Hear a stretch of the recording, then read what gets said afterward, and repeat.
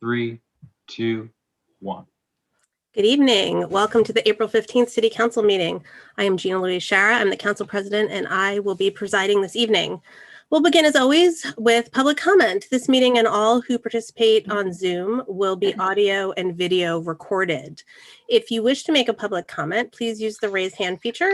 To raise your hand, you click on participants in the horizontal menu bar at the bottom of your screen and a column will open up with participants of the meeting. The raise hand feature should be at the bottom of that column.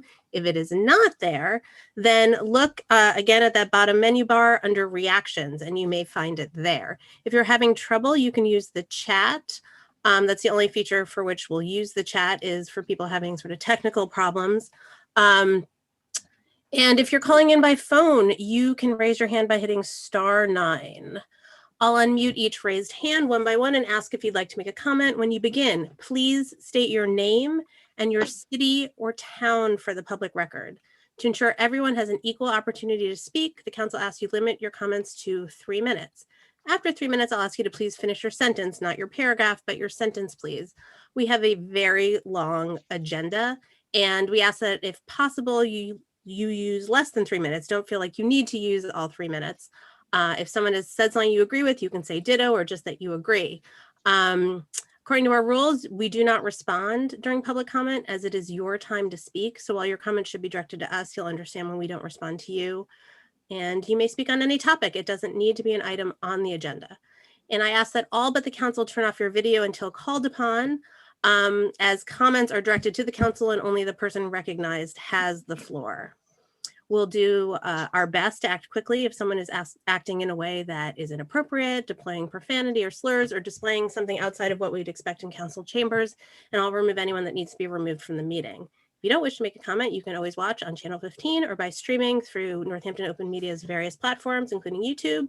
The recording of this meeting will be available on the Northampton Open Media's Government Video Archive channel on YouTube, and I thank them, as always, for that public service. I'll remind people we're always happy to receive comments by email, which are equally part of the public record. So please email us at citycouncil@northamptonma.gov. And we will start with Jackie Balance. Oh, thank you. I'm Jackie Balance. I'm your gadfly from Florence. I got to tell you that I don't want to be here. I had other plans for my retirement besides fighting climate change, and public speaking gives me anxiety. With that preface, I want to thank the city officials who have engaged with me recently in a conversation about that new gas station plan for King Street. We know that gas stations themselves emit greenhouse gases. You can smell the vapors when you pump your gas, and those vapors are only part of the emissions that a gas station itself produces. Every councilor was sent a copy of a January article from the Environmental Law Institute called Governing the Gasoline Spigot. The Institute concludes that state and local governments should halt construction of new gas stations and begin phasing out existing ones. One Northampton official told me that it is most imperative to reduce the fossil fuel demand. And of course, that's true, but it does not justify adding to the fossil fuel infrastructure on King Street, which is already perfectly adequate for our city's needs. Really, has anyone ever heard someone say that we need more gas stations on King Street? With a rapid increase in electric vehicles that's predicted, a new gas station may not even break even before it's obsolete. And we'd be doing Big Y a big favor to rescind their flammable storage license.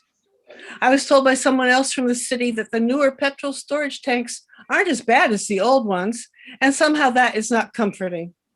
To paraphrase Councillor Dwight, once those tanks are in the ground, they're going to be there for a long time. And I would add that one day the new tanks will be the old ones, another fossil fuel contamination site that we have to clean up. Why create the mess in the first place? Let's consider an ounce of prevention. Fossil fuels are the cause of the very same climate emergency you are voting on tonight. If there is any way you're ever able to vote on that license again with full information this time, you can help set our city on a path to the rapid transformation that is essential to steer us away from climate catastrophe. I hope it's not too late. As you already know, we are not facing a fossil fuel issue, a fossil fuel problem, or a fossil fuel challenge. Our house is on fire. It is an emergency. Let's declare it so and then act as if we mean it, please, and thank you.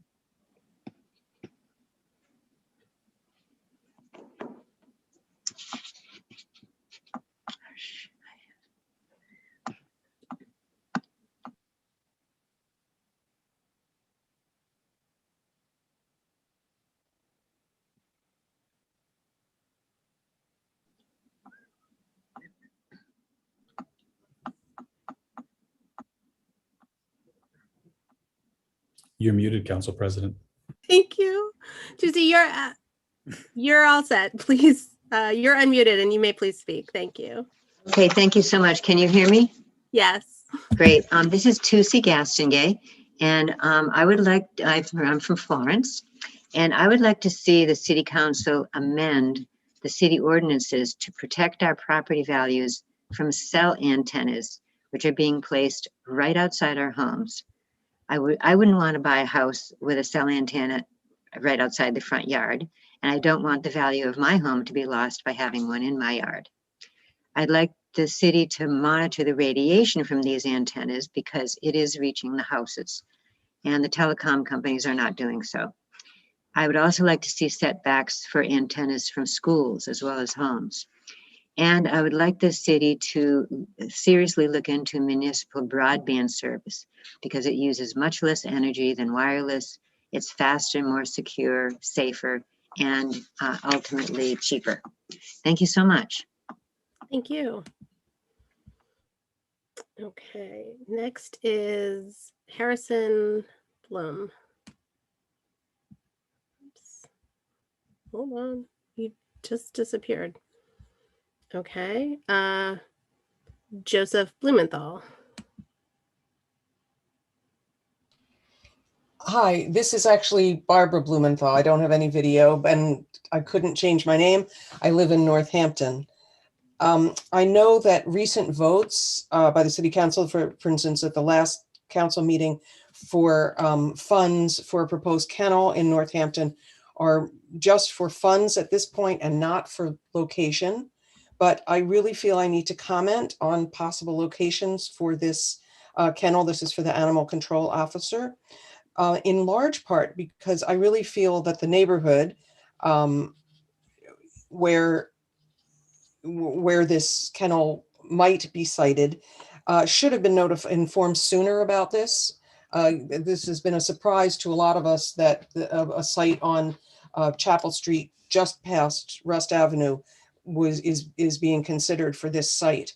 I feel it's completely inappropriate for an animal kennel because there are many houses very close to it and no amount of mitigation or promise of little noise is going to help that. And I know people are going to say that a lot of us in this neighborhood are that this is a not in my backyard issue. And I might agree with you that I don't want this in my neighborhood, in my backyard or my neighbor's backyards, but I also don't want it in anybody's backyard. I know that the city has done some looking for possible locations for this kennel, and I find it impossible to believe that this location in the middle of a residential neighborhood is the only site available, and certainly not, it's just not a good site. I've been walking around in the neighborhood and I wanted to suggest 2 or 3 other possibilities. First one not in the neighborhood is possibly on property belonging to Smith Vocational and Agricultural High School. But there are even 2 other sites on Route 66, a little bit west of the only site I've heard about, the one just past Rust Avenue. There's one just to the east of the Hampshire County Jail. And that's I think it's actually about twice as wide as the site near Rust Avenue. And it's possible only part of that site would be needed for this. It already has a tree buffer between it and the road between Route 66. It also is surrounded by some forested areas and it's not near any houses. And there's also another site, possibly just a little closer to, a little bit back to the east, which is surrounding, I think it's 61 Chapel Street. That's a very large site, and it's possible that something on the edge of that might be a possibility. I believe they'd be the only house anywhere near a kennel there. So that's all I have to say. But the main thing is a kennel is just not appropriate in the middle of anybody's residential neighborhood in Northampton. Thank you. Thank you. Okay. Let's go back to Harrison. Let's give this a go. Harrison. Okay. Yes. Thank you. And good evening. You can hear me, I assume? Yes. Great. Excellent. Well, good evening, everyone. I'll be brief. I do want to lift up the great intersectional work many on this call have done toward reviewing the police budget and searching for data-supported, holistic, anti-racist alternatives for the goals that we are looking for as a community, peer-led and otherwise. So I appreciate the calling in a colleague recently did to say that on the last call there were many climate activists focusing on the climate and many kind of police reform activists focusing on both. So I kind of want to call us climate activists into more intersectional work and appreciate the ways people are already doing that, including the city council. I'll just echo what Jackie said and use that as an opportunity to look at what might be preventable and supported going forward if we tonight on a second reading pass the climate emergency resolution, symbolic but also ground that I think we can stand on to enact policies that will be binding and action based in the future. So I commend the city council for unanimously, as I understand it, passing it upon its first reading, and celebrate the other towns, including Hadley. Climate committees are already looking at Northampton's language as examples of what they might soon hopefully follow suit with. Thank you. I'll end my time now. Thank you. Okay, next is Jesse Hassinger. Thank you. Welcome. First of all, I want to thank Harrison for pointing out something that I think is absolutely fabulous. I really appreciate you saying what you just did.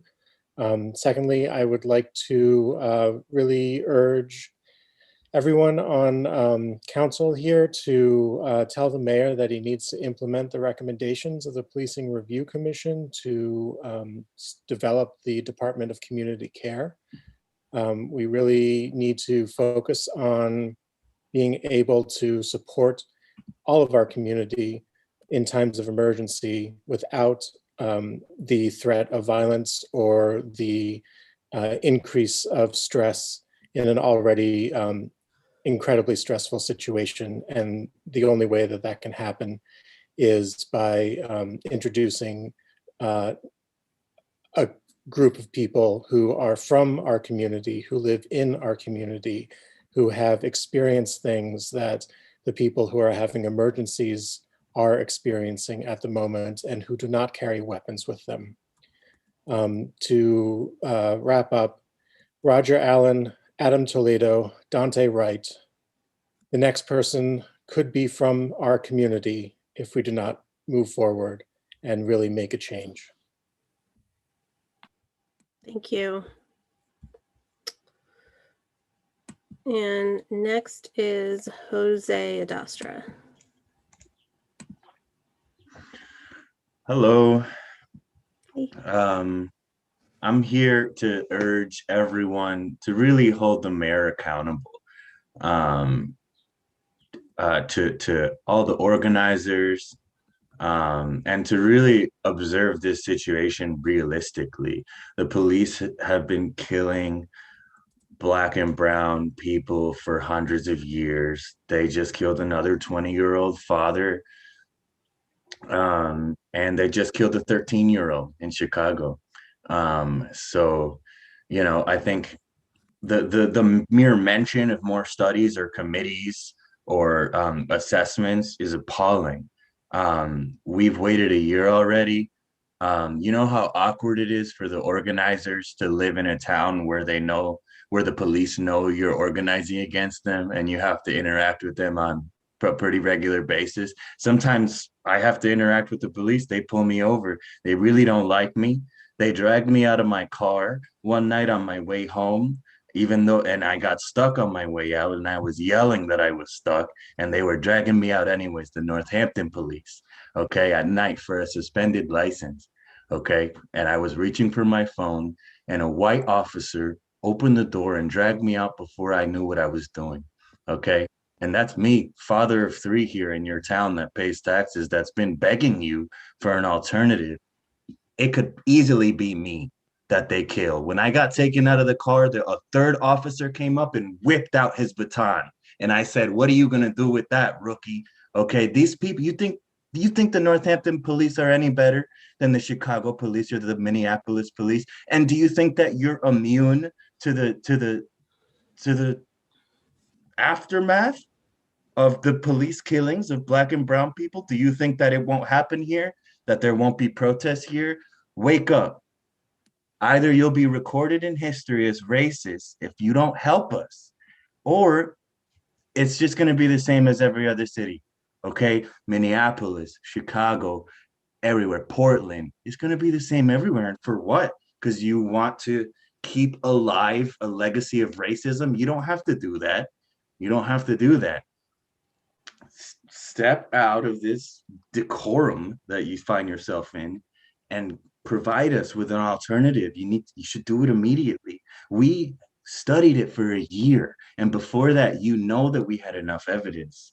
Okay, why are you making us Google it for you if all the evidence is out there that when you take the police out, our lives are saved? Okay, they're even dragging people with car seats in their cars out of their cars. Okay, so why don't you wake up?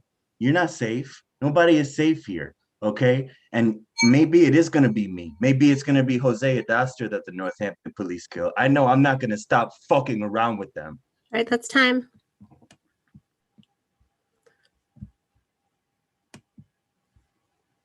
Next is Martha. Hello, Mayor Narkowitz and city councilors. My name is Martha Ebner and I live on Rust Avenue in Northampton. I understand that the city needs a kennel and I support the acquisition of funding for it. I strongly oppose the suggestion to locate the facility on the parcel adjacent to Ellabrook Field. This location is right in the middle of a large neighborhood and quite literally beneath my bedroom window. Even the most well-run facility of this kind has unavoidable smells and noises. The cinder block structure with 8 outdoor kennels will be fenced in with the possibility of a solar array that will supposedly minimize the impact of the building. Could the land next to Smith Voc or by the Hampshire County Correctional Facility be used for this purpose, being more isolated and away from homes, as Barbara Blumenthal mentioned? We need to find a more viable location for this kennel. This parcel adjacent to Ellabrook Field is an exquisite piece of Northampton property, one enjoyed for the recreation by all city residents and is not meant for a facility such as this.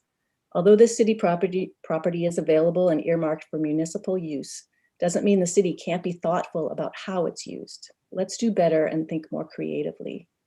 A shade tree farm for Northampton, a designated city of trees, is one idea that would make sense since there is no place to grow the trees at the moment. This would be a nod to the land's agricultural history as well. My husband and I have worked on improving our property on Rust Ave and have enjoyed building a community with our neighbors in Northampton for over 20 years. The noise, sight, and smell of a kennel will negatively impact the quality of life in the neighborhood, as it will most certainly lower the value of my house. That's because this is an industrial facility not meant for a neighborhood. This short-sighted idea of a kennel location has not been well thought through. I stand with all those who oppose this location. It just doesn't make any sense. Thank you. Thank you. Next is Julia Chevin.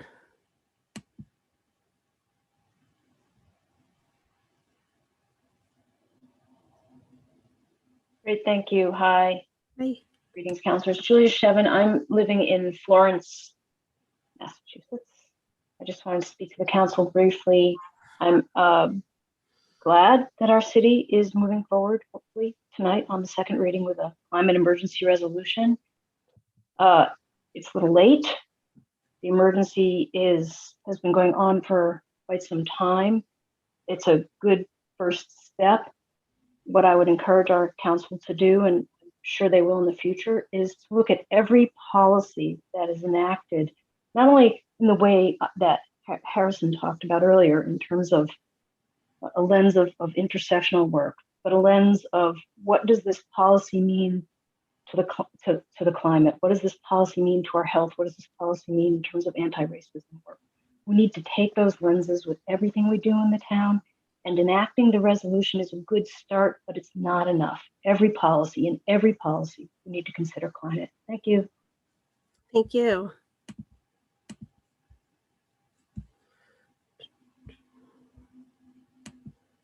Okay, next is Ryan Wadsworth.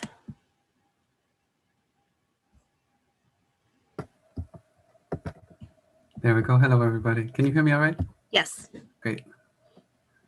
First, thank you, everyone. This is the first time. I've been living in Northampton for a while, but I haven't ever actually attended here, so I'm really excited. So my name is Ryan Wadsworth. I'm a father of two, a little 5-year-old and an 8-year-old, currently working as a teacher. So I'm trying to make math fun in a pandemic. I don't know if anybody's got kids here, but I'm just wanted to first extend, that I hope everyone's well. I hope that your families are safe. So I'm calling to urge Mayor Narkowitz to add the proposed Department of Community Care to the budget. We need solutions for community safety that are accountable to the people in the community who are most impacted by policing. So I mentioned that I'm a father. And so that's just like Dante Wright, the 20-year-old that Mr. Adastra just mentioned. And, being a parent, I think just like being an elected official, makes me reflect about my legacy. Makes me think that like in 20 years, having a conversation with my children who now understand the world a lot more, I want to be able to say that, back in the 20s, during those waves of Black Lives Matter organizing, during all of the, house being on fire, as some of, the climate activist folks who were connecting our issues have said, that I want to be able to look them in the eye and say that I stood on the right side of history. Now, I think one of the hardest parts about that is, as we are, judging historical figures and saying, well, like they were a slave owner, well, should we give them credit for just being the product of their times? And I think it's incredibly difficult for us to have this context, to be able to somehow get out of our lived, our just kind of daily reality where we have all these banal conversations with the people around us, to be able to see that within the larger scope of history, we are participants. And so, when people talk about how for 150 years more, Black people have been trying to get the police to not kill them. That is something that, despite, how normal the presence of police is in our lives, I know that I, just as a white person, my last name is Wadsworth, I'm trying to just really take to heart, as something that is real, something that is in my body, that like, wow, how would it feel to be going down the street and see a police car and fear for my life? And is that safety? That's time. All right. Just urging the creation of a Department of Community Care. Thank you very much. Thank you very much. Okay, Megan.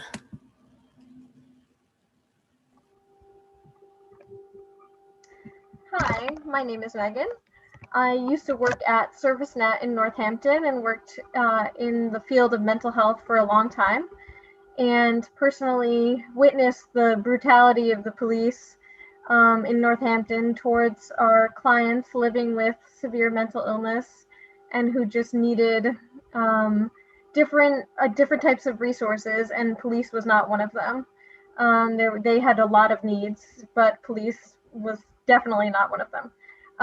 And I also now currently work with adults with Alzheimer's and who are living with dementia. And again, the police have a history of treating people with dementia not very well either. And so I'm just also urging the creation of the Department of Community Care, and saying that it's desperately needed in Northampton. And we want to, I fully support defunding or cutting the police budget in support of the creation of the Department of Community Care. And I just wanted to mention, as an example of people living with dementia in our communities, Francisco Serna was the name of a 73-year-old man killed by the police in California, who was just wandering, and the police thought he had a gun and killed him, and he was just someone living with dementia. So that's a population that, again, I work with now, and I think we need to consider the role of the police in the treatment of different populations, and specifically, of course, people of color, but also other populations as well.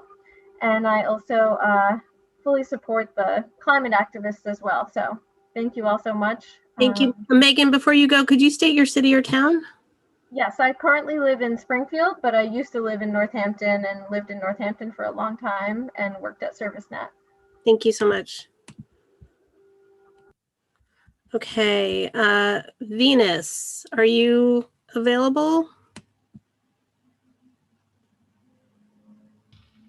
Yes, thank you. My wife's name. Thank you so much for allowing me to move up the queue. I am a ER physician. I'm at work. I really appreciate Karen to reaching out and saying if take my call, because I just came into work.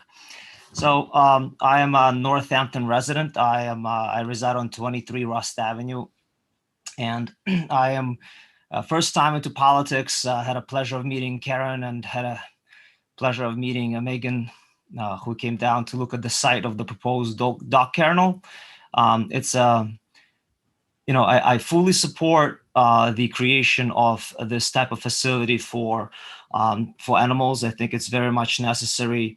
I think that this is a project that has to be away from the residential facility. I was a little disheartened when I was listening to the committee meeting on the April 1st, and folks were talking, counselors were talking about this and just sort of, saying that this is away from the residential area and stuff like that. And I know when Marion came in, she was sort of space-wise, she didn't understand where this was proposed. And it is proposed right in the smack of our neighborhood.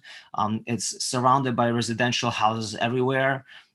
It most deeply impacts my neighbors, where they'll have their backyards literally facing dog kennel.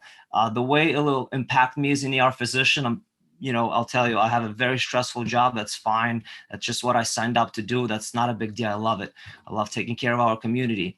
What is not fine is when I come back from my night shifts and I would have barking overnight when there's unsupervised dogs over cameras and stuff like that. So before anybody comes down to wake them up, I'll tell you the sleep disruption and everything else they'll go ahead with that will be, it'll destroy my life. I mean, it will just destroy my safety at home. I think that would be the biggest thing for me, would be that kind of locomotion, multiple hundreds times a year, people driving in and driving out and things like that. I'm not opposed to the municipal space used in a more,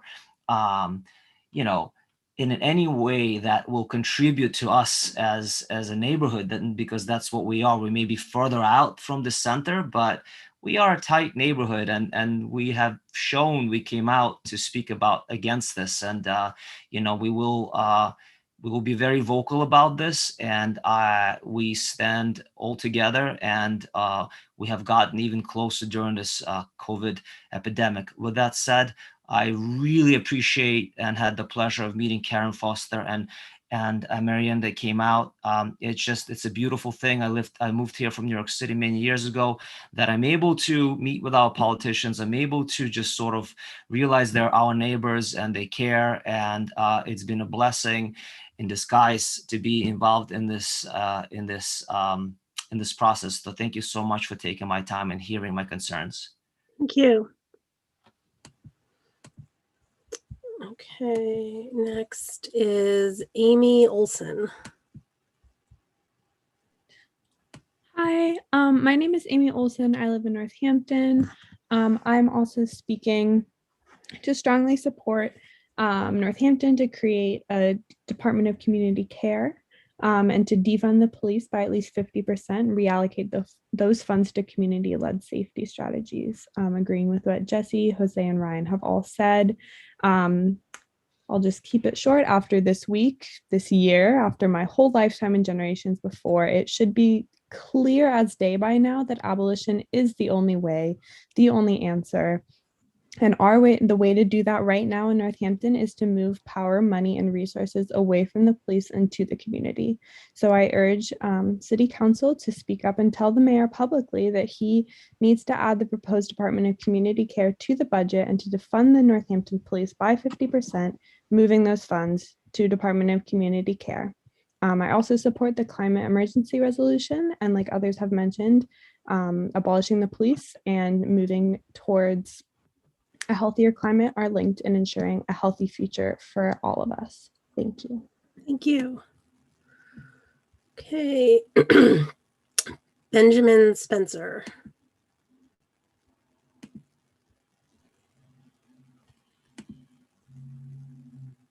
Yeah. You should be unmuted. Hello. Hi. Hi. So my name is Benjamin Spencer. I live on Rust Avenue in Northampton with my family. Found out about this proposed location for a kennel not even a week ago. So it's been kind of an exciting week. I just wanted to say, first of all, of course, I realize the importance of an animal control facility for the city. And I watched the segment of the previous council's meeting, and I have to just say it's kind of unbelievable, the current state of affairs. I had no idea that we had an animal control officer driving back and forth across the bridge to Amherst to feed the animals. I'm really sorry to learn this, and clearly there's an urgent need. So that being said, it's a citywide issue, and we need to resolve it quickly. Kennel does not belong in a residential neighborhood anywhere in the city at all. And I invite all of the counselors to please come to this site, and I would be happy to meet with you. So I can't quite tell if you can see. I'm on Rust Avenue. I'm one of 3 houses on Rust Avenue whose property directly abuts the hillside that this kennel is proposed for, okay? Across the field from my house is my neighbors who live on the other side of this parcel. And the kennel is going to be right out my kitchen window, okay? There's no buffer. And the 10 feet from my property isn't going to make a bit of difference. So I'm completely opposed to this location. And it is honestly, it's an insult to the neighborhood for this to even have been considered, and to have seen what I saw from the meeting last week. So I need to be reassured by the mayor and the council that the meetings that are promised with the neighborhood happen well before any sort of commitment to this parcel.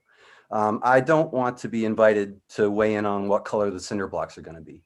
I would ask that our city councilor continually updates the neighborhood, making sure that abutters to projects like this know about it as much as possible in advance. I understand she didn't even know that this was going to be on the meeting agenda until just prior to the last meeting. So I understand, there's challenges, but we need to do a better job of letting people know. I only found out about this by happenstance. Karen can talk to you about that.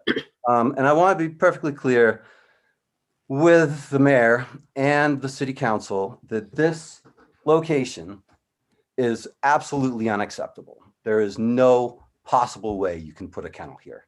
I'm open to other municipal use, but we got to be smarter than this. So thank you and good night. Thank you.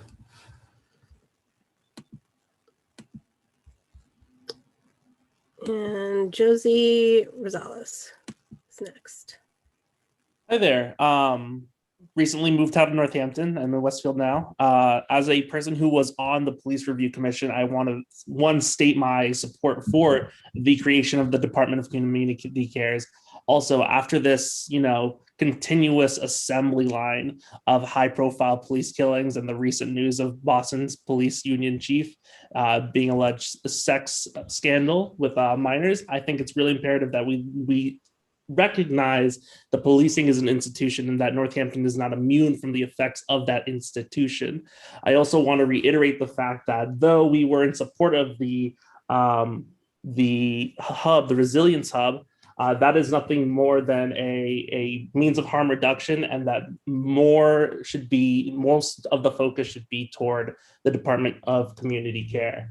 On top of that, I also want to reiterate the fact that our recommendations are the foundation. They are the baseline. They should not, nothing less than that should be implemented. This is a starting point to build up from. And with that, I yield my time. Thank you. And Erin E. is next.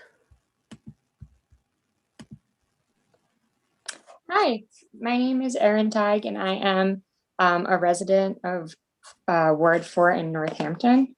And I am speaking today to strongly support the creation of the new Department of Community Care, which will be accountable to communities most impacted by policing. And also I'm speaking today to support a 50% defunding of the Northampton Police Department, and that those funds should be reallocated to the community-led safety strategies. This is a really urgent need. This is actually my first time speaking at a meeting, and I felt very inspired by this because there is such an urgent need for a Department of Community Care in Northampton. Cities like Rochester have already implemented civilian crisis response programs, and I think Northampton is far overdue for something like that. I've been living here for 10 years, and I think that our community will be much safer with this Department of Community Care. And so I'm going to keep this short. And with that, I just want to urge the city councilors to please speak up publicly and tell the mayor that he needs to add the proposed Department of Community Care to the budget. Thank you. Thank you. Next is Nan.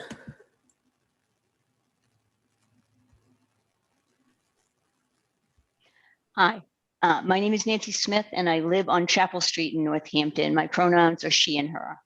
I'm commenting tonight in objection to the proposed plan to build a city kennel in the middle of a residential neighborhood located on Chapel Street adjacent to Rust Ave and Ellabrook Field.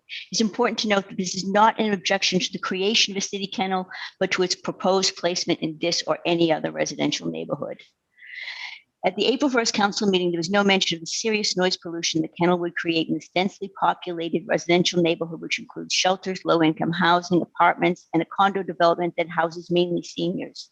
The constant noise of barking dogs would be a major issue, impacting both mental and physical health, as well as sharply reducing the quality of life for these residents. If you have ever been anywhere near a kennel, you know the barking is nonstop and nerve-jarring.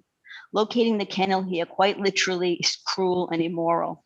These impacts will also be felt on Grove Street, Birchfield Road, Laurel Street, and beyond. No residential neighborhood deserves this. The facility itself is being planned only 100 feet from a Rust Ave home, not a property line, a house. Rust Ave runs the length of Ellabrook Field, so moving the kennel further back and higher in this location would not help, would only increase the negative impacts, with the noise traveling to even more neighborhoods.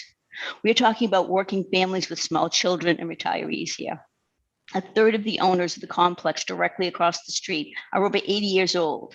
Serious heart conditions, high blood pressure, anxiety, and nervous disorders will worsen under the stress of the constant jarring noise from this facility. A Chapel Street home, which would closely border the facility, houses a young family and a family-run daycare. It begs the question, why has the mayor chosen this neighborhood? The project has been rejected by residents in other locations over the years for the same reason. I can appreciate the mayor's frustration in trying to make this kennel happen, but moving it from one residential neighborhood to another is not the answer. I ask that he and the councilors meet with the residents on site to hear and see our concerns before wasting any more funds developing plans for another site that will not work.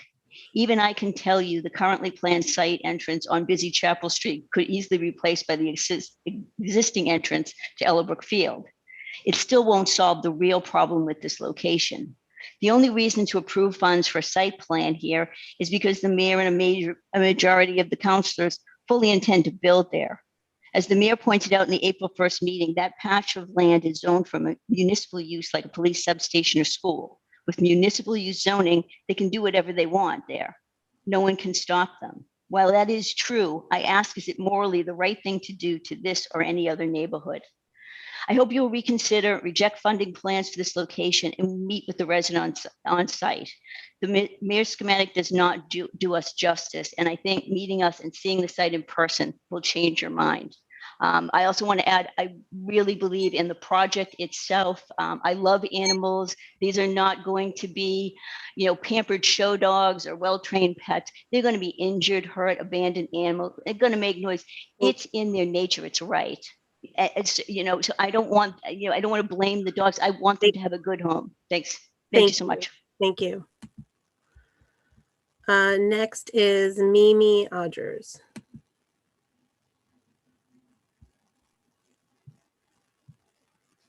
Hi, Mimi Odgers. I live in Ward 6 in Northampton. I hope you all are doing well tonight. I'm going to speak on several issues. So first, I do want to say that I support the resolution to declare a climate emergency. I think that it's just, as somebody else mentioned, it has to be considered in everything that we do going forward. And so I'm very much in favor of that. In thinking about commenting tonight, I thought to myself, well, what does Northampton value? What do we pride ourselves for? And our budget reflects our values. I know I've heard this sentiment multiple times when there's been the Prop 2.5 overrides, when they go on the ballot and then there's a big push for them. It's a large part as to why they always pass, because the argument would emphasize voting for an increase in taxes reflected the value that Northampton places on what is important for our city. And I do believe that our budget reflects our values, and that is why I'm asking all city councilors to speak up and insist that the mayor add a proposed Department of Community Care to the budget. This issue is of the utmost importance, and we do not have time to wait. People in marginalized communities have been waiting. People are always told, just wait, just wait. We can't wait anymore. And we in Northampton need to stand up and do what's right. The Policing Review Commission worked diligently to produce these recommendations, and we need to stand by our values and create this department, which is accountable to the communities most impacted by policing. And to do this, we need to reallocate funds from the Northampton Police Department. We need to take 50% and reallocate those funds to community-led safety strategies for the fiscal year 2022. Other cities have taken these bold initiatives and have shifted to use intervention methods and not utilize police in areas where it makes sense to use more appropriate responders. I was in a small town a few weeks ago at a restaurant, and there was a police officer there eating breakfast with a friend. And this is a small town, small hill town here in Western Mass. And this police officer, I can't even imagine, I looked at their crime records afterwards. It's almost zero crime in their community. This police officer was in full uniform and had a handgun, a stun gun, and a baton. And even just sitting there, I kept looking at that police officer in that uniform and thinking to myself, if I was having an anxiety attack, or if I was in some sort of distress that was not really, would I feel safe if a person with all of that armored gear showed up? I would not. And I'm a person who's never been in a situation where I felt in fear of police officers, but I have a different view of them now. When they can pull a gun and shoot a person and kill a 20-year-old young man and say, oops, I thought it was my stun gun, I have fear, because you know what? Just because they're not coming for people like me now doesn't mean they won't be coming for me later. And that, while it's not a fair thing to say, it's just that we all need to realize we need to stop this. The militarization of our police has to stop. So I ask you, what do we value? And I urge you to value a Department of Community Care and to defund the police department by 50%. I also want to speak about time. Okay, well, I'm just in favor also of not putting the proposed animal facility in a residential area. It's not my residential area, but I believe that we need to be very respectful of the fact of where we place areas impactful to people's lives. Thank you. Corinne Olson is having trouble raising their hand, so I'm going to go. You should be unmuted now. Thank you so much. You're welcome. So I'm Corinne Olson. I live in Florence, and I am speaking to urgently support the creation of the Department of Community Care. Having a cop respond to certain community calls, including a mental health crisis, is similar to going to your accountant to reset your arm. Police are trained to act quickly. This leads to many assumptions, often the assumption of intent to do harm, and not taking into the consideration the possibility of mental health issues or cognitive delays. In most mental health crisis calls, it is more common for the patient to be hurt or killed than the cop. We need to meet these individuals where they are, giving them the time and the space to let us know what they need. I am urging for a Department of Community Care to provide the city with individuals trained specifically to sit down and meet one-on-one with community members in need, to listen to and provide them with the appropriate resource for their specific needs, the needs they get to vocalize, not which have been impulsively assumed by an untrained and armed cop. Thank you. Thank you. Next is Amy Francis. Hello. Hi. Okay. So Amy Francis, Ward 4. I am a business owner and citizen of Northampton. I'm calling primarily tonight to encourage the mayor and compel the city councilors to help push the mayor towards Department of Community Care and defund our police by 50%. But I want to say how incredibly proud and in solidarity I'm feeling in this moment, because all of the people who have spoken before me, I am on the same page, if not in agreement with what everybody has said thus far. Climate change is now climate emergency. Absolutely. We need to be doing everything we can to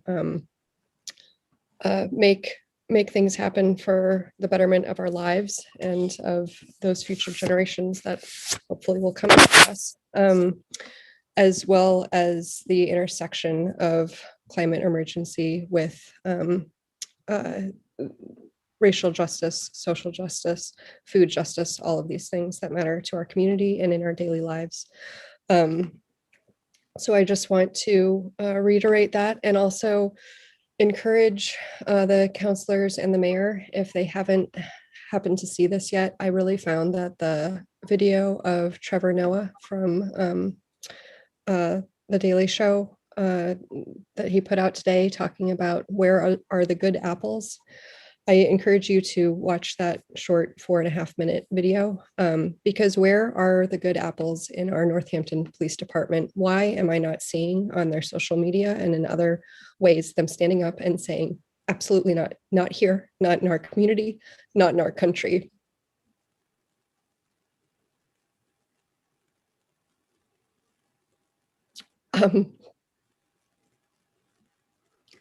That's it. Thank you. Thank you.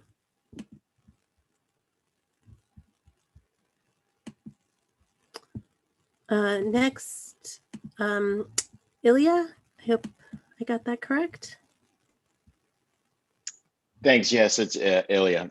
Nice to see everybody. This is a first for me. Mayor Narkowitz, City Council, thanks for giving me the opportunity to speak this evening. My name is Ilya Karatsareos. I'm a new homeowner on Rust Avenue in Northampton, directly abutting the proposed site for the animal control facility. Before I get into that issue, though, I just would like to say I'm fully supportive of the establishment of a Department of Community Care. I'm a professor of psychological and brain sciences, so I'm really acutely aware of the special training needed to assist people in distress. We need to be spending money on this. That's all I have to say on that point. Speaking on a more neighborhood issue, I'm not going to repeat all the same excellent points my wonderful neighbors on Rust Ave and Chapel Street have already made. I'm just going to distill my argument for why this animal shelter facility is not suited for the site.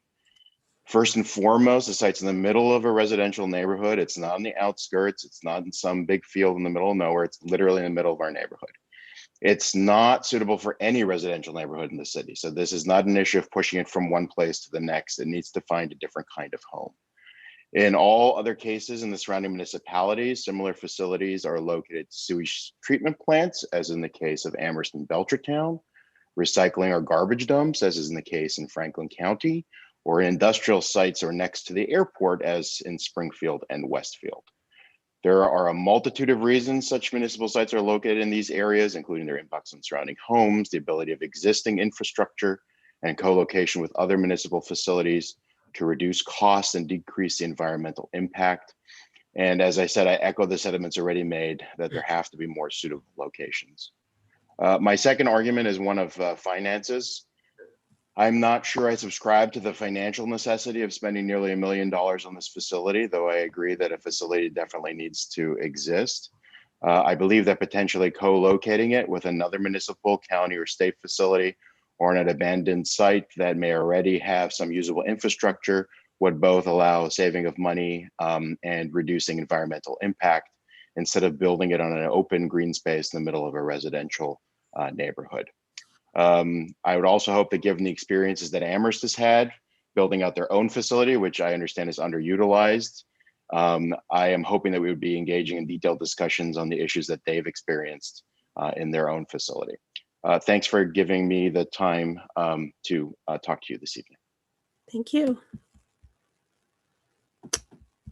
And Sophie Mackey.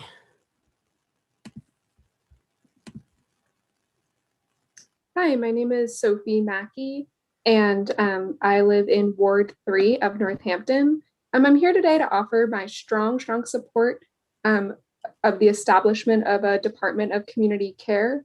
And I really hope that all of the city councilors will voice their support and in any way try to support the mayor in making sure that the Department of Community Care is included in his budget.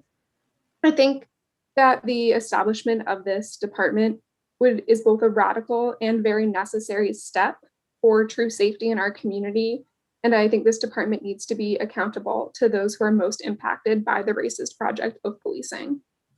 I have been really excited to learn about communities that have also created departments to provide the necessary reimagining of safety. And I think there's a lot that we can learn from them. I've heard about Ithaca, Rochester, and Albuquerque, and all of these communities have made these changes happen in the last year in a commitment for racial justice. And I think this really shows how it is truly time for Northampton to also make these big and necessary changes. And so overall, I'm hoping that the city councilors will support the establishment of a Department of Community Care, as well as cutting the police budget by 50% in order to have more funds to do this. Thank you. Thank you. Okay, next up is Sean Don.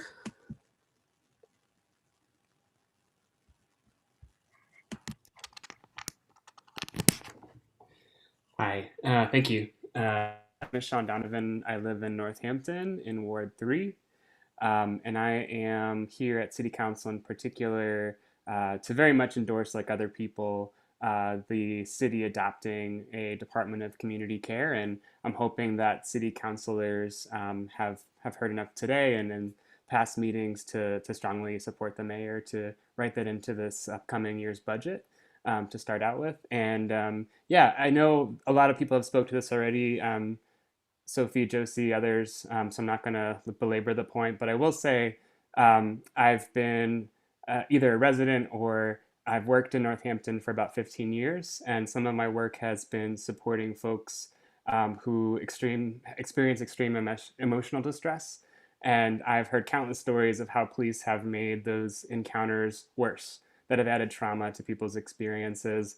And I know from accounts in this city and just all over the country how much that really puts extra stress on Black folks and people of color, and particularly people that are disabled and have psychiatric labels. So I really would hope that this Northampton, in this city that has a lot of signs, proclaiming Black Lives Matter, like, I think an even better monument to that would be to defund the police by 50%, who have shown themselves to be a hindrance to Black lives, and also just establish this Department of Community Care. And I also want to add one more piece, and then I will yield the rest of my time, that it would be really great if in the polling from the Reimagining Community Report, people on City Council and the mayor really talked about peer-led response and citizen-led response instead of co-responders with police, because that puts too much pressure on these other responders to de-escalate the police. So if we could have support that doesn't include police responding to so many of these instances where we don't need armed police in the situation, that would be great. Thank you so much for your time. Thank you. And next is Bo Clark.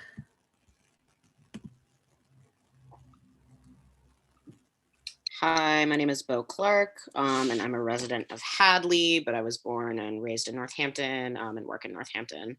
I just want to echo what other folks have said and urge the City Council to be now thinking of the 2022 budget and publicly urge the mayor to fund a Department of Community Care, drastically cut the police department by 50%, and to shift resources toward the community.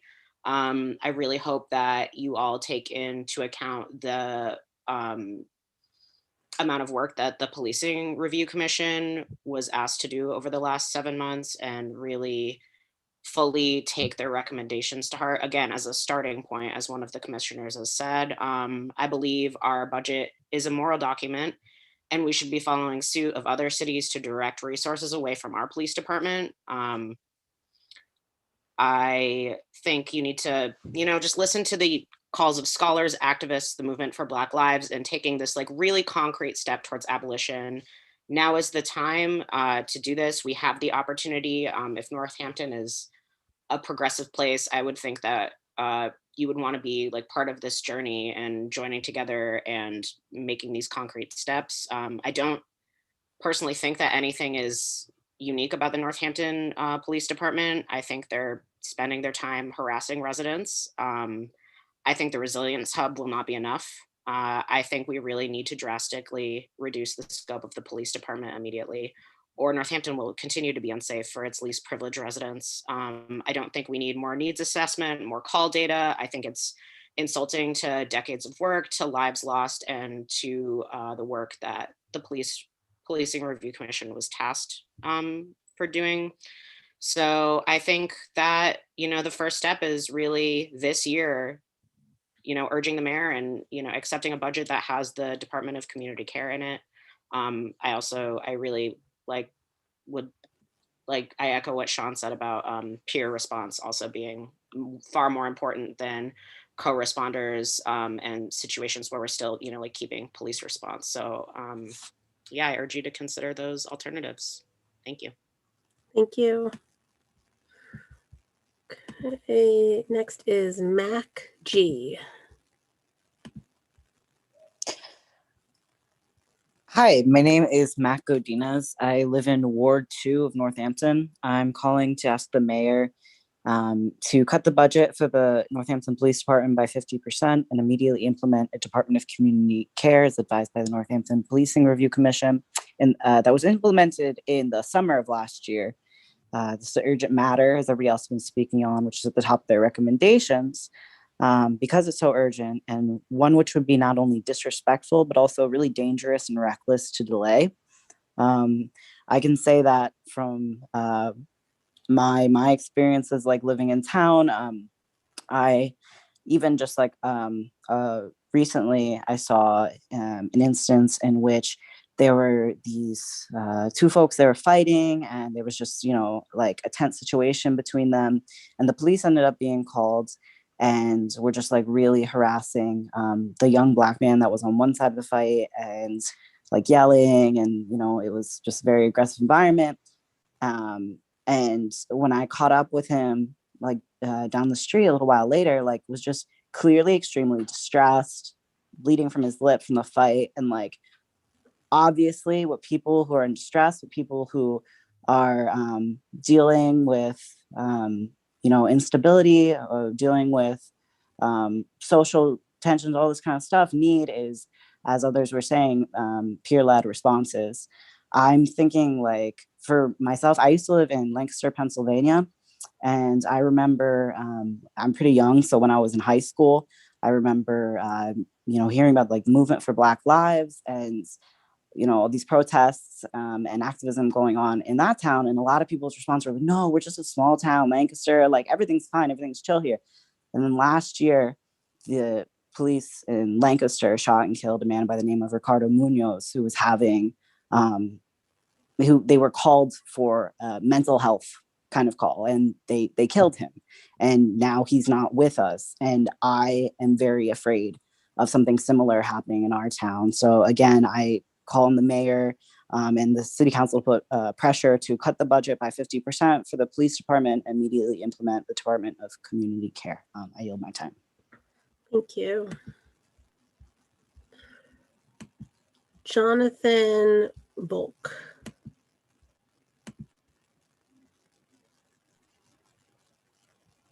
Hi, my name is Jonathan Volk. I am a resident of Ward 2. And so my comments are addressed to the mayor this evening. Recent public comments from you on the Northampton Policing Commission Reviews report seem to suggest that you are not yet willing to make any budgetary recommendations for the creation of a new Department of Community Care that would reimagine public safety and drastically reduce our community's reliance on policing in all of its many violent, racist forms. At the last city council meeting, you said, quote, "I don't know that you can create a department in 45 days for July 1st. That would defy all municipal and every other law of gravity." Framing the recommendations of the Policing Commission report as a defiance of the law of gravity is another way for you to say that reimagining public safety without cops is as impossible as water going up and smoke falling. But I want to ask, is it impossible to imagine our lives without constant militarized police presence? Impossible to imagine community members like Jose not being wrenched out of their cars and threatened with batons? Impossible to imagine being stopped for a broken taillight by someone who doesn't have a gun? Impossible to imagine that Dante Wright would still be alive if not for the police? Impossible to imagine that Adam Toledo would still be alive if not for the police?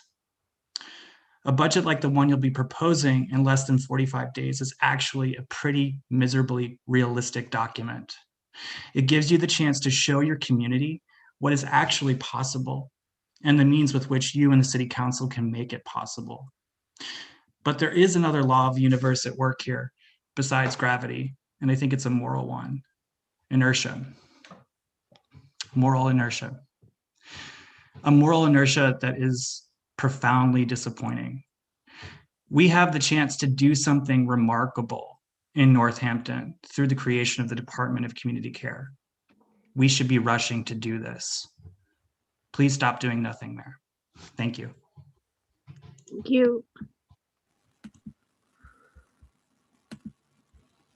Molly Keller.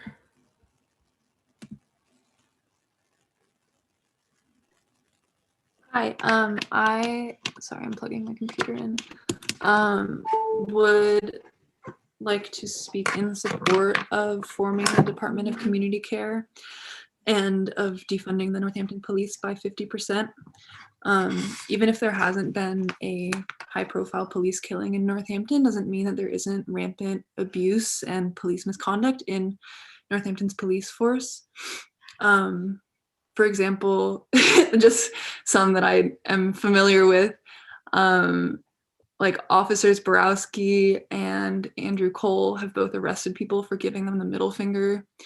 And Andrew Cole is known, like he had a restraining order approved against him, and police in general have much higher rates of domestic abuse than the average population, of abusing their partners than the average population. And I don't think those should be the people that are supposedly going to protect you if you're in a domestic abuse situation, because if these people are like more likely to be domestic abusers than your average person, why should I believe that if I'm in danger, they're not going to side with my abuser and are going to believe my abuser? And you know, so for that reason, I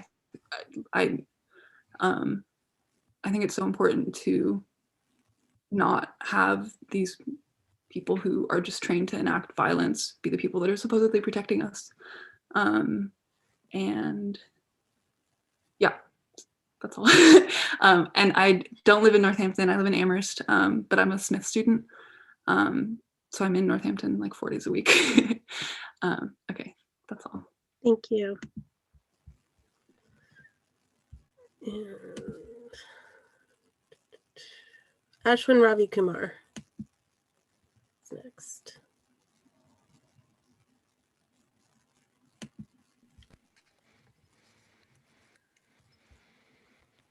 Hello, everybody. So first of all, I would love to once again take a moment to celebrate the amazing work of the Policing Review Commission in putting out this report with such fantastic recommendations. And mainly I'm here to, like many others, urge the City Council to really push the mayor and talk to the mayor and ask him and tell him that he needs to, in his budget, create and fund a Department of Community Care. We really can't wait to do this. It's been a year since the national uprising last year that created so much pressure to move away from policing, to divest and make real resource commitments to the alternatives that the report so wonderfully outlines, to peer-led solutions of the type that Sean talked about, to divest from the types of systems that have continued to kill and to harm Black and Brown people. Northampton truly is no exception, and the litany of testimonials from our own residents, from our neighbors, from our friends about their treatment and experiences with policing is enough for us to know, along with all of the history that we know, along with all of the things that are happening around the country, to know that we need to move away from policing now. The good news is that other cities are doing this too. Seattle cut their police budget by 18% and allocated a lot of that money towards Black-led community organizations. They also put some of that money into climate justice. Again, these issues are deeply interrelated. And what we need is a budget that reflects our morals and priorities and values as a community. Fundamentally, budgets are moral documents, but they're also aspirational documents. They tell us what we plan to and what we aspire to spend our resources on as a city in the coming year.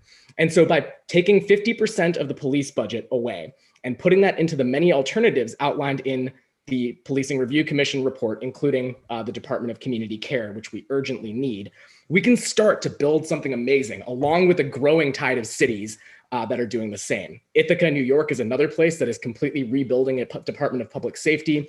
Albany is doing big things. Oakland and Berkeley have pledged to cut their police departments by 50% and move important functions outside of policing altogether really soon and really quickly. So we can do that.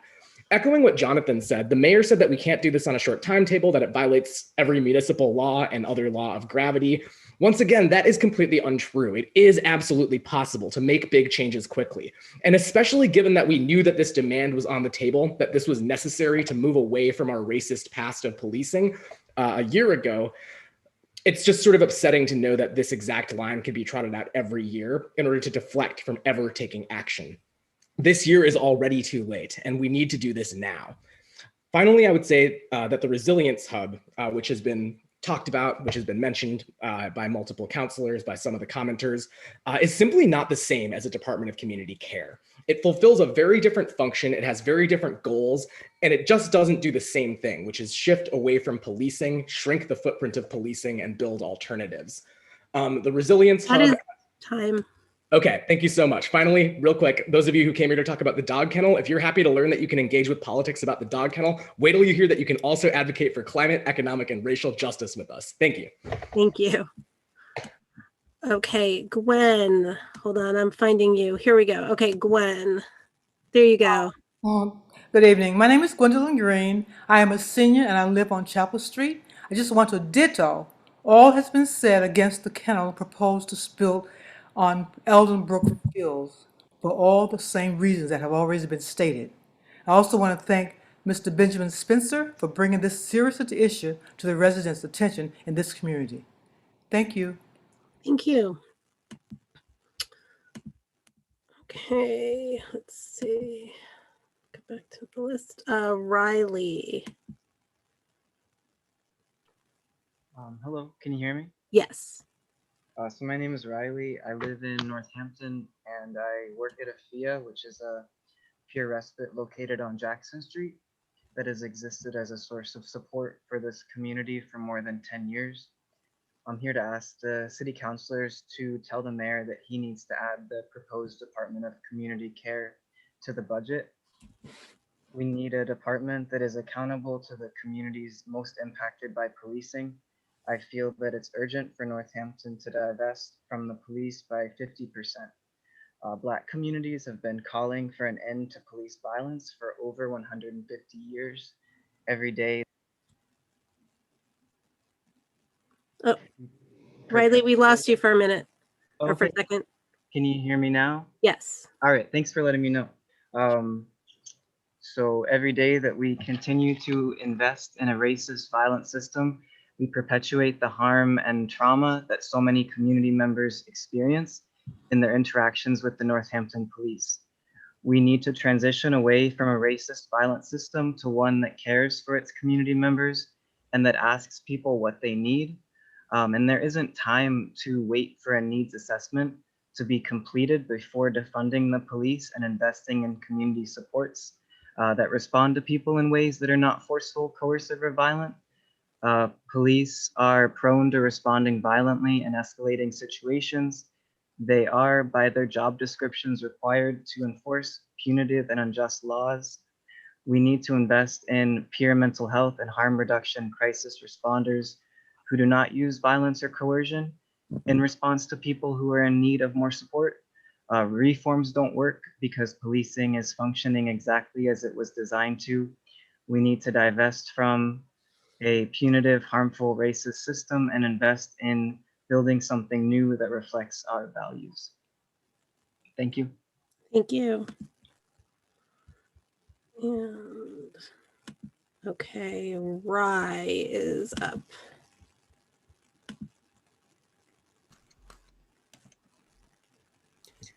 Hello, my name is Rye and I live in Ward 3 of Northampton. I always forget that part, so I started with it this time. Also, sorry it's so dark right now. I'd like to speak in support of the creation of a new Department of Community Care right away this budget cycle. I think a lot of people have already spoken to why this is possible and this is imperative. And I know I'm repeating people, but I have people I care about a ton in our town that are threatened, harmed, afraid of the police in our town. And I really, really do not want to see our town invest in these systems of racism and of harm again. I really don't, and I would love, and I believe in our legislator to move this money away from these harmful systems, create new departments, invest in the work of the Policing Review Commission, who did really amazing, diligent work. I think our community has an amazing opportunity, and also speak out in support of the climate resolution for all the reasons everyone spoke of. Thank you, and that's all for tonight. Thank you. And next is Danielle Amadeo. Hi all, Danielle Amadeo, Ward 3 here. Thanks city councilors and Mr. Mayor for being here and listening. I'd like to affirm and amplify all of the previous calls for city council to work with the mayor to divest from policing by 50% and use those funds to create a Department of Community Care and use those funds to support our community's needs right now. I am the chair of the Northampton Arts Council, and this past Tuesday, after many months of concentrated conversation amongst our board, of grappling, of listening to one another, learning from one another, our board voted to sign on to NAN's demands. calling on you, the city council, and you, Mr. Mayor, to make this work. If you care about Black and brown people, if you care about people of color in Northampton, not only feeling safe, but being safe, which I know you do, you say you do, it's time to stop with the cop-outs. It's time to stop with the excuses and get it done. If I can work with a team of people who are coming from all kinds of diverse backgrounds, all kinds of different opinions on this, to endorse these demands, then y'all can do it. I believe in you. I know it's hard. I know it's not easy, but this is why you were elected. You can do it. So I'm asking you to get it done. We're all on here asking you to get it done. And with the same level of fervor that y'all are gonna deal with this kennel situation, which I hope you do because it sounds awful, I hope you listen to the folks that have been showing up on these calls for a year now, amplifying the same call over and over to divest from policing and invest in community solutions. Thanks. Thank you. Kieran Leon. All right, let me just turn on my video. Hello, my name is Kieran. I'm from Greenfield, and I am also here, like many others, to speak in support of the proposed Department of Community Care, as well as cutting the Northampton police budget by 50%. I am not from Northampton, but I have many friends here who have spoken to how they feel unsafe. And just in this call, I have heard many more stories. And this is very, very urgent. It feels like our voices are being ignored, and the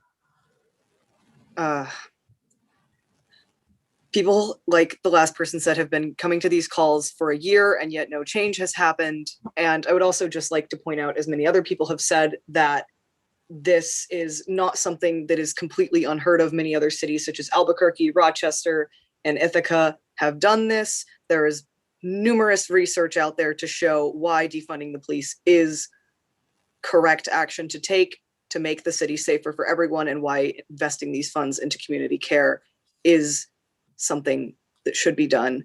I would also like to point out that Northampton, as someone who does not live there, has a long history and is viewed by many other people in Massachusetts as a center of social justice and progressiveness, and a city that is not afraid to do new things to make social reform. And this isn't unlike any other instances of that in the past. So I urge you, the city councilors, to urge the mayor, and I urge the mayor himself to seriously consider taking action on this. Thank you. Thank you. And let's see, Yaping.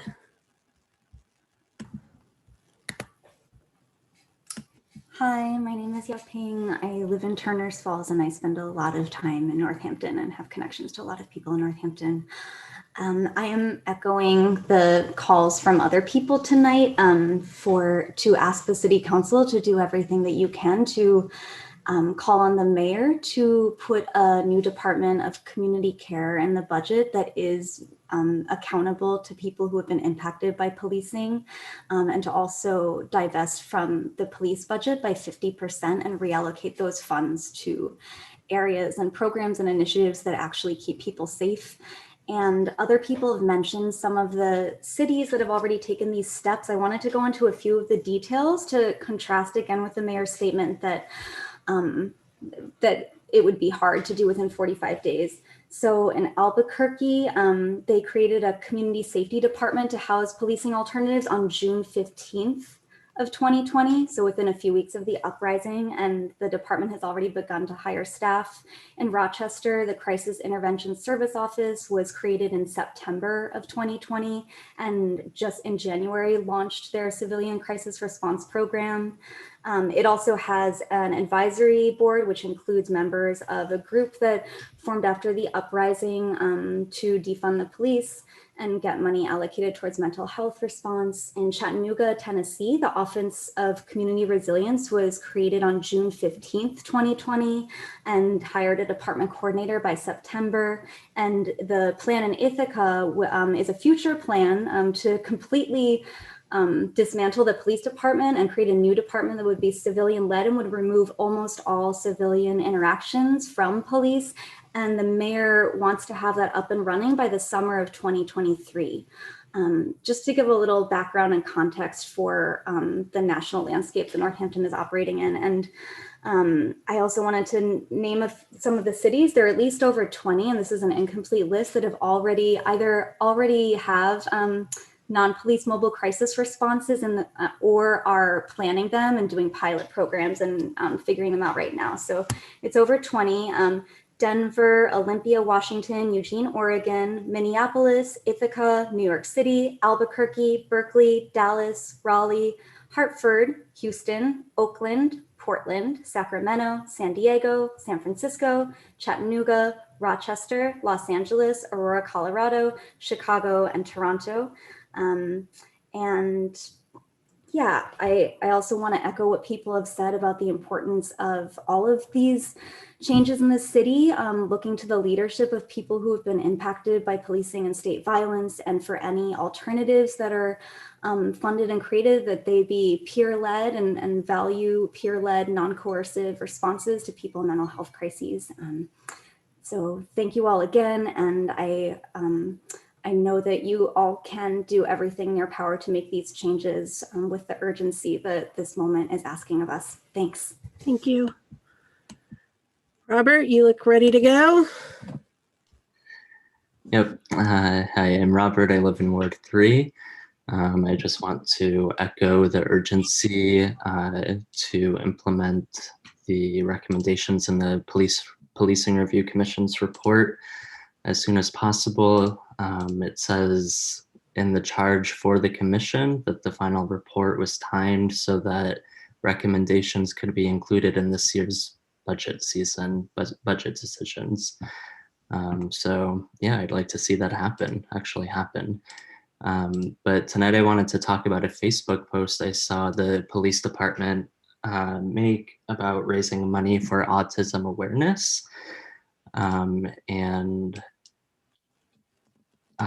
Sorry, one second.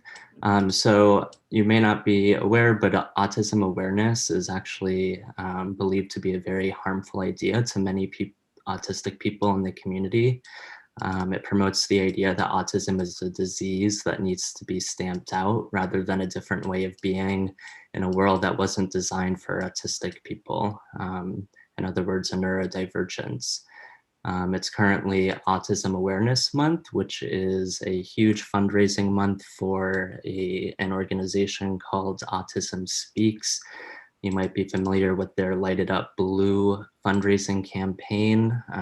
You can see on the patches that the Northampton Police are now wearing a blue puzzle piece that links it with this effort.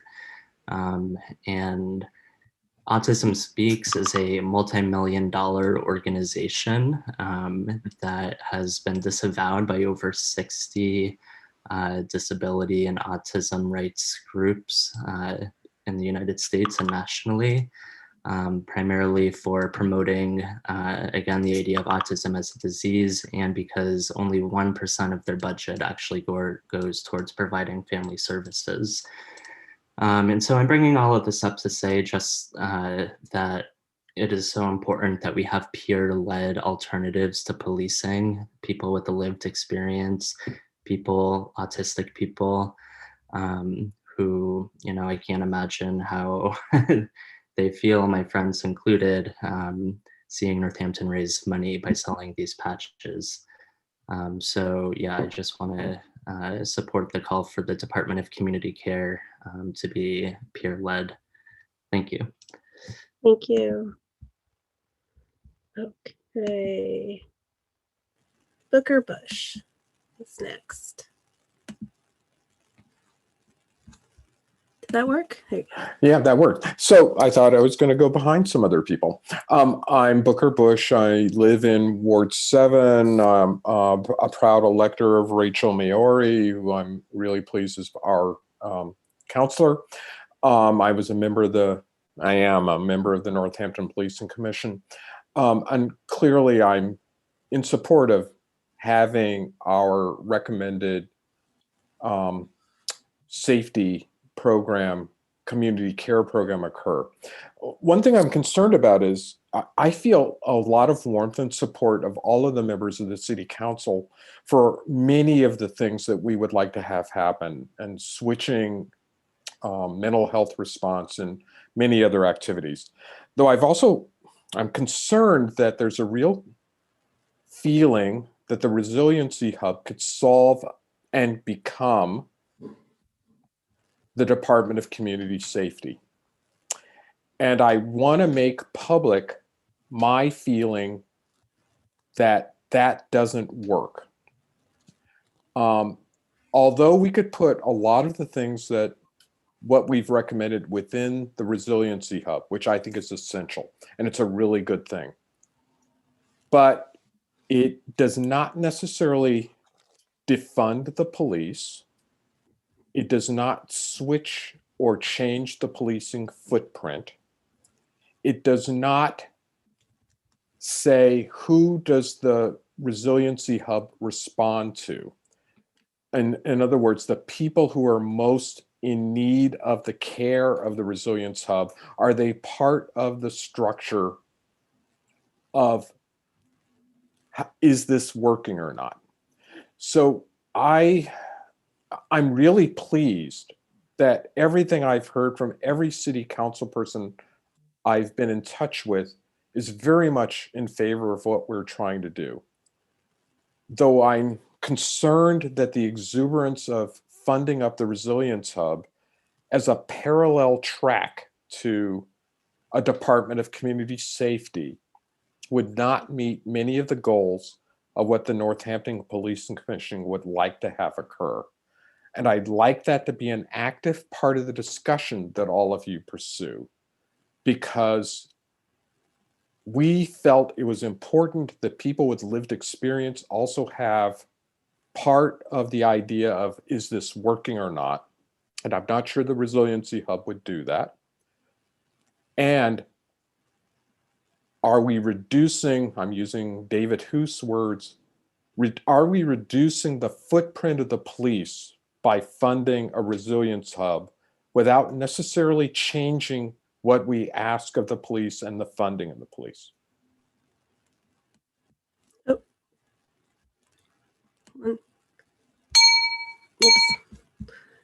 Booker, were you done? Hold on, you've got muted. You're muted. No? I'm done.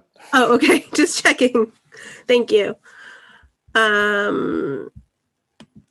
Okay. Hold on, let me reset this. Carol Owen.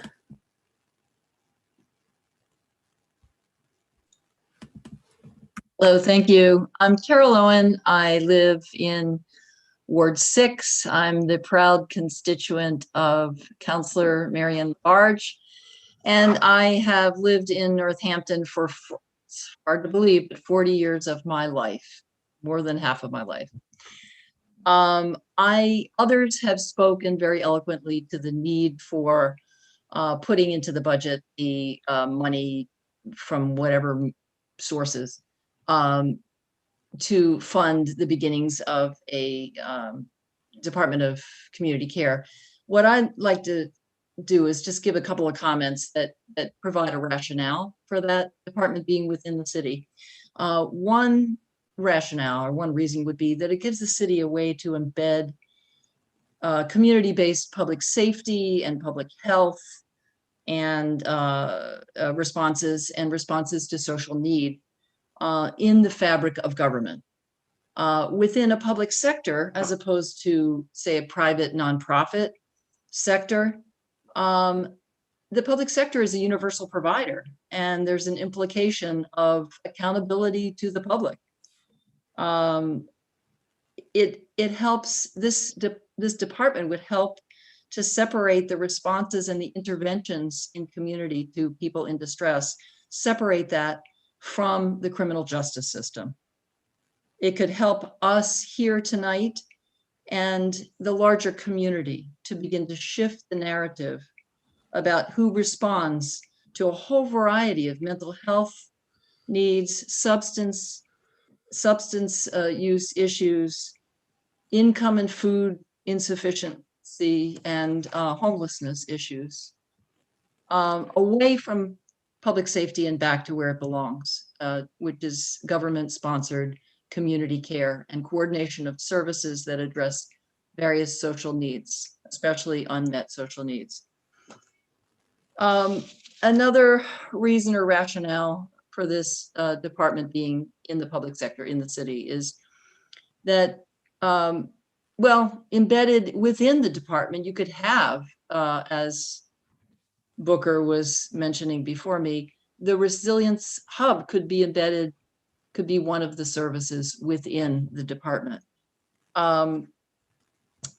Crucial to all of this is, I'm echoing what others have said, it's the civilian non-armed response to community distress or distress in the community that's going to be key. And the oversight committee and advisory committee that would regularly evaluate the services and coordination that's being provided out of this department should be heavily represented by people.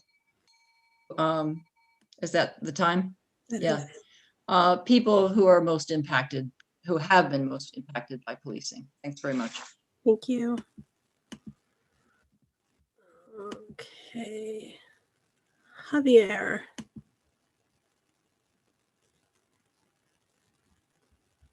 Oh, can you unmute? There you go. I just did. Can you hear me? Yes. Thank you so much. My name is Javier Luengo. I'm a staff member of the American Civil Liberties Union of Massachusetts. I'm in charge of all the campaigns, municipal and statewide in Western Mass from the ACLU. I'm also an organizer and an immigrant rights advocate for the ACLU, and I live in Ward 3, Northern Avenue. I wrote a lot of stuff and a lot evolved because somebody was stealing my talking points, so I was jumping from one talking point to the next one. So this is gonna be probably not coherent, but the Department of Community Care has to be an independent department. And I'm gonna talk about what I have heard, and that it doesn't align with the narrative that the commission stated. The Department of Community Care, it's an independent department. It's not a department under, for example, the police department, and that's essential. The Northampton Police Review Commission, even in the report, identify a specific situation and said, yes, those are tasks that the cops can do, and all of the rest that we were talking about in the report is non-armed response. Sadly, the reporting by the Daily Harper Gazette and other news outlets has been really poor on this, and the statements coming from the police department has been a little misleading. We're calling for peer-led response, non-armed response, and I want to be really clear with this. And I just realized, for example, that myself, I was the co-chair of the Alternative to Policing subcommittee of the Northampton Police Review Commission. Booker Bush was the co-chair with me of that commission.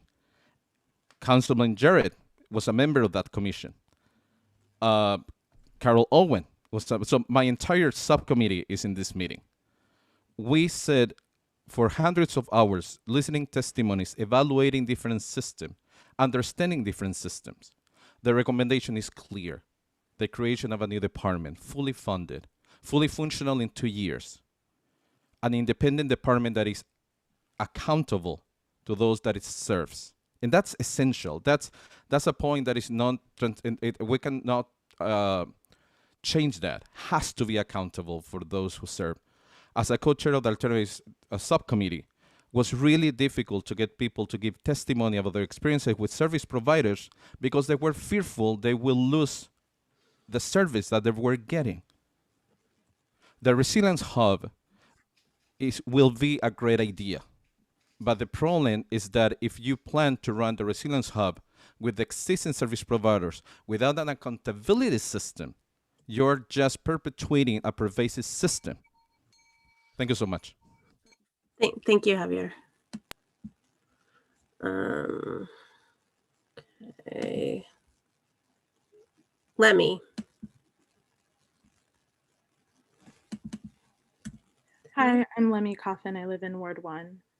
I just want to take a minute and read the Northampton Police Review Commission creation of it that was drafted by Councilor Chiara and the mayor. The recent killings of Ahmaud Arbery, Breonna Taylor, George Floyd, and Rayshard Brooks have sparked national protest, once again exposing historic inequities and systemic racism in policing in our society at large in the United States. Propelled by these tragic events and nationally and their connection to 400 years of racial injustice, hundreds of Northampton residents have called upon their elected leaders to rethink the city's approach to policing, rethink whether and what police services could be delivered by others, and rethink how we structure and fund community safety moving forward. The mayor and the city council are committed to initiating a sweeping public policy review and community conversation about policing and community safety. Northampton's elected leaders are united in agreement that we are in a critical moment as a city and a nation calls for profound structural change and must work together to identify and enact necessary reforms with deliberate speed and lasting impact. To achieve that goal, the mayor and the city council are jointly convening a special resident commission to study these complex issues and recommend reforms to the current organizational and oversight structures, municipal funding allocations, and policies and ordinances that together can transform how the city delivers policing services while ensuring community safety equitably and justly for all. So I just want to name that, like, you all, this was your timeline. This is what you guys put forth as the process. And so many residents of Northampton have really committed so much time, including especially all the commissioners themselves. And this is what the recommendation is. And so I just wanted to really put behind that the recommendation is to create a new department. And that is just the first step of so many things, to use your word to transform how all of this can happen.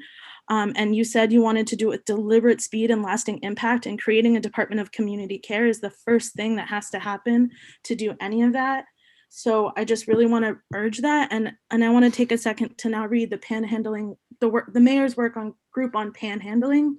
So origin stories matter, and the origin stories of the Department of Community Care versus the origin story of the Resilience Hub matters.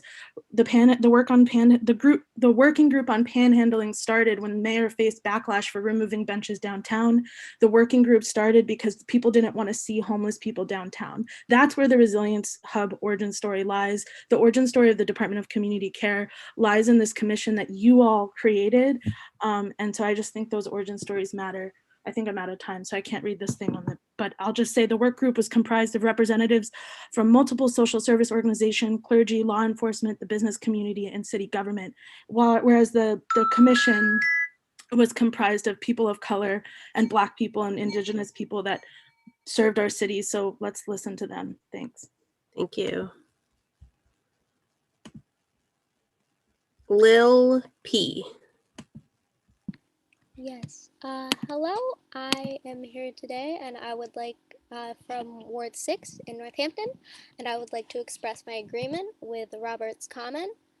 I am not autistic, but I have severe ADHD and am neurodiverse.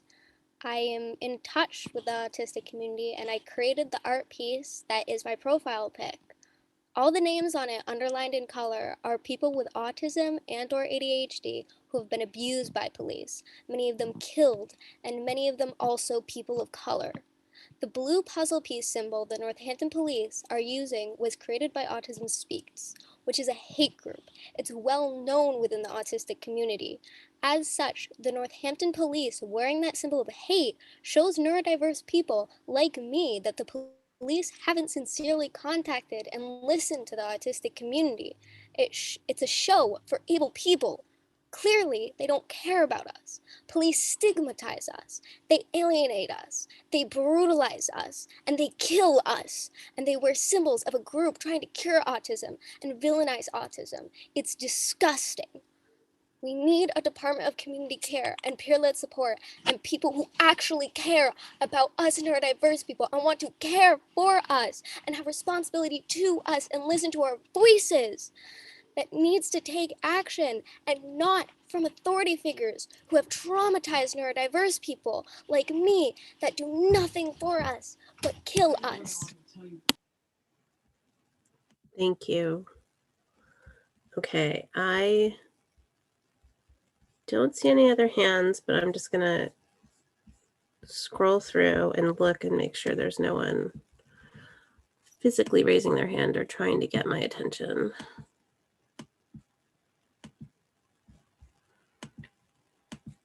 Okay. Seeing no further comment, Laura, will you please take the roll? Counselor Dwight, I'm here. Counselor Foster, Here. Counselor Jarrett, Here. Counselor Labarge, Here. Counselor Maori, Here. Counselor Nash, Here. Counselor Quinlan, Here. Counselor Shara, Here. and Counselor Thorpe. Here. Madam President, you have a quorum. Thank you. Okay, first up, we have the announcement of a public hearing on 21.197 National Grid Verizon petition for installation of underground conduit on Damon Road, petition number 233035524. Mass General Law, Chapter 166, Section 22, Northampton City Council will hold a public hearing on Thursday, May 6, 2021 at 7:05 p.m. on National Grid Verizon New England's petition to install underground conduit on Damon Road. Instructions for accessing the hearing may be found on the May 6, 2021 City Council agenda to be posted on the city website, which is northamptonma.gov. At least 48 hours prior to the meeting is when it will be posted. The City Council will hear all persons who wish to be heard thereon. And moving right into an actual public hearing. So this is a public hearing on 21.200 National Grid Verizon New England poll petition for Warner Street. This is petition number 302-93688. For Mass General Law, Chapter 166, Section 22, the Northampton City Council will hold a public hearing on Thursday, April 15th, 2021 at 7:05 p.m. National Grid Verizon New England's petition to install one jointly owned pole on Warner Street to serve 2 homes. The City Council will hear all persons who wish to be heard thereon. And Move to open the public hearing, please. motion made by Councilor Dwight, seconded by, I think, Councilor Labarge to open the hearing. Any discussion on opening? Laura, roll call, please, on opening. Counselor Dwight, Yes. Counselor Foster, Yes. Counselor Jarrett, Yes. Counselor Labarge, Yes. Counselor Maori, Yes. Counselor Nash, Yes. Counselor Quinlan, Yes. Counselor Shara, Yes. and Counselor Thorpe. Yes. Okay, the hearing is now open, and I see that Lisa Jasinski is here from National Grid. So Lisa, you should be able to unmute. I think I am. Okay, great. Welcome. Thank you very much. So Lisa Jasinski with National Grid. We're just looking for permission to set a pole on Warner Street to bring electric power to 2 new homes. Okay. Laura,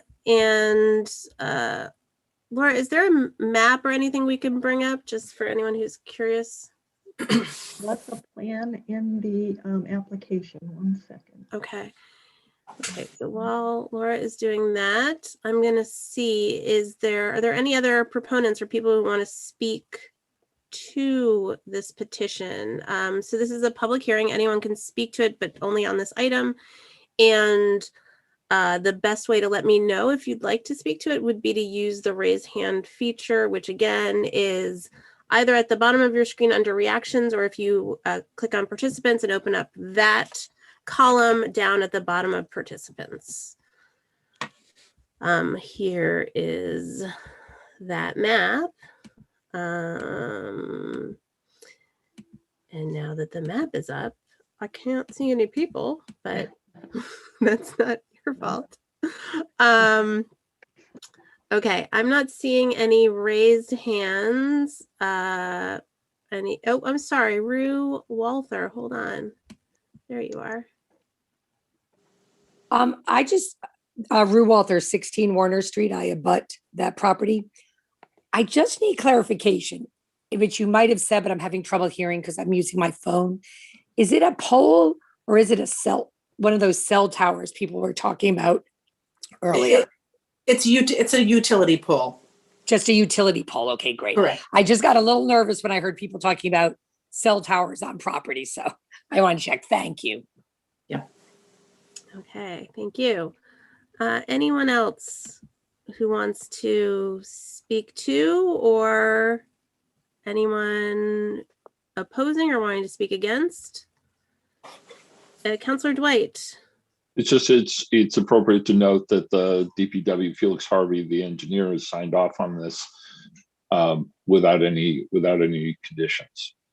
Yes, absolutely.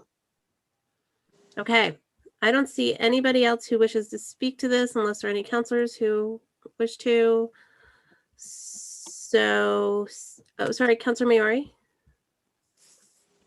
Yeah, I just I'm curious about the utility poles. I was talking to someone who's moving into one of the new units, and they had some concerns about the poles blocking some of their windows because the space is tight between the houses. I assume that's something you account for when you come up with where you're going to place the poles.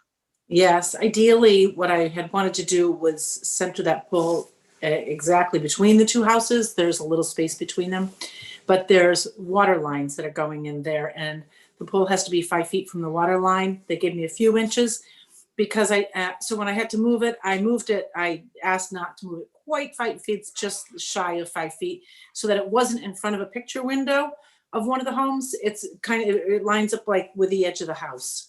It's not a lot of space to work with, but that's right. That's where it is. Okay, thank you, Lisa. Sure. Okay, any other questions or comments? I don't see any, so would someone like to close the hearing? Move to close the public hearing. Second. Motion's been made by Councillor Quinlan, seconded by Councillor Dwight. The hearing, any discussion on closing? Seeing none, roll call please on closing. Councillor Foster, Yes. Councillor Jarrett, Yes.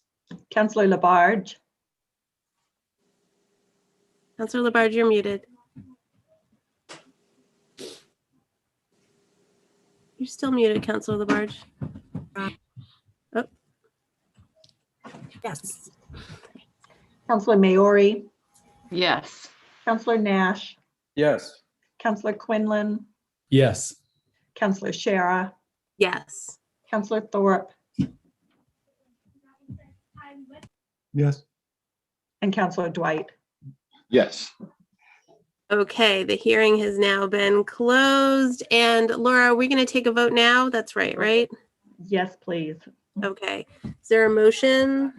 Move to approve, please. Second. Motion moved by Councillor Dwight, seconded by Councillor Foster. Any discussion? Seeing none, roll call please, Laura. Councillor Jarrett, Yes. Councillor Labarge, yes. Councillor Maori, Yes. Councillor Nash, Yes. Councillor Quinlan, Yes. Councillor Shara, Yes. Councillor Thorpe, Yes. Councillor Dwight, Yes. and Councillor Foster. Yes. Okay. Thank you all. You're very welcome. Thanks for joining us, Lisa. Okay, moving on, we have updates from committee chairs. I'm looking for Councillor Nash. Thank you, Council President. Community Resources will be meeting on April 26th. As you know, we'll be taking up the zero lot line ordinance that's been reviewed our way. We will also be hearing from folks in Burlington, Mass, about an ordinance that they've worked on that has to do with setbacks around cell phone towers. And I'd like to have recognized Councillor Foster here, who probably has a little more information. I'm sorry, Councillor Nash, the folks from Burlington can't make it that night due to a conflicting meeting. So But we still we may have their talk ordinance. about it and consider the language that they're working on, but so it will be up for discussion. Okay, thank you. Moving into 1-minute announcements. Councillor Quinlan, then Councillor Labarge, and Councillor Foster. Thank you very much. Since we had passed a resolution on the topic, I wanted to just call out to the council. We advocated for funding for a new Holyoke Soldiers Home. And today in the State House, the House of Representatives unanimously, 160-0, passed a $400 million bond bill to fund a new Soldiers Home in Holyoke. The bill is on to the Senate with great momentum. Thank you. Thank you for sharing that. Okay, Councilor Labarge. Yes, I just want to acknowledge the Department of Public Works, and that is Cindy Quinn. I have to say a good shout out to Cindy Quinn. You can call her, you get responses back within 5 or 10 minutes. She works tirelessly. I have gotten so many compliments from so many residents, not just the Ward 6, other people that I have talked with. And people need to know, we sure do have some elegant workers in the city of Northampton. I've been told that Cindy has put in tremendous amount of hours, but she's there. I know when I call, she calls me back. And she does get done what I ask, and it goes right to her director, Donna Lascalia, and things are done. So thank you, Cindy Quinn, and also our director, Donna Lascalia, for making it possible for people to feel comfortable and that there is communication and transparency. So that's one of the things I want to say. Secondly, I want to thank the Women's League of Voters in Northampton. I have to say on Sunday, Councilor Rachel Moore was there, Alex Jarrett, our council president, Gina Louise Sheriff, and I. And it was a wonderful, wonderful celebration of 100 years to remember our rights to vote. As women, our rights to vote. So thank you to Maggie Riddle and everybody belonging to the Women's League of Voters to make last Saturday a delightful day. Okay. Thank you, Councilor Labarge. Here on both of those things. Cindy is a treasure, and it should be noted that the exhibit that we were at in Florence, put on by, which was brought by the League of Women Voters, is still up throughout down Florence Center, and I think we'll be up for a few more weeks. So everyone go down and take a look. There's some really remarkable panels on the history of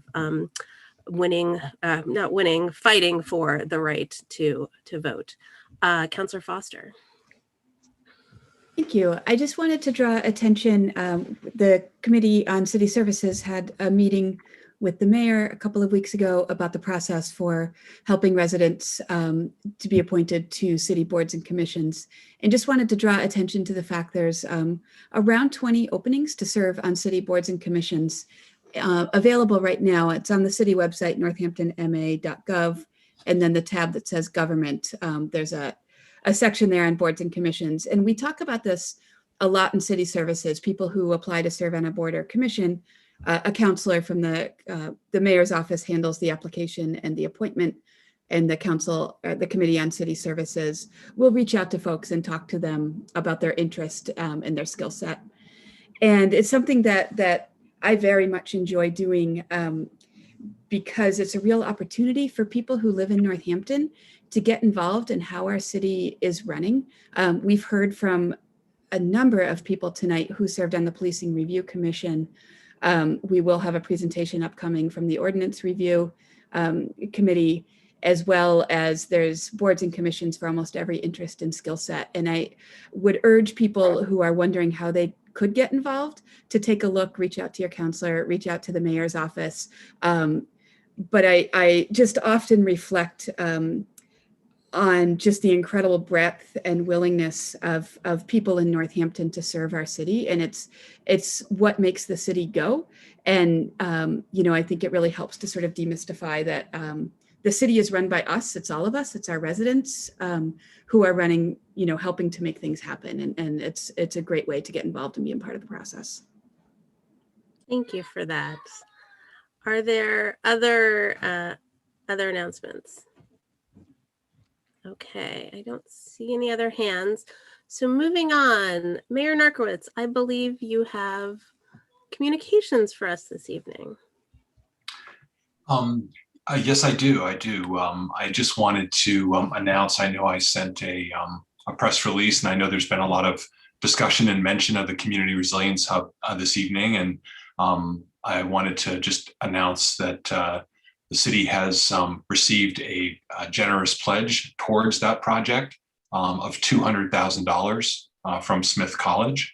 I've been having various meetings with President McCartney over the last several months and talking with her about the importance of this project.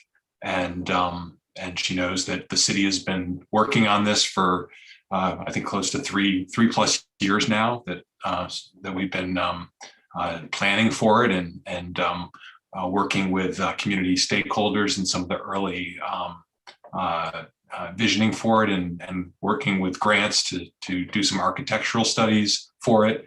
But obviously one of the big issues is assembling funds to be able to purchase it. So I'm grateful to Smith for realizing the importance of this project and wanting to support it. So I just wanted to publicly acknowledge that tonight. And again, we did send out a press release this afternoon to the council.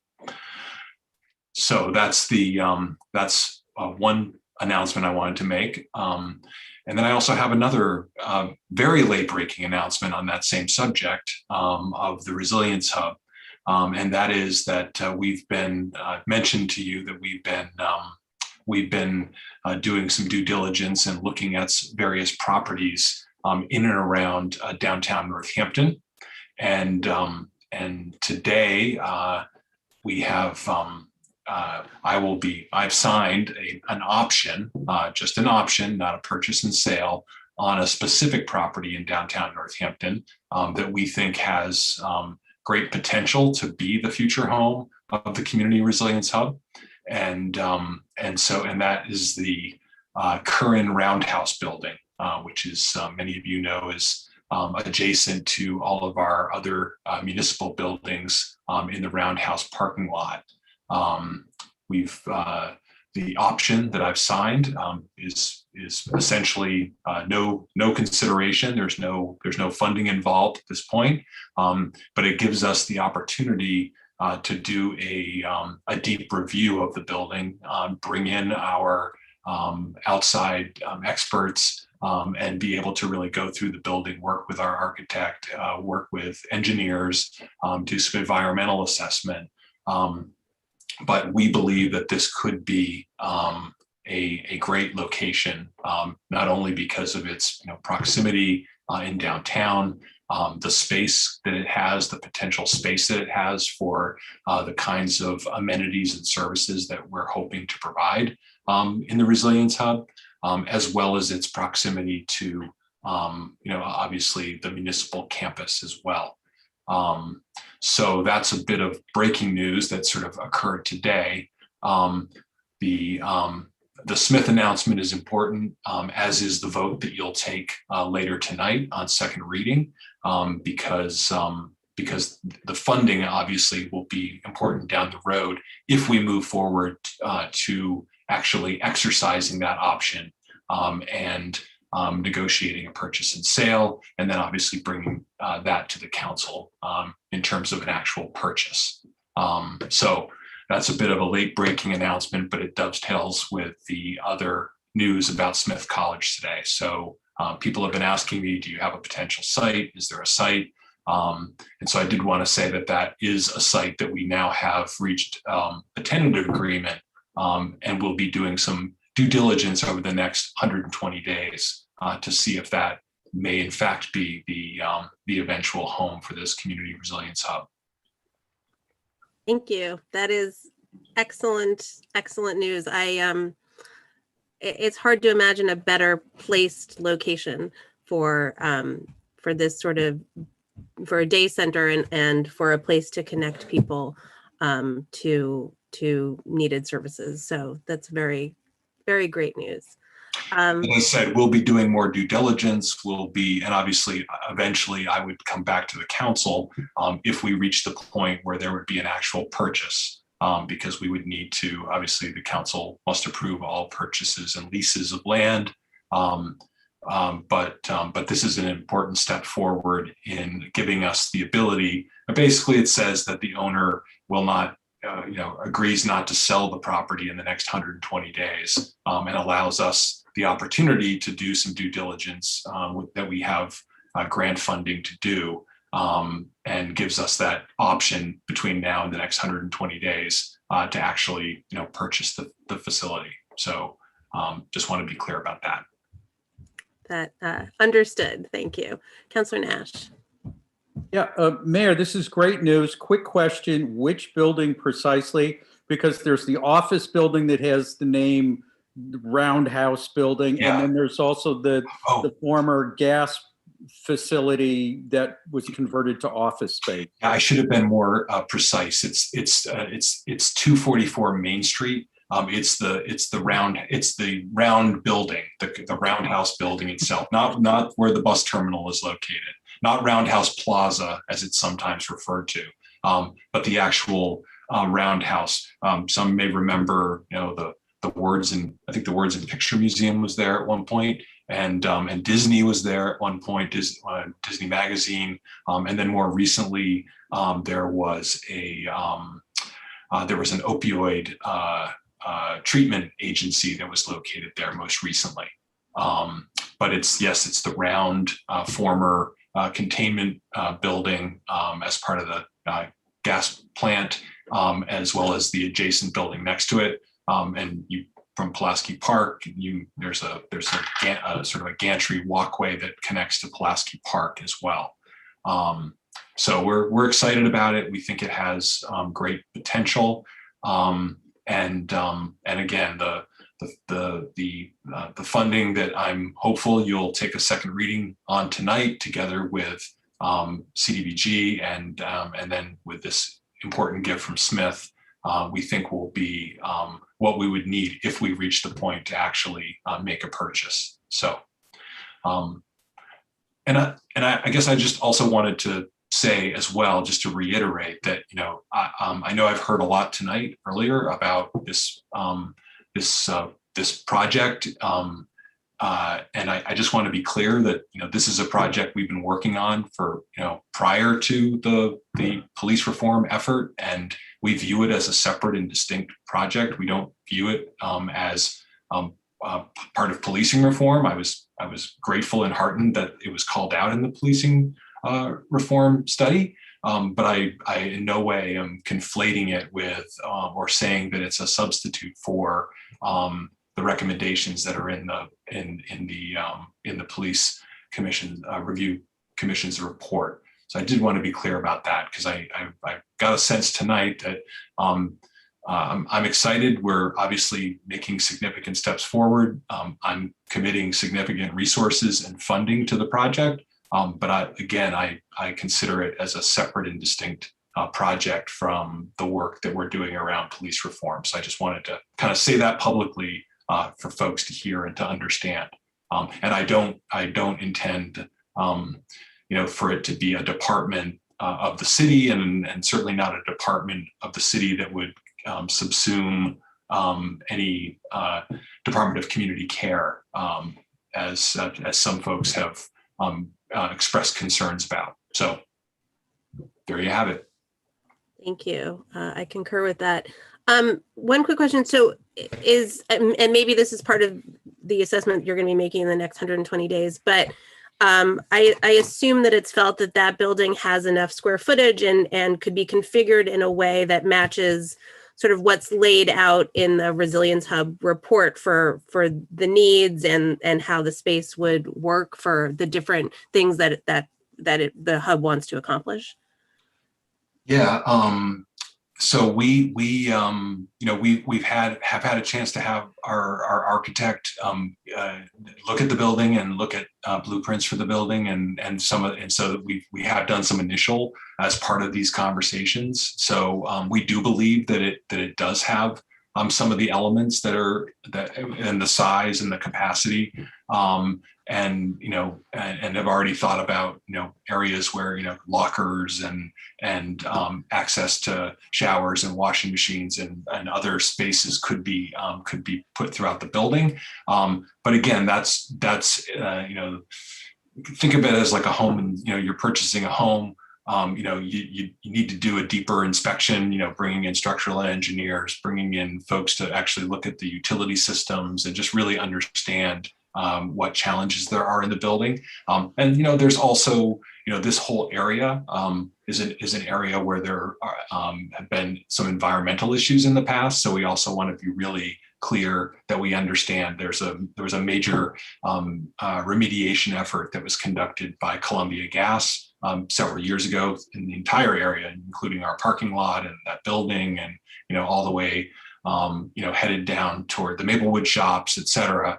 And so the significant portion of our due diligence is going to be around the environmental issues, and making sure that any provisions that are put in place in accordance with DEP requirements fit with the needs of the building. So so that we buy a building that actually that we can use it for the purposes we intend it to be used for. So those are the kinds of things. So we do think we only have been looking at buildings that meet the criteria in terms of square footage.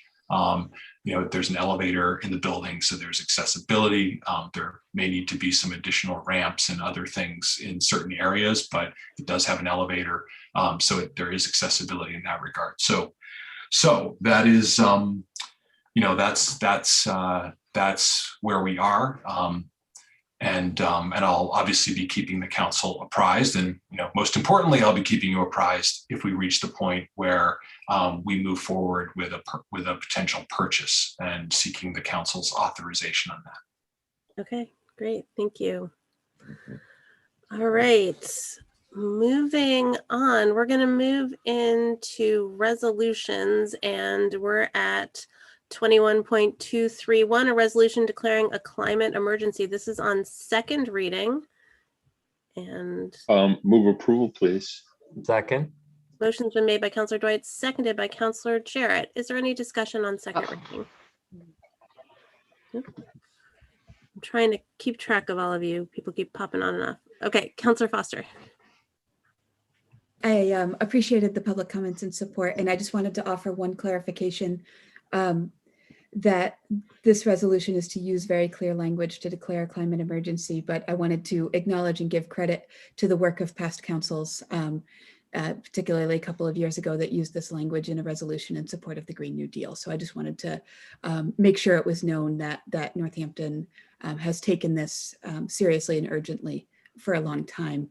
And this is one more step in ensuring that we're keeping this at the forefront. Thank you. Councillor Dwight. And to emphasize on that actually the original language in support of the Green New Deal, and as is included in this, and actually a commitment already made by the community is that one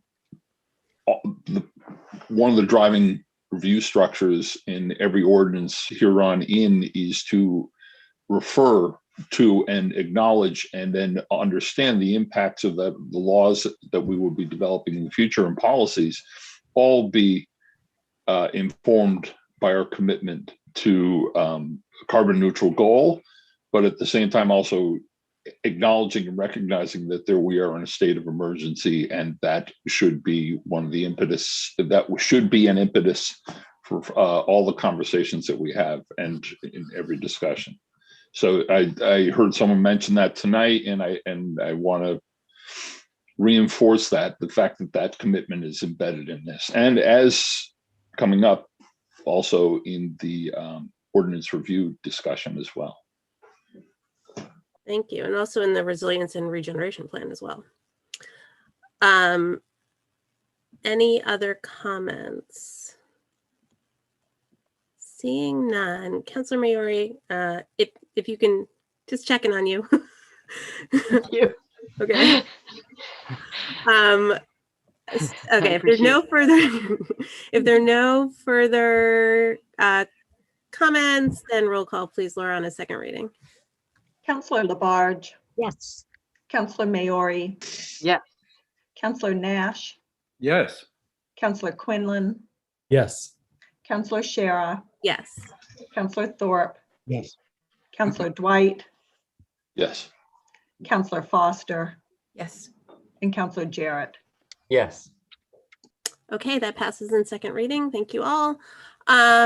If unless there's an objection, I actually would like to skip for now the resolution on reviewing and revising the rules, because that's something that only pertains to us. And there are people here to speak to us on other items. So since that's something we can just do together, that really is just about us. If it's okay, we're going to skip that till later, and don't let me forget. And we're going to move on to presentations, because we have a presentation this evening from the Special Committee for the Review of Ordinances, and they have submitted their final report to us.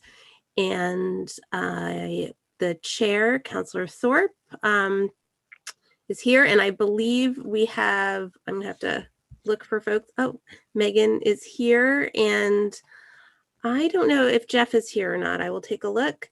I don't see him, but we have the other members. So there's Councillor Labarge and Councillor Nash were also on the committee. So thank you for being here. And Councillor Thorpe. Thank you for Councillor having me. Foster, one quick sec. Councillor Foster, are you trying to say something? Just a quick process question. Do we need to vote to recognize Megan Peck as the co-chair? That is a very, Councillor Dwight? No, technically, no, not anymore. But if it's a courtesy if you want. But the fact is that she's part of a committee that's giving a presentation and they're automatically recognized. Thank you for I was just unmuted. Okay. I am cognizant of time, so I'm going to allow some of the members to speak. But I want to thank the City Council for allowing the 2020 Special Committee for the Review of Ordinances to come before you. I'd first like to acknowledge the Ordinance Review Committee members, Vice Chair Megan Peck, Member Jeff Napolitano, City Councilors Jim Nash and Marianne Labarge. The committee met under the supervision of City Solicitor Alan Seawald, and we held a total of 15 meetings by Zoom. The committee solicited input from the public, city councilors, and all city departments, and received testimony from members of the public, along with testimony and documents from the Office of Planning and Sustainability and the Northampton Housing Partnership. The committee, in reviewing these ordinances, referred to Resolution 20.107, a resolution in support of actions to combat the public health crisis of systemic racism. The ordinance, as you see in the report, reviewed are divided into categories. You're going to see Exhibit A, ordinances impacting historically marginalized communities, recommended for adoption. Ordinances impacting historically marginalized communities, not recommended for adoption. And Exhibit B, where you're going to see housekeeping changes.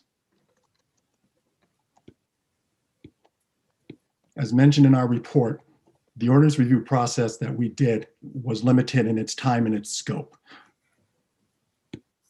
I would like to thank the Director of Department of Planning and Sustainability, Wayne Fiden, CDBG Planner of the Office of Planning and Sustainability, Keith Benoit, Northampton Housing Partnership member Carmen Juno, for speaking and presenting at our committee meetings, along with everyone who contributed during the public comment. I would also like to have all the other members of the committee speak, and for the council to know how grateful I am for having worked with all these members. All the members contributed greatly to this report. And I must also give an extra shout out, though, to Vice Chair Megan Peck and to City Solicitor Seawald, who I felt went above and beyond in helping getting this report done. And they did a lot of heavy lifting. And sorry, last and definitely not least, I want to thank Administrative Assistant Laura Krutzler for her contributions to this committee. So with that, I'm going to hopefully allow all the other members to speak before we hear from the council. Thank you. Megan? Okay, so thank you, Chair Thorpe. We actually didn't coordinate. I was told that this would be a 15-minute presentation, but knowing the council, that's probably not going to be the case. I just wanted to add a little bit more to how we did our work. So our committee existed over between September 2020 and March 2021, much like the other Policing Review Commission, over an extraordinarily eventful 6 months. And our charge was it's in our summary, but our charge was stated in an amendment sponsored by Councilor Jarrett. It was a response to public pressure for the city to address systemic racism in the public sphere. So we've heard from, as Councilor Thorpe said, we've heard from a number of city agency heads, councilors, as well as community members, including some housing advocates and 2 members of the Housing Partnership that provided testimony at our meetings. We had to determine how we were going to do ordinance review. So we spent a number of meetings trying to determine the scope of our work. You know, there are over 800 pages of ordinances, and we probably only were able to address 30 to 40 of them. And we realized very quickly we were, in essence, working in parallel with the council and OPS and the planning board and Housing Partnership and other individual residents and advocates that were kind of conducting due diligence on the same ordinances. Actually, we couldn't really predict what very far in advance what would be reviewed, what comes across the transom for the committee. And a number of the suggestions for ordinance amendments were not necessarily in service of marginalized communities, but I think it was an important addition on our report that, and thanks to Councilor Nash, we should, he said that we should really, we shouldn't just apply this lens to the ordinance committee's work, but embed it into all of the practices, procedures that the council, that of the council's work. I don't know if you were interested in or had questions about any particular recommendation. Exactly. Positive recommendations that probably look fairly familiar to you. But if there's nothing I'd like to raise for this discussion, I would like to move on to Exhibit C. So would you would like to take questions first? Is that? Yeah. Sure. Yes. Again, you know, and please jump in here, other members of the committee. I just want to make sure that Councilor Nash and Councilor Labarge are heard too, before we, you know, if they want to say something as well. Yeah. Go ahead, Councilor. Sure, Nash? I'll go next, and I just, yes, I want to recognize Megan for all of her fine work. You know, in terms of having a vice chair, working with Councilor Thorpe. You know, the two of us very much kept us accountable and on task, and that we had very thorough and detailed discussions.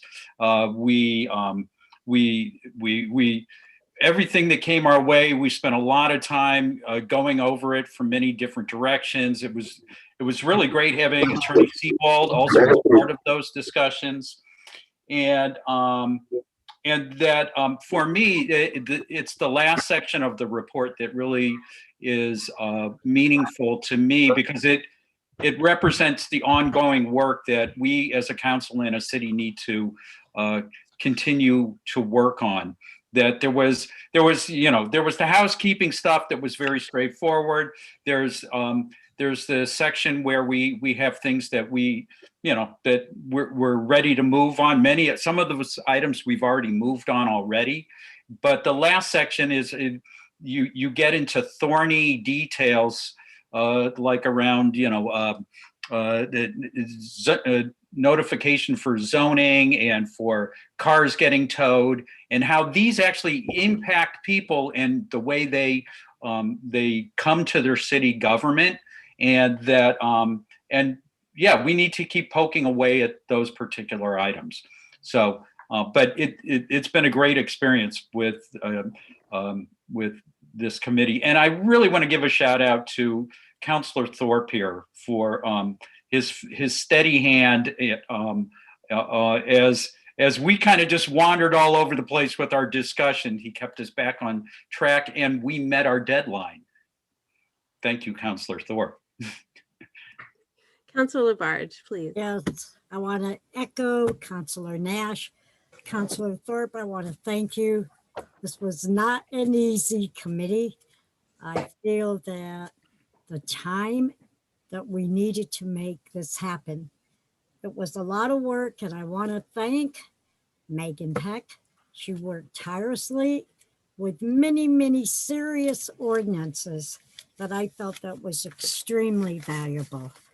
And Councillor Nash is absolutely correct. The last paragraph is really something we need to look at as city councilors. So I want to thank everybody on the committee for trying to do the best we could with the amount of time we had. And especially Megan. She was looking at things, ordinances, that hopefully that we could go ahead and put in place for marginalized people here in the city of Northampton. And I know from here on, we're going to be looking at this. We're just not going to sit back. Things are going to happen. So thank you, Councillor Thorpe, Councillor Nash, and especially Jeff. He was wonderful to work with also, and Megan. Thank you. Thank you. Okay, well, unless there's anything people want to get into now, I'd love to hand it back to Megan to talk about Exhibit C. Okay. Great. We have an attachment to our report, Exhibit C, which are ordinances recommended for further study. Some of them are really ideal for ordinances. They may exist in other municipalities, but don't really fall neatly into any categories. Megan, can I stop you for a quick sec? I think you might be hitting your microphone with papers, and it's making it a bit hard to hear you. Apologies. So if I don't know if the counselors are looking at the report right now, but we've organized by priority for the committee, and the first one is changing the frequency of charter review. Currently, charter review is conducted by the city on years ending in 9. So one was just finished in 2019. If you wouldn't mind, I'd like to give a little bit of my rationale for this. And I'm going to explain the charter review as someone who was not involved in the most recent one. And for those of listening like myself who did not know before this, Northampton has a charter which guides the city's structure and operations and delineates the powers of legislative and executive branches of government. In the course of getting to know what ordinances are, what exists, how they can be amended, and how they interact with state statutes, and what is actually within the very limited powers of the council. We were reminded that ordinances are very, like all legislation, are very time and resource intensive to conceptualize, build coalitions for, and draft, bring to a vote. Councilors know this. They're also very limited in scope, and once you're on the books, they really rely on the discretion of the executive office to interpret and enforce through the departments under their supervision. So We are facing an impending change of administration with turnover in the council and possibly the agencies. And this past year has particularly ignited a surge of civic participation nationally at the same time that many of us started meeting remotely and focusing on hyper-local issues. There's renewed interest in the enormous powers vested in the executive office, which we've seen play out in detrimental ways on state and federal levels. This charter review is an opportunity for the city residents in partnership with electeds to reassess the checks and balances and levers of influence and power in our local government. Really would like to find more ways to promote transparency and inclusivity, collaboration in solving the social problems of our residents.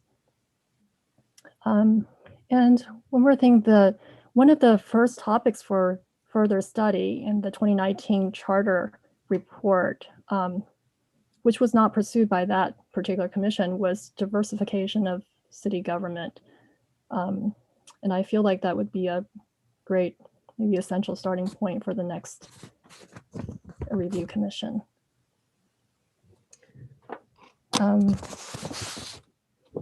So I don't know if we have other members that would like to speak about the other topics. Councilor Nash. Sure. I mean, I could just give a overview. So yes, these are organized by, we rank them by importance. Number 2 had to do with rental agency fees. That we looked at that. I also know that the Housing Partnership is looking at this as well. That they're actually exploring some sort of home rule petition around this particular thing, and they're working on that with Attorney Seawald. There's towing of vehicles that happens, during snow emergencies. We found that much of this plays out under the executive, and we had an opportunity to meet with the planning board to talk about how the zoning actually interacts with some of these, with cars getting towed. And there was a number of ideas that were proposed from that discussion. You see those bulleted there. General sign regulations, which was brought to us by Councilor Jarrett. And that's something that's been kicking around for the last few years, having to do with lawn signs and the advertising for political and non-political things, using, putting signs on your lawn. That's being looked at. Number 5 was had to do with zoning notification. That's something that I was looking into, and that Councilor Sharon and I were both looking into that. The recommendation under this particular one is that the executive explore ways to better reach out to residents rather than codifying this in ordinance. The reason being that if we codified it in ordinance, it would be very problematic. There's this commercial buffer zone proposal, which was brought to us by Councilor Jarrett. Councilor Jarrett and I are still working with the city solicitor to figure out what exactly our zoning is determining as a residential zone that is protected by this ordinance, the noise ordinance. And so that's continuing, that's being worked on. And unobstructed lane of travel, that was an item brought to us by Fred Zimnock, and it had to do with Phillips Place and the discrepancy between what is an official travel lane and what you got ticketed for if you if you obstructed a travel lane of to 15 feet, you got a ticket, but that wasn't matching up with what an actual travel lane was. And that in this particular case, we're hoping that the DPW can look into this and kind of line things up between the regulation around keeping travel lanes open and having it align with what our actual travel lanes are. So that's my brief summary. Thank you. Oh, I'm sorry. Go ahead. I would just like to, if I may, just a few more minutes. Council Nash should refer to item number 3, the towing and snow emergencies. Correct. That was really, for me, that was really one of the more memorable meetings. When the resident came to us and presented about how she was impacted by her car getting towed during the snow emergencies. It opened up a really lively discussion about how clearly renters are disproportionately impacted, especially the ones that do not have designated parking spaces. Illustrated that fines and fees are very regressive and not scaled to their income. Highlighted the parking shortages in town, and also inequitable access to the lack of information about weather-related announcements and bans. And I just really enjoy how much that opened up,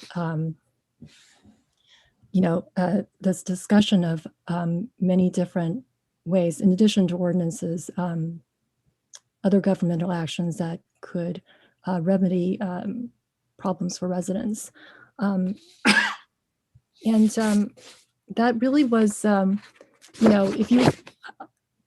was really how Jeff Napolitano and I, the other community resident and I, kind of conceptualized the report. We really wanted to start an angle, not what the city is already doing, but rather, more abstractly, maybe identifying a set of social problems like racial segregation or, lack of access to services and information, which we touch upon, like the notifications to renters and abutters and, knowledge about fair housing laws and resources. And then examining whether our existing or possible future ordinances could alleviate or exacerbate those inequities. We really hope for a broader examination of the implications and not just the intent of these ordinances.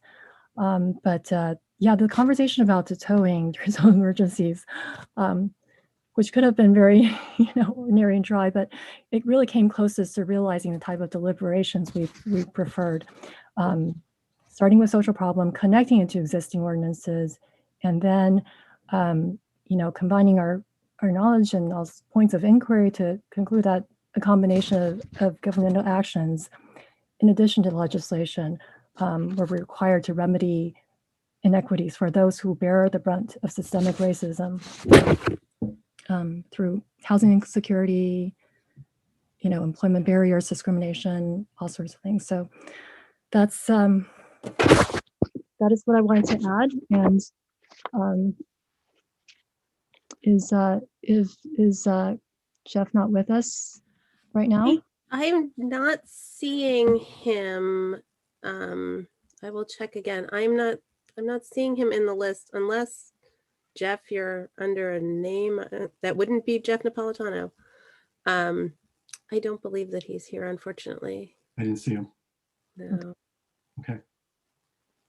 So I'd just like to add one real practical application that came out of this, or this idea, was this there, and Member Peck was just pointing to this, that communication is the big thing here, whether it has to do with housing, with parking, with that there was always this sense of people didn't quite know in time to move their car, or that they were protected in terms of their landlord and things like that. And that the idea that if there were just a place where all of this information could reside as almost like a new renters in Northampton folder that somebody could click onto. And, you know, it's really, we're only talking like 9-10 items where people go, oh, you know, oh, I needed to know that about snow emergencies.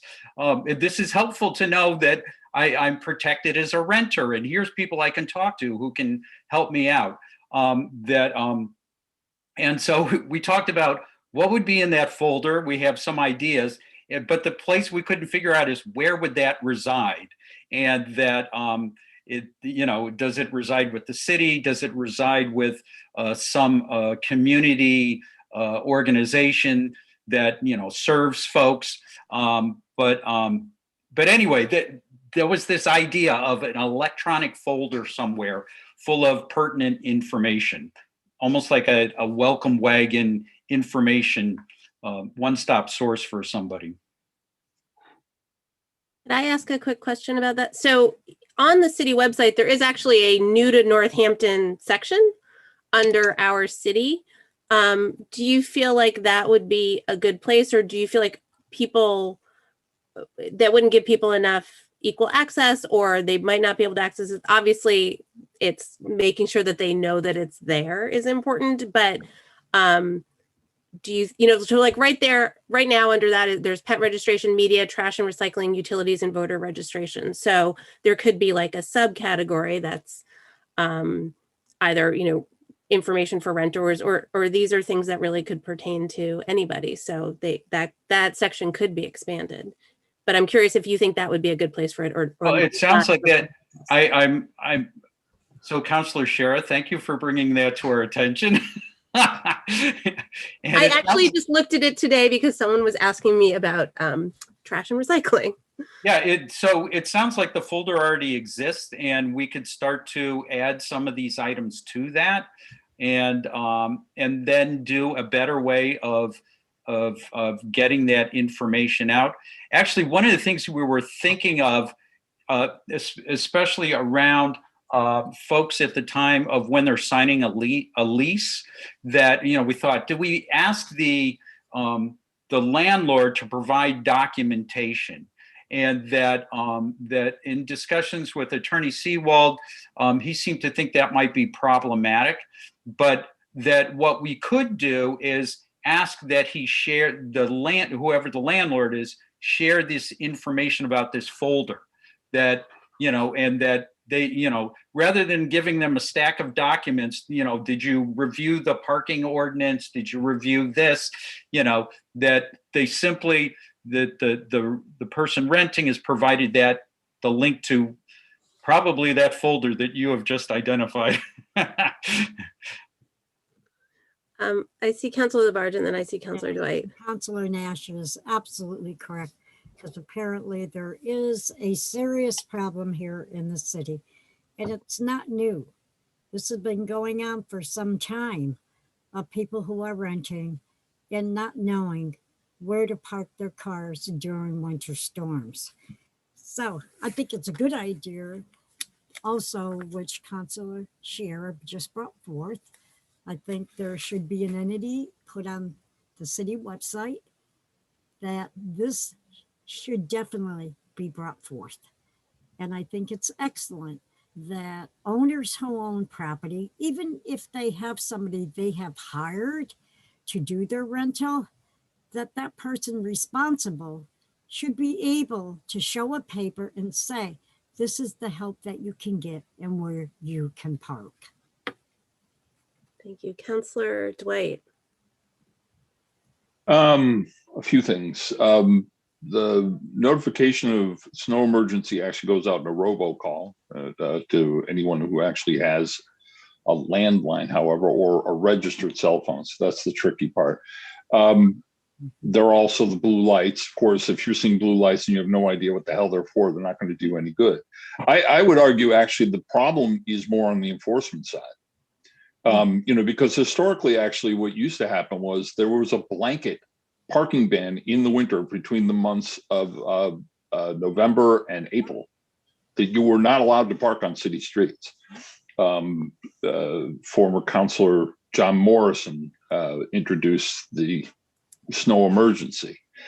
And that's what we've been existing under. And mind you, I've been on the wrong end of that snow emergency, and I know exactly of what everyone speaks. It's virtually usury by the time you go and locate your car out on Route 10 in East Hampton and pay an onerous fee, which is, and on top of that, a ticket to the city of Northampton as well for a parking violation. I think to that extent, one, you review contracts. And, you know, and actually years ago, I argued for a municipal towing company, you know, that the city would actually do the towing and be a closer tow lot, hopefully. And never mind, I can't locate a kennel, so never mind. I'm not sure where we would put a tow lot. But the fact is that the enforcement is obviously critical. It's important to clear all those travel lanes and allow for plowing. How do you do it in such a way that it does not adversely impact the people who are most vulnerable? Renters, by and large, who don't have off-street parking. There are alternate parking. The city offers parking in municipal lots, but the fact is that the understanding of that is not particularly broad. And in fact, the first snow of the season, the first snow emergency of the season is where, unfortunately, most people learn about these rules. And you'll see that the tows become much reduced after the first one, because the first one is excruciating and I think inequitable and unjust.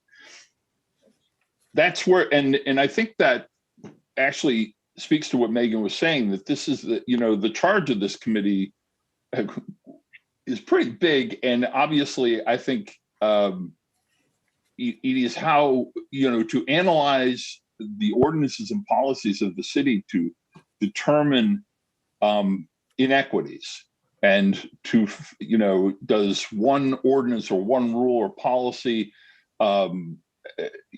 disproportionately impact people, particularly people who are more stressed.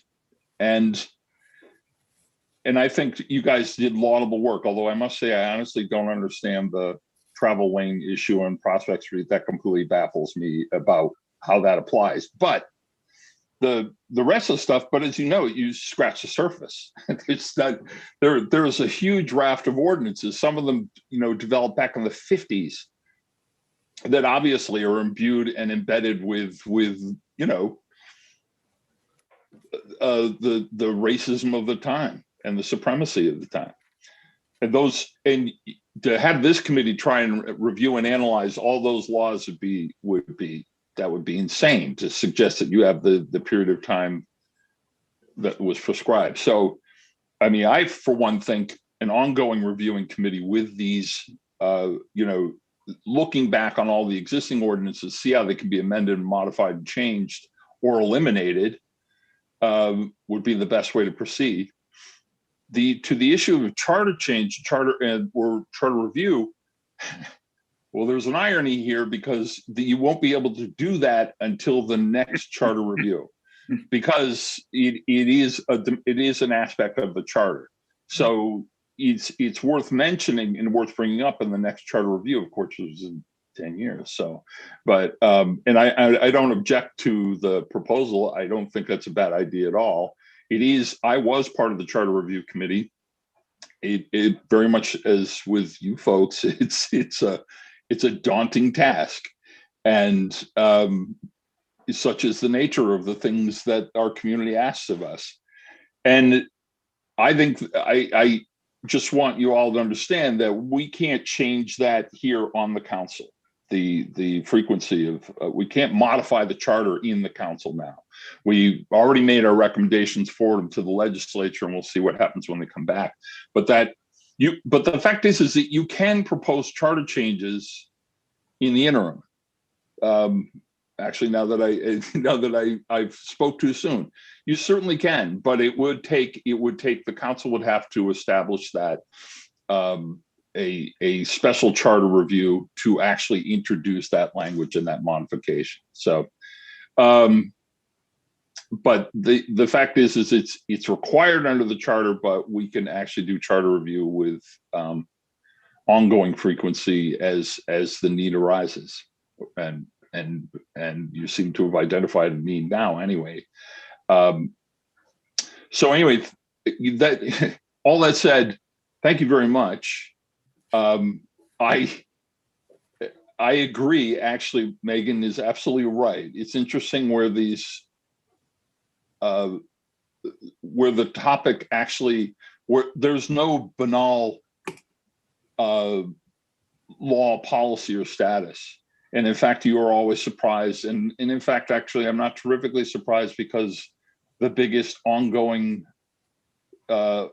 unremitting debate that has always occurred in Northampton has been around parking, which is it's territorial issues, it's neighborhood issues, it's business conflicts, it's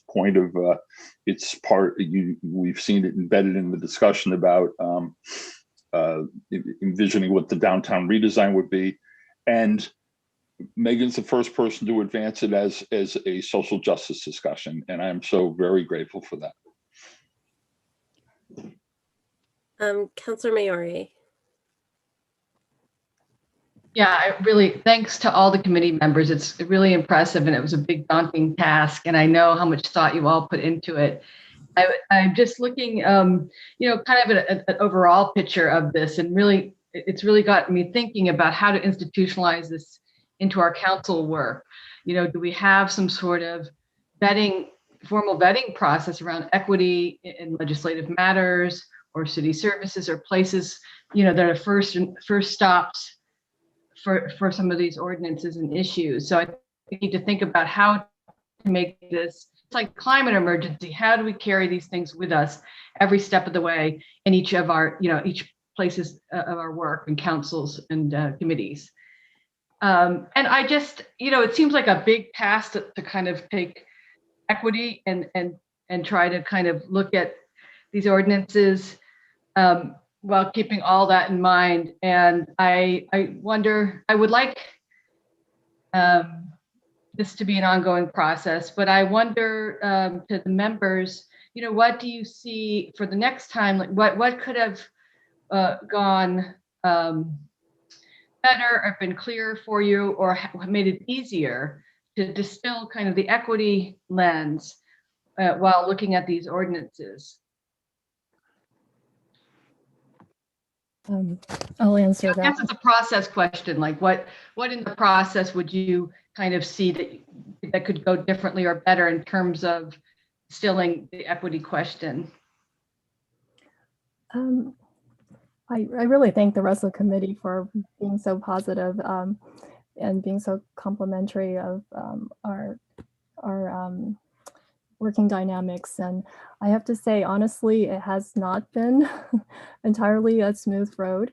And we've had our share of disputes over the guardrails for our work. And I guess I would I wonder about the approach that our and it's easier to talk because I don't think he's here. The city solicitor who under whose supervision the 5 voting members worked, and he took a very interventionalist approach to our work. He actually really discouraged us from veering away from talking about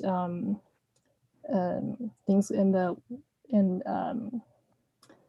legislative under the legislative purview, and at points he really questioned the linkage between ordinance review and our discussions of systemic racism.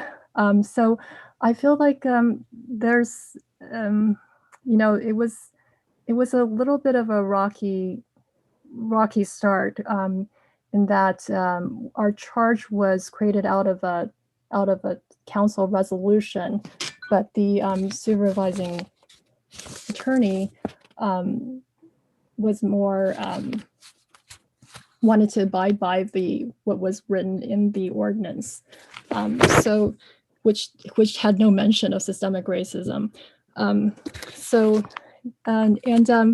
But back to what Councillor Dwight had said, I wanted to point out that I had originally proposed maybe changes to the ordinance that created our ordinance review committee, and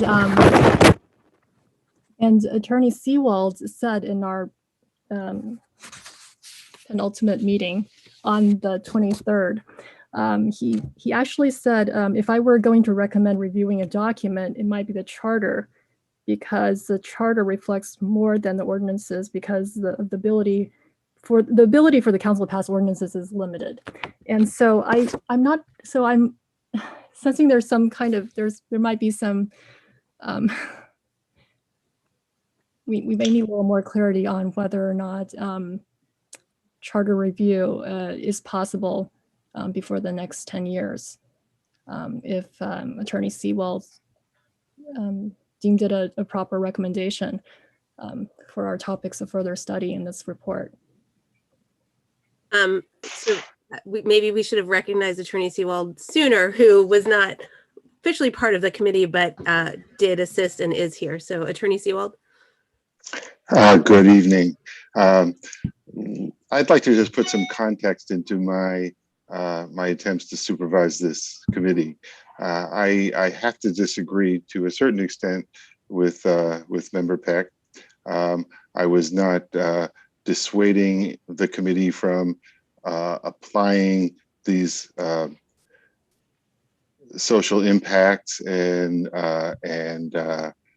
impacts on historically marginalized members of our community. I was trying to focus the committee on ordinances, and ordinances are, under our charter, somewhat limited, and much of the authority is vested with the executive. As I sat here listening tonight, I heard much discussion about what should be on the website. That's not ordinance. That's what the executive decides. The executive controls the website. And I was trying to keep the committee focused on ordinances. And I fully supported their attempts to look at ordinances, such as parking or whatever other ordinances were on the books or might be on the books, but I had to constrain the committee to focus on ordinances. And, there were, and we're all concerned about the impact of all kinds of policies on marginalized communities. But this wasn't about all kinds of policies. It was about ordinances. And that's, and I think that there was a lot of education around what is an ordinance and what the limits of the council's authority to pass ordinances and to control the day-to-day operations of government. And so I didn't try to be unduly restrictive on the committee, and I don't believe that I was. Councilor Labarge, you've been waiting. Yes, I want to echo what Attorney Alan Seawald just stated right from the beginning. When you're brand new on committees or boards or whatever, and doing something seriously in the charter committee, you're looking about many, many days, many hours, and a lot of hard work. And this committee also had a lot of work to do. And I think our attorney, Alan Seawald, if he felt that no, we are the legislative board, only the executive can do that, I think that's a lot of help for new residents coming in and participating with our committees in learning. And, yes, we're going to agree on, disagree on the stuff, and hopefully that we could move it in a different direction. But I think he guided us to the best that we could. And it's a learning experience, and you don't learn it overnight. So I have to say, I've learned also again from Alan what we can do in the legislative part of it versus the executive part of it. So I want to thank him for that. And I would have loved to do the things that we talked about, Megan, believe me. But hopefully we'll be able to do and move on to look at what we talked about. And we've been told, no, we cannot do that. We have to look at the ordinances that we're dealing with. Megan, did you have something? Becomes a full-on scolding. I disagree respectfully, because I think we do always start with ordinances, and sometimes the conversation, because we in our exploration of their implications, we do touch upon the other ways that can remedy problems. So when we talk about zoning, I didn't think it was out of line to mention how intergenerational wealth equity is related. When zoning helps may determine the possibility of home ownership and where we can live, where our kids attend, where we work, whether we can retain that home as an asset to pass down to another generation. So I mean, to me, it's like I find it relevant, and I certainly have heard on this council conversations that go beyond what was expected and actually are enriched by the different.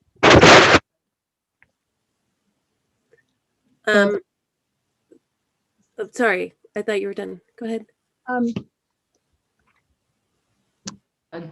Napolitano is here. I just Okay. noticed that. Wanted to- Hold on, Jeff. Let me. Hi, sorry. I was working until 9:15. Hi, welcome. Hi. So no, I just wanted to say that I think what the problem was, I mean, I certainly lean more towards Megan's understanding of what happened, but I think that a lot of what we did was limited by an interpretation of what the powers of the city government versus the executive were, and even we had a bit of a debate about exactly what an ordinance was, because I think there wasn't a lot of clarity about even that, or not necessarily clarity, but I think there was a disagreement about the understanding of what that is, and I think that's that led to the committee restricting the scope of what we recommended, or at least thought was appropriate to recommend to the council. I saw Councillor Foster, so let me go Councillor Foster, Councillor Nash, then Councillor Dwight.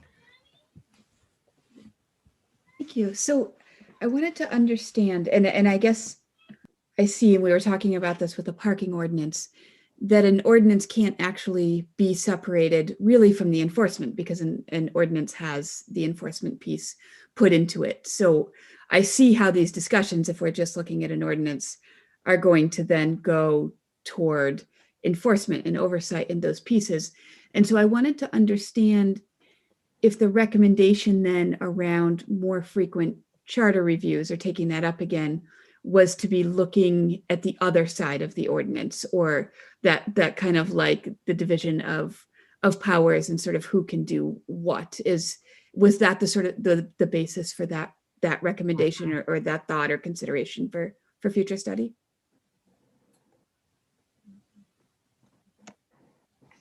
Yes. Did you? Yes. And again, it was actually a conversation that started with possible changes to the ordinance that created the periodic review of ordinances committee, that turned into one about the charter review frequency. So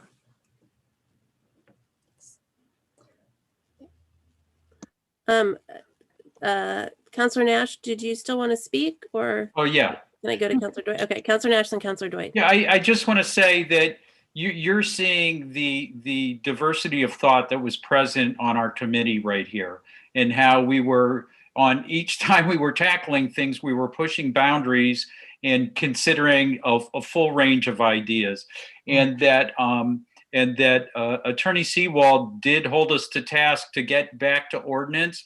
But as you can see in our report, ideas leaked out outside of ordinance, and that we all agree that further review is needed here, and that I really enjoyed ordinance review because we had discussions like this every meeting, and that they were sometimes challenging, but they were also on point of us meeting, targeting, systematic racism and people who've been historically marginalized. And the thing is that as you get down into ordinances, you're taking that lens, but you get into ordinance and it's kind of like, oh, this car is parked on a street, that's the event that's actually impacting somebody, that's reflecting up the ladder where the institutional racism actually is. So anyway, I really enjoyed the experience, and I always appreciated Member Peck's pushing the boundaries on all of this. It was very, I found it refreshing and educational. Thank you. Counselor Dwight. So as I understood, the charge and the impetus for the creation of this committee was to analyze the ordinances as they were crafted and see if they intentionally or otherwise had inequitable impacts and effects. And I think the committee held that charge, because you also obviously have to consider the ramifications associated with enforcement and the experiences on the ground as they occur. And this was sort of it was a Councilor Jarrett's recommendation, was to review what has been done in the past before, as we move into as we go forward and we craft law, and we now give primary concern to issues of social justice, issues of environmental impact, and the like, as we craft our laws, and that we try to anticipate the ramifications. The purpose of this group is to how we retrofit or react or correct the failed policies, not the failed policies, I will be clear in my terms, the failed ordinances, because point in fact, actually, and that's our bailiwick. So I even appreciate the conflicts that you guys have, because the conflicts actually suggest, point out the challenges that we're going to have to confront going forward, and the challenges that we've experienced to date. If you were all on board and everyone was singing Kumbaya, I would have been really nervous. I wouldn't have felt that this came out the way it should have come out. That said, I mean, some of the more telling features that came out, at least from the study that I see, is that there's a lot more work to be done as we retroactively go back and review these things and discover or analyze their inequities. So, I'm taken back to the fact that when I first got elected on the council, there were anti-loitering laws on the books. There was a holdover from the 40s, 50s, and 60s. It was essentially to just chase people off the sidewalk. Off the sidewalks, it was definitely an expression, an enforcement tool of white supremacy, is to not only persons of color, but anyone that the powers that be deemed unsavory or unappealing would be chased from the sidewalks, because they were standing on the sidewalks. Fortunately, the Supreme Court made a ruling that said anti-loitering laws are unconstitutional. But it was my first term that I co-sponsored, ironically enough, with the police chief, Russ Sinkwitz at the time, to eliminate it, because he's the one who approached me and said, we have this unenforceable law that's absurd, that's sitting on the book, and it's unconstitutional. But in fact, those moments were few and far between. I mean, we also had laws that you weren't allowed to roll barrel hoops down the streets or tie horses in front of thorns. Those are still on the books. Those are women can't drink at bars. They have to sit at a table and be served. These are all antiquities and anachronisms, but those obviously aren't enforced now, but wouldn't hurt to call them. But the fact is that we were talking about something more granular. The concern here was something more granular. And I mean, I think my takeaway from this is that this committee has told us that our work is not done, has a ways to go, and we should actually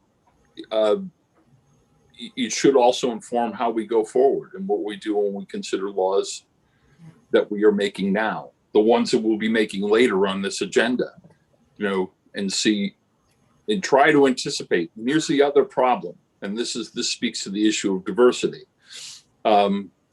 We are doing this from a projection perspective of we are predominantly white, and we are projecting what we might think might have a adverse impact on a community that we're not necessarily, while in sympathy, not experience the same things that they do.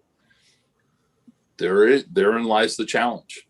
But I think and that's why it helps to go back and look constructively, to make sure that just to keep us all honest and to keep the laws, more importantly, in the city more honest.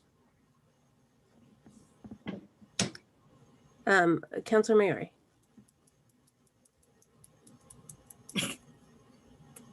Yeah, I really like the further study section as well, and I can see it was very dynamic. I would say, I would like to see some structural changes, perhaps, in how we go about this next time. I don't think these kind of really great ideas should have to leak out. I think they should be centered, and I think there's a way in which people get to a place of understanding equity in an ordinance that might, I don't know if it's that that from what I listened in on a few of the meetings, it's not that there's a misunderstanding about what an ordinance was. It was just about the process in which you look at equity, and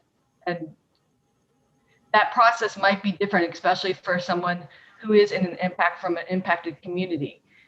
So we don't want to have that hegemony of kind of thought process around it. I guess I absolutely see how this was set up, and Attorney Seawald's role in that he was appropriately playing.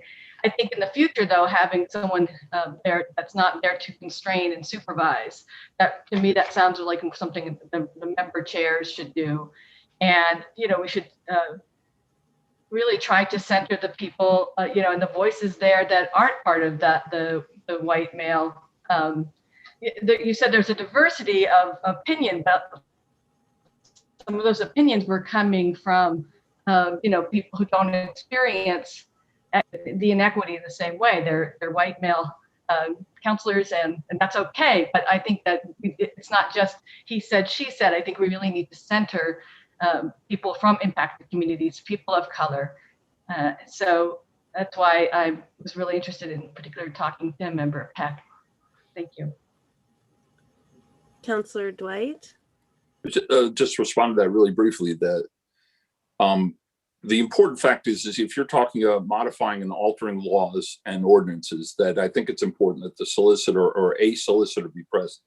I mean, I think it's good to have a free-formed conversation about bigger issues and get as much input as you can. But when it comes to the point where you're discussing and describing the modification and alteration of a law, it's important to have the solicitor there to make sure what you're talking Yeah, I about didn't is say it actually shouldn't allowed. be there. I didn't Okay. say it shouldn't be there. I just think you should play a different role. Okay. Okay. Oh, sorry. Megan, were you going to speak?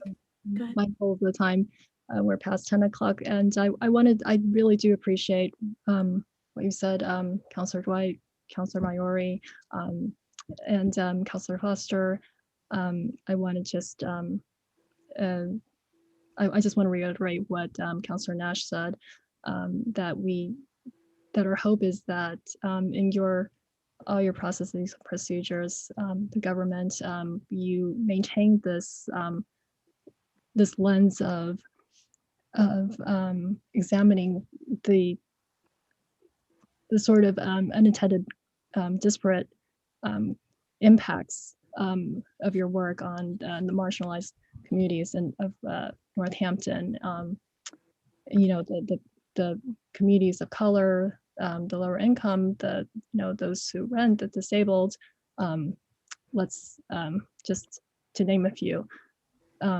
But I appreciate this opportunity and the experience, and I've learned quite a bit about how our city government works, and I really hope that others, other community residents who are not interested in elected office will also have such opportunities. Thank you. Thank you. Thank you. And thank you in particular to you, Megan and Jeff, for participating in this.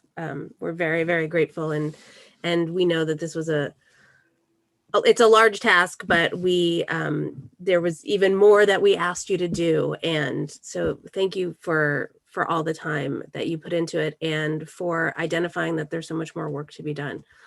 So thank you so much for all that you gave to this process. We're really very, very grateful. And thank you for the report. It's a really beautifully done report. I appreciated the methodology you used to try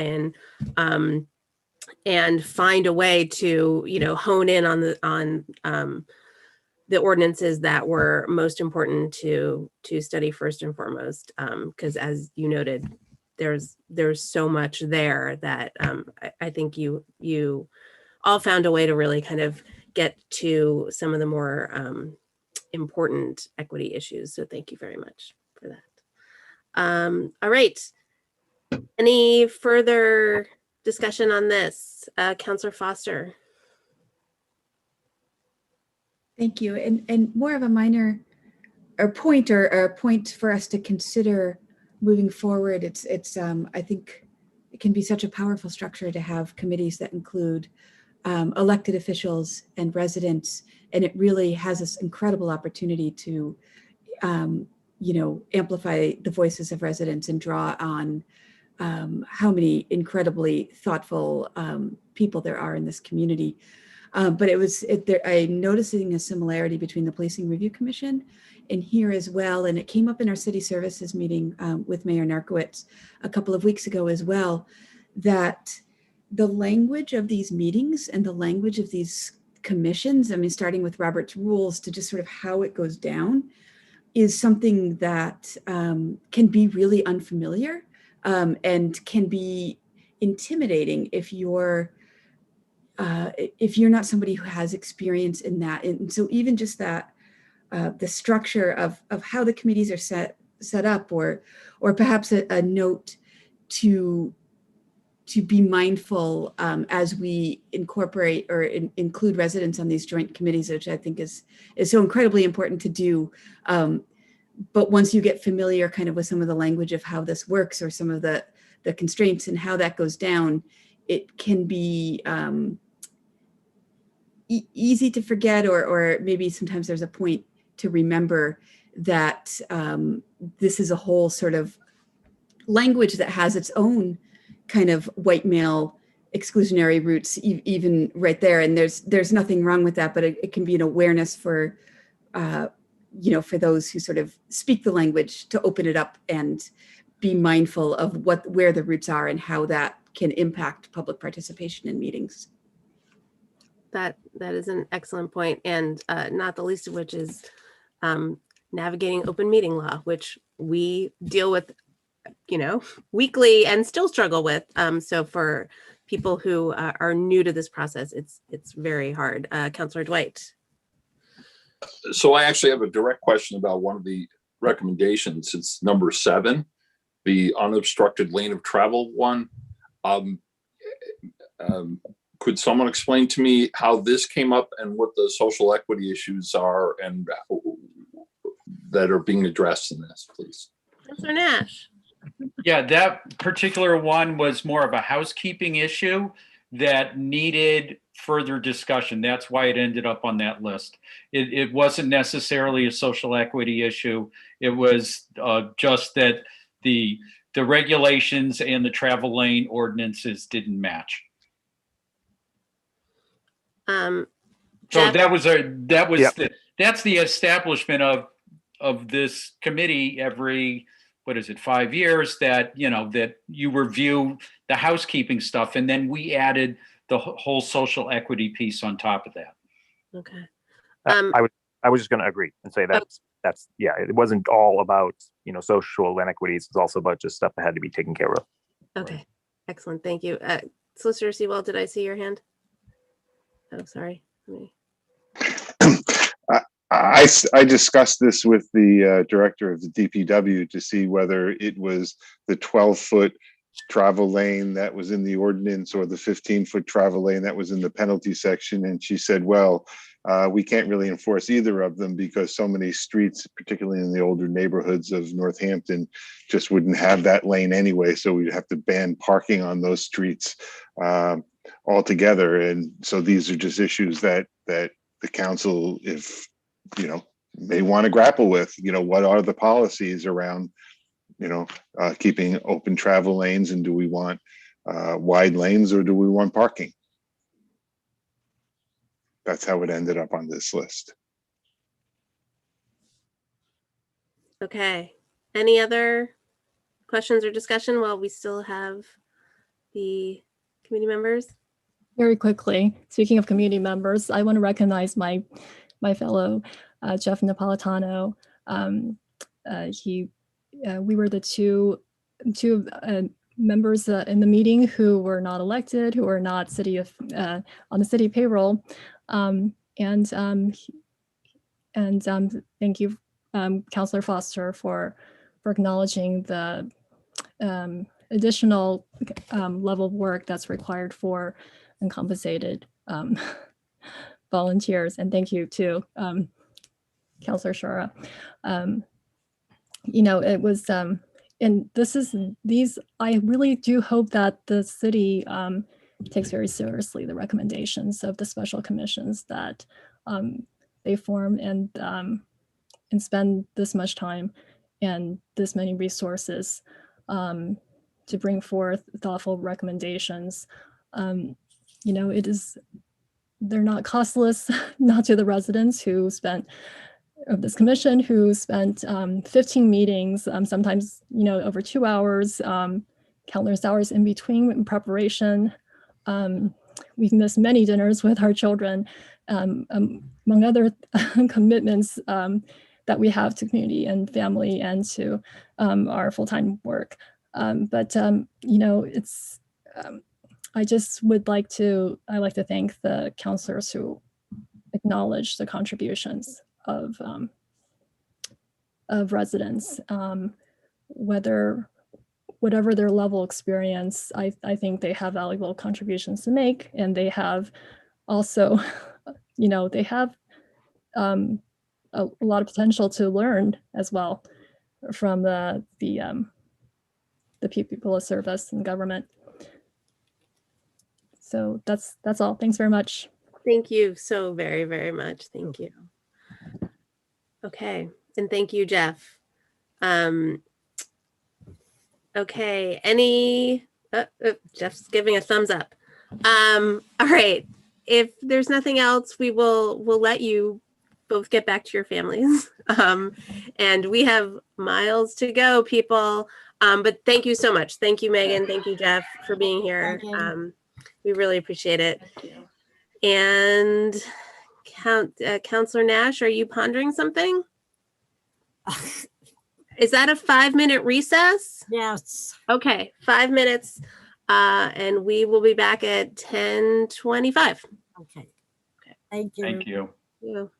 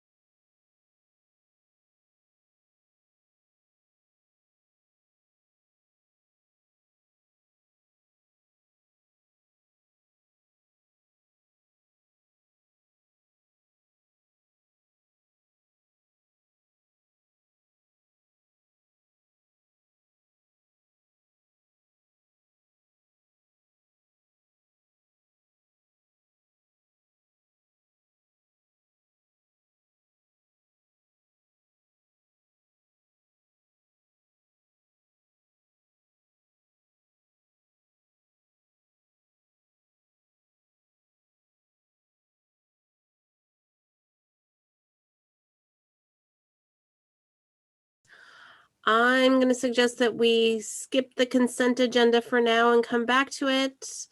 And let's please recess for finance. Laura, will you please call the roll? Counselor Labarge. Present. Counselor Shara. Here. Counselor Quinlan. Here. And Counselor Thorpe. Okay. So we sort of got the minutes late, so I don't know if people had a chance to see them or not. We could put them on the next agenda unless someone wants to make a motion. Sorry, say again. Councilor Labarge, what'd you say? I said, I read them. Okay. Counselor Quinlan, did you get to see them? Counselor, I did. You did not? I did. You did. Counselor Thorpe. Good. Okay, I'm so move to approve the minutes. Second it. motion made by Counselor Quinlan, seconded by Counselor Labarge. Any discussion on those minutes? Seeing none, roll call, please, Laura.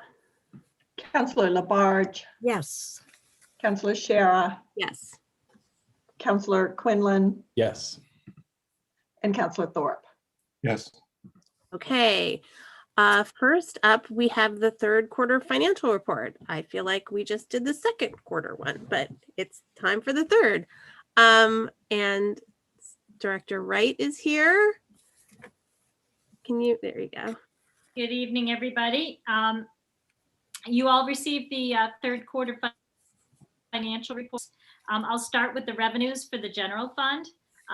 What I'd like to first say that while the revenues are definitely below where they normally would be if we weren't in the situation with COVID, they are on track and actually coming in slightly better than what we budgeted this year. So our revenues are coming in as expected. In some cases, a little better than we thought.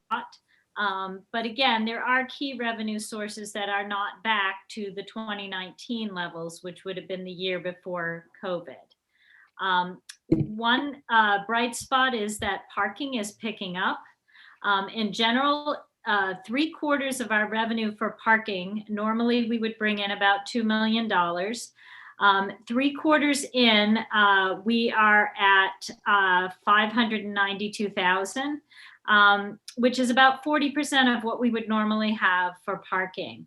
However, when I isolate just the third quarter, which is the last 3 months, we are actually at 54% rather than 40. So things are starting to improve. And I think if you've been downtown recently, you've seen the uptick in activity. So I'm optimistic that parking revenues are going to start to rebound, particularly with all the outdoor dining that has been set up.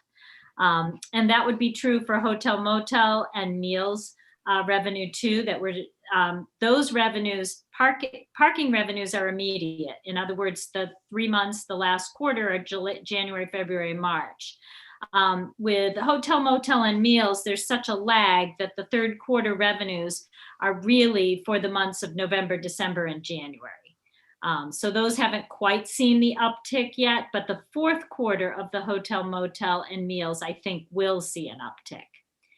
So if you look at the revenues for the general fund, right now, I've talked about some of our key revenue source. Adult marijuana excise is also right on track, actually slightly above what we budgeted.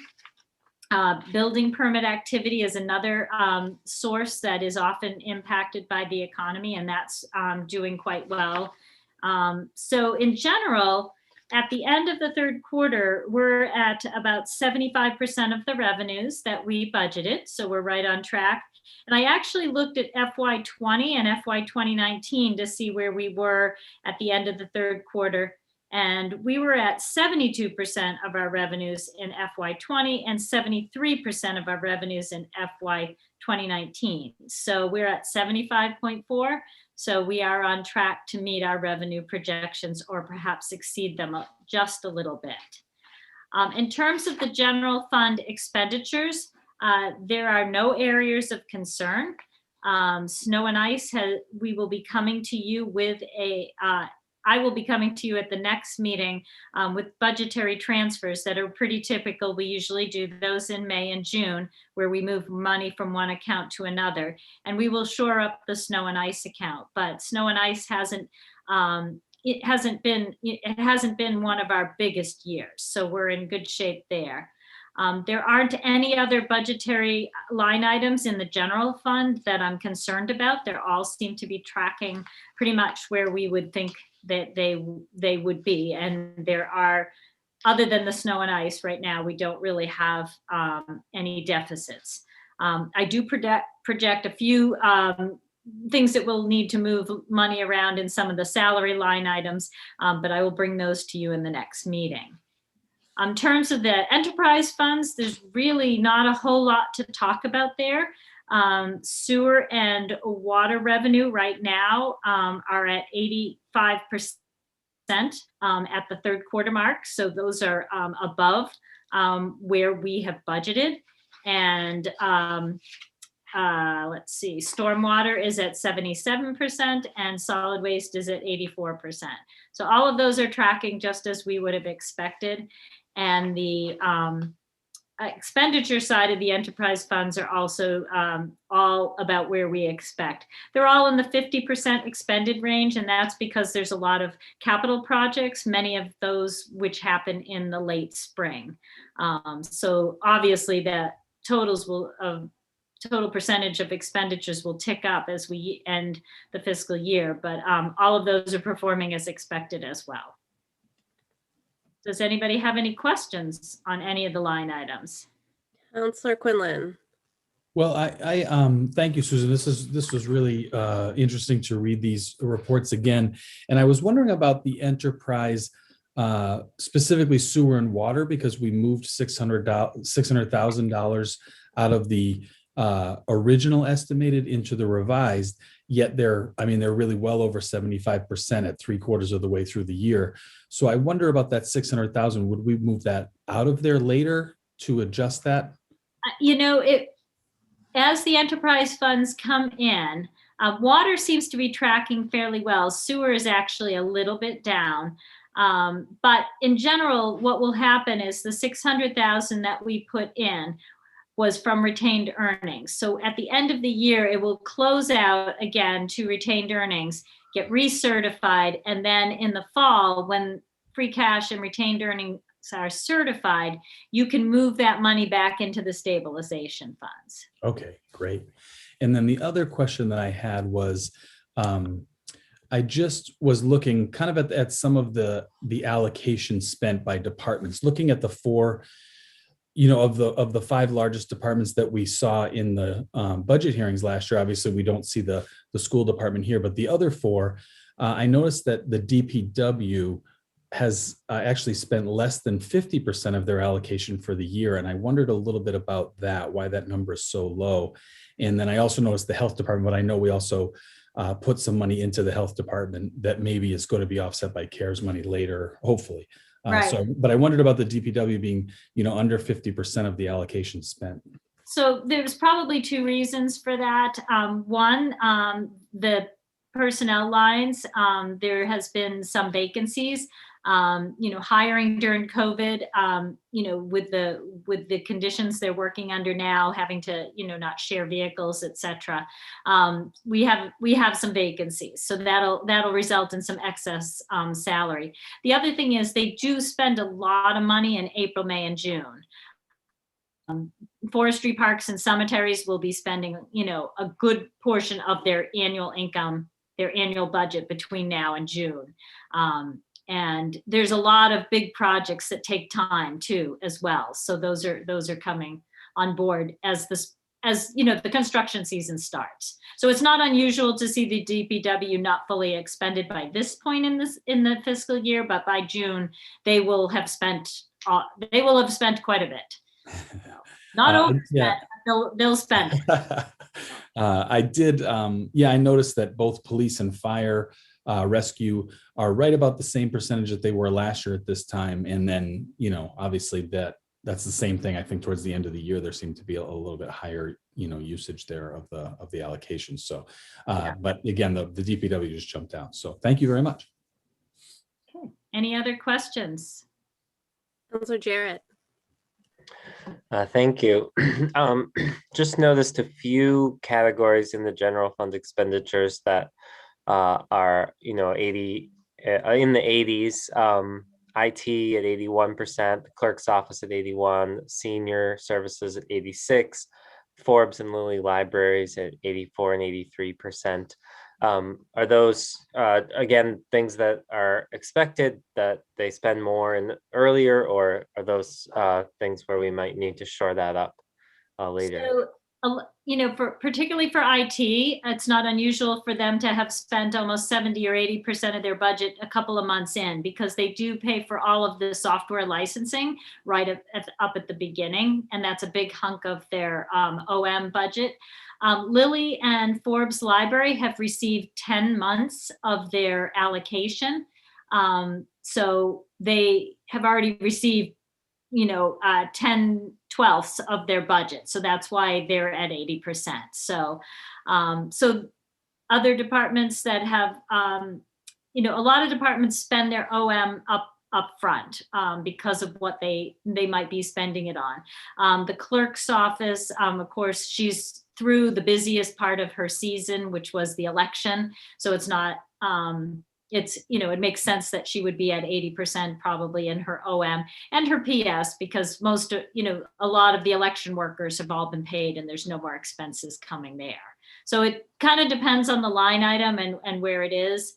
But I do track every payroll from January on. I do take all of the individual PS lines for all of the city departments in the general fund. And I do a projection after every payroll, looking at how many payrolls are left, what's been the average payroll for each particular line, whether it be overtime or salary. And so everybody's tracking pretty well. As I said, I will bring some adjustments to you at the next meeting, but mostly that's just going to be from one department to another. There's no overall overage that we need to be worried about.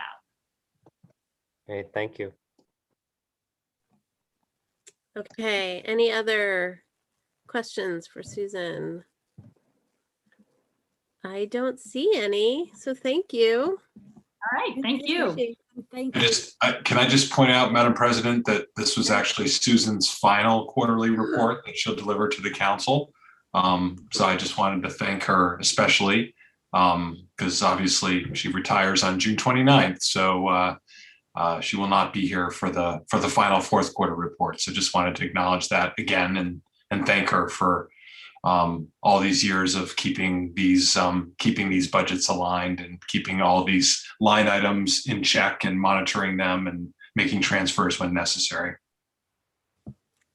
Thank you. And thank you for noting that for us. I think it's, I'm in denial that you won't be here for the fourth quarter reports, but thank you so much. But we will see you before. I'm here till the bitter end, so. Okay. Good. Thank you so much, Susan. Appreciate it. Okay. All right. So we are now moving into our financial orders, and we're at 21.244. In order to acquire and amend easements at the Mill River Greenway, Smith College.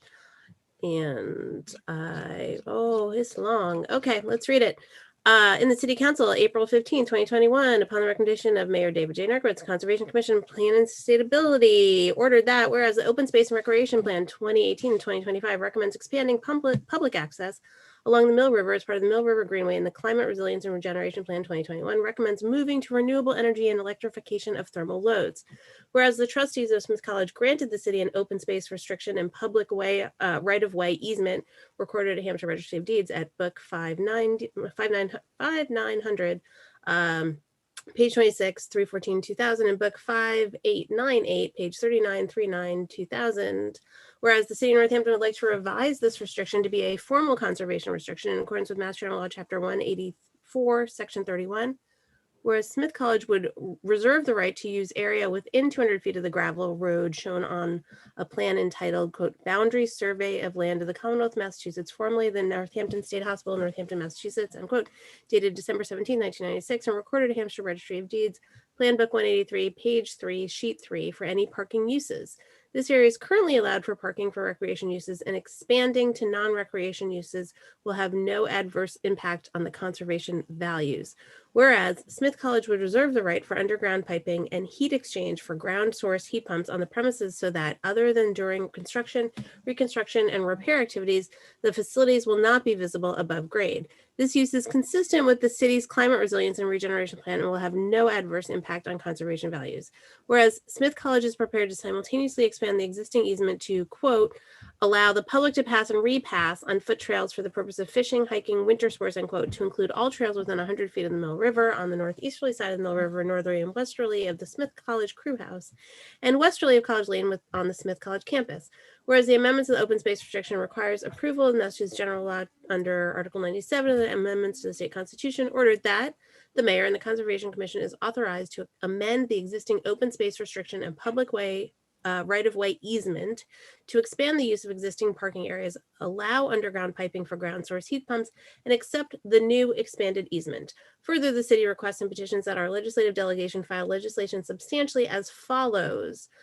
An act authorizing the city of Northampton to amend a certain conservation easement be enacted by the Senate and House of Representatives and General Court assembled and by the authority of the same as follows. Section 1, notwithstanding any general or special law of the country, the city of Northampton acting by and through its mayor and Conservation Commission may amend the open space restriction and public way right-of-way easement recorded at Hampshire Registry of Deeds Book 5900, page 26, and Book 5898, page 39, to allow any parking within 200 feet of the gravel road shown on a plan entitled Boundary Survey of Land of the Commonwealth of Massachusetts for the Northampton State Hospital, Northampton, Massachusetts, dated December 17, 1996, and recorded at the Hampshire Registry of Deeds at Plan Book 183, page 3, sheet 3, and allow underground piping and heat exchange for ground source heat pumps, and to record the new restriction as a conservation restriction under the authority of Mass General Law, Chapter 184, Section 31, Section 2, as a condition and in consideration for the amendment to the easement as provided in Section 1 of this Act. And at the same time as such release, the city of Northampton, acting by and through its Conservation Commission, shall accept an expanded public right-of-way easement to allow the public to pass and repass on foot trails for the purpose of fishing, hiking, winter sports on all trails within 100 feet of the Mill River on the northerly side of the river, northerly and westerly of Smith College Crew House, and westerly of College Lane on the Smith College campus, Northampton. Move a positive recommendation, please. Second. Motion is made by Councilor Quinlan, seconded by Councilor Labarge. And who's here? Is Wayne? There you are. Hello. Hi, how are you? Well, how about you? Good. So I'll do this quickly. It's a lot of words, but it basically does two things. I guess I should preface by saying Smith is being very generous with us, and we're very pleased. So what we'd be doing this is giving two rights to Smith. One is they want the ability to park in the gravel area, sort of on both sides of the fence, the bottom of the hospital hill. As a practical matter, they're already doing it. The easement allows parking for recreation use. It doesn't allow it for non-recreation use. We haven't really enforced that. So it's mostly used by recreation users. But during snow emergencies, Smith students park down there. During construction projects, construction crews park down there. So we would, in essence, be blessing what they're already doing. So that's the first thing we'd be giving them. The second we'd be giving them is, if you read this, is more clear. Smith is committed to being carbon neutral by 2030. They're still exploring how they get there. So this isn't definitely what they're going to use, but one approach they might do is a massive system of ground source heat pumps. So you all know we have ground source heat pumps at the senior center, but this is ground source heat pumps on a massive scale to heat and cool the entire campus. So we'd be allowing them to do it. It would certainly be a construction period, but once the construction period is done, it wouldn't be visible. It'd be pipes underground. So those are the two things we're giving them, and I think they're things we either do already or we'd actually like them to do in the case of heat pumps. What we get is two things. The easement they gave us that protects Hospital Hill, they gave us 10 years ago, is only a 30-year easement. I figure I'd be retired by then, so I don't really care, but we'd like it to be permanent. So Smith is agreeing to, instead of an easement running out in another 20 years, to indefinitely, so it would basically be protected forever. All of Hospital Hill, all of Parcel K, which goes all the way back to the Mill River, would be protected forever. And then in addition, this is sort of the facts on the ground already, but if you go from the Crew House all the way up to Ward Avenue, about 80% of that walk is on Smith College property. They have never tried to exclude the public from doing it. But this would, we know things change. And this would, they basically be committed forever for public access. Well, it sounds like a win-win-win. Any questions, comments? Okay, I don't see any. So seeing none, how about a roll call and a positive recommendation, please? Councillor Labarge. Yes. Councillor Quinlan. Yes. Councillor Shara. Yes. And Councillor Thorpe. Yes. Great, that moves forward with the positive recommendation. Thank you so much, Wayne. And next we are moving into the CPA fund orders. So first up, we have 21.248 in order to appropriate CPA funds for historic Northampton collections storage. And this is upon the recommendation of the Community Preservation Committee in order that whereas Historic Northampton Inc. submitted a small grants application for Community Preservation Act funding to purchase appropriate collections storage for its ephemera, photograph, and research collections, whereas the collections yield important information about Northampton's history and are frequently accessed for research by community members, businesses, and nonprofits, whereas improved collection storage was a critical recommendation of the Massachusetts State Historic Records Board and will protect these resources for the future. Whereas on February 17, 2021, the Northampton Community Preservation Committee voted unanimously to recommend that $3,000 in Community Preservation Act funds be used to support this project. Now, therefore, be it ordered that $3,000 be appropriated from Community Preservation Act funding to Historic Northampton Inc. for purchase and installation of new collection storage, and that the grantee meets the conditions approved by the Community Preservation Committee, the Mayor, and the City Council. Specifically, $3,000 is appropriated from the CPA Historic Preservation Reserve account. Yes, I make a motion to, with a full positive recommendation to full City Council. Second. Motion's made by Councilor Labarge, seconded by Councilor Thorpe, and I know that Sarah is somewhere.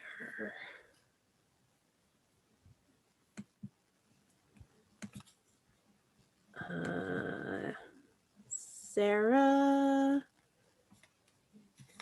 where are you? It looks like she's at her house. Can you guys see Sarah? Oh, there's Sarah. Sorry, All you're right. on another page. Hi. All right, here I am. Quickly before I get to this particular order, I am staff to the Community Preservation Committee, and the CPC is responsible for making recommendations to the City Council for how CPA funds should be spent in the 4 CPA program areas, and those are community housing, historic preservation, and open space and recreation. And the CPC is comprised of 9 members in total. 5 of them are appointed from the boards and committees that represent CPA funding areas. So 1 position each from Rec Commission, Planning Board, Conscom, Historical Commission, and Housing Authority. 2 appointed by the mayor and 2 positions elected at large. And for this round, the CPC began reviewing project proposals back in January. After extensive review that included applicant presentations, site visits that were both in person and virtual with some cool videos presented by some applicants, public comment sessions and deliberation, the CPC unanimously voted to recommend everything that's before you tonight that totals $338,750. And this historic Northampton collection storage item was recommended through the CPC's small grants program. And this is created just for discrete projects that have a $3,000 request or less. Historic Northampton's collections have grown over the years and expanded well beyond the museum's prior storage capabilities in the limited archives room that they've been using for a while. And this project will allow Historic Northampton to purchase new shelving, filing cabinets, and document boxes that will preserve the collections and also allow for better public access. Excellent, thank you. Any questions on this? Okay. I'm not seeing any on this one. So we already have this on the floor, right? Yes. So roll call, please, Laura, on a positive recommendation. Counselor Quinlan, Yes. Counselor Shara, Yes. Counselor Thorpe, Yes. and Counselor Labarge. Yes. Okay, that moves forward. And moving on to 21.249, in order to appropriate $120,000 in CPA funds toward habitat housing on Burt's Pit Road. Upon the recommendation of Community Preservation Committee, ordered that whereas Pioneer Valley Habitat for Humanity submitted an application for Community Preservation Act funding for the creation of 3 energy efficient affordable homes on Burt's Pit Road. Whereas Habitat for Humanity has an excellent record of creating housing throughout the Pioneer Valley, and whereas the project has wide community support, leverages funding from many other sources, and utilizes volunteer labor. Whereas the homes will be permanently restricted to individuals and families earning 60% of area median income or below. Whereas on April 7, 2021, the Northampton Community Preservation Committee voted unanimously to recommend that $120,000 in Community Preservation Act funds be used to support this project. Now, therefore, be it ordered that $120,000 be appropriated from Community Preservation Act funding to Pioneer Valley Habitat for Humanity for the Broughton's Meadow Small Home Project, and that the grantee meets the conditions approved by the Community Preservation Committee, the Mayor, and the City Council. Specifically, $39,525 is appropriated from CPA budgeted reserve, and $80,475 allocated from the CPA Affordable Housing Reserve. Yes, I would like to make a motion with a positive recommendation to full city council.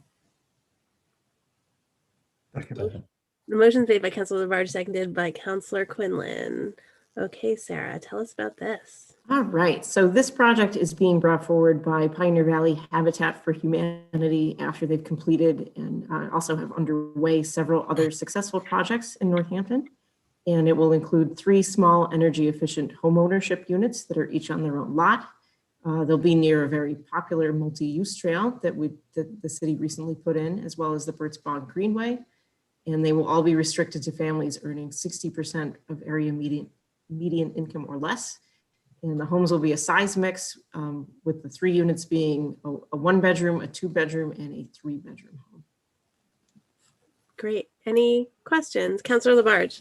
Yes, there was a meeting with the CPA Commission, and I was unable to attend that because I had to be at the hospital. But I would just like to read a little bit about the seriousness about affordable housing. As a city councilor, I feel that building 1, 2, 3-bedroom homes is creating a variety of ownership opportunities for those that would not be able to afford a home on their own. And as long as I've been a city councilor, I have heard many, many strong voices asking for more affordable housing in our city. On my ward on West Stanton Road, and I'm just giving an example about Habitat for Humanity and what they've done and what I have agreed and supported for a long time. On my ward on West Stanton Road, where I live, I have Habitat for Humanity housing, which was put in several years ago, 2 units of condos and 2 other units with 2 condos, each for a total of 6 units. And it's the best thing that could ever happen. We're a community of itself, absolutely beautiful. I was in full support of making that happen with Habitat for Humanity and with the Planning Department and the Community Preservation Committee. And also the city councilors in full support of surrounding neighbors. And our councilor Dwight was right there with me on making it happen also. I am also very proud to say that for an investment by the city of CPA funds for only $40,000/unit, 3 new permanent affordable green ownership units will be created for a total of $120,000. The $120,000 is going to be used toward the construction expenses to build the 3 houses. The CPA grant that we are talking about tonight will definitely help us to respond to the many, many people who are asking to make homes affordable for low income populations. And I do have a breakdown of that, of the regulatory agreement that with Habitat with the City of Northampton and the Department of Housing and Community Development sets the following maximum sale prices: 1 bedroom at $170,000, 2 bedrooms at $180,000, 3 bedrooms at $190,000. I mean, this is absolutely wonderful, wonderful. I have many homes on my ward that could sell for $800,000, $2 million, or whatever. And the more I keep pushing, and there's land and we can get that affordable housing in there, it's right here, because I want to make it happen throughout the city. It's very, very valuable. So I have to say that Pioneer Valley Habitat for Humanity always commits to putting deed restrictions on the homes built in this project so that the affordable housing dollars invested will not be lost and the home can remain affordable in perpetuity. In a city where the median home price was recently quoted as being $310,000, this is an important safeguard for having diverse and inclusive residential neighborhoods. Habitat in the City of Northampton have already signed a regulatory agreement committing these units to be permanent affordability, and that is extremely valuable. The Broughton's Meadow Homes plan to sell for $120,000 through $175,000, highlighting the smaller energy efficient homes are possible in Northampton at affordable prices. One good thing about building these Broughton Meadows homes is the location. Selected is access to existing walking trails, which I supported 100%, which if they have children, they'll be able to take the trails, go up through Sandy Hill, go up and take the trail and get themselves into Ryan Road School. We have an excellent plan here, and I support this. I support this 100%. Thank you. Thank you. I too am thrilled about these homes. Any other comments? Okay, seeing none, roll call please on a positive recommendation, Laura. Thank you. Ashara, Yes. Councillor Thorpe, Councillor Labarge, Yes. and Councillor Quinlan. Yes. Okay, that moves forward, and we're at 21.250 in order to appropriate $14,500 in CPA funds to Lilly Library Stair Repair Project. Ordered that whereas Lilly Library submitted a CPA application for Community Preservation Act funding to conduct critical structural repairs to the historic entrance to the library, whereas all work will be consistent with the Secretary of the Interior standards for the treatment of historic properties, whereas Lilly Library is an institution that has been an essential component of the Flores community for over 130 years, and this project will maintain the historic nature while ensuring continued functionality of the building. Whereas on April 7, 2021, the Northampton Community Preservation Committee voted unanimously to recommend that $14,500 in Community Preservation Act funds be used to support this project. Now, therefore, be it ordered that $14,500 be appropriated from Community Preservation Act funding to Lilly Library for the stair repair project, and that the grantee meets the conditions approved by the Community Preservation Committee, the Mayor, and the City Council. Specifically, $14,500 is appropriated from the CPA Historic Preservation Reserve.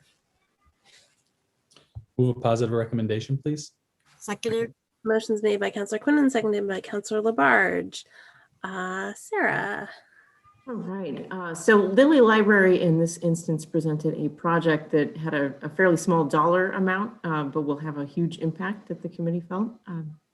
So the stairs were the main entrance to the library until 2005, when it was renovated for the first time since its original construction in 1890. The stairs were built using a masonry wall that supported the granite steps with just an aesthetic granite layer on top of the masonry, and the supportive masonry has now collapsed, which leaves only the granite veneer. So this project will correct that and retain the library's historic appearance and emergency exit. Oh, okay. Councilor Labarge. Yes.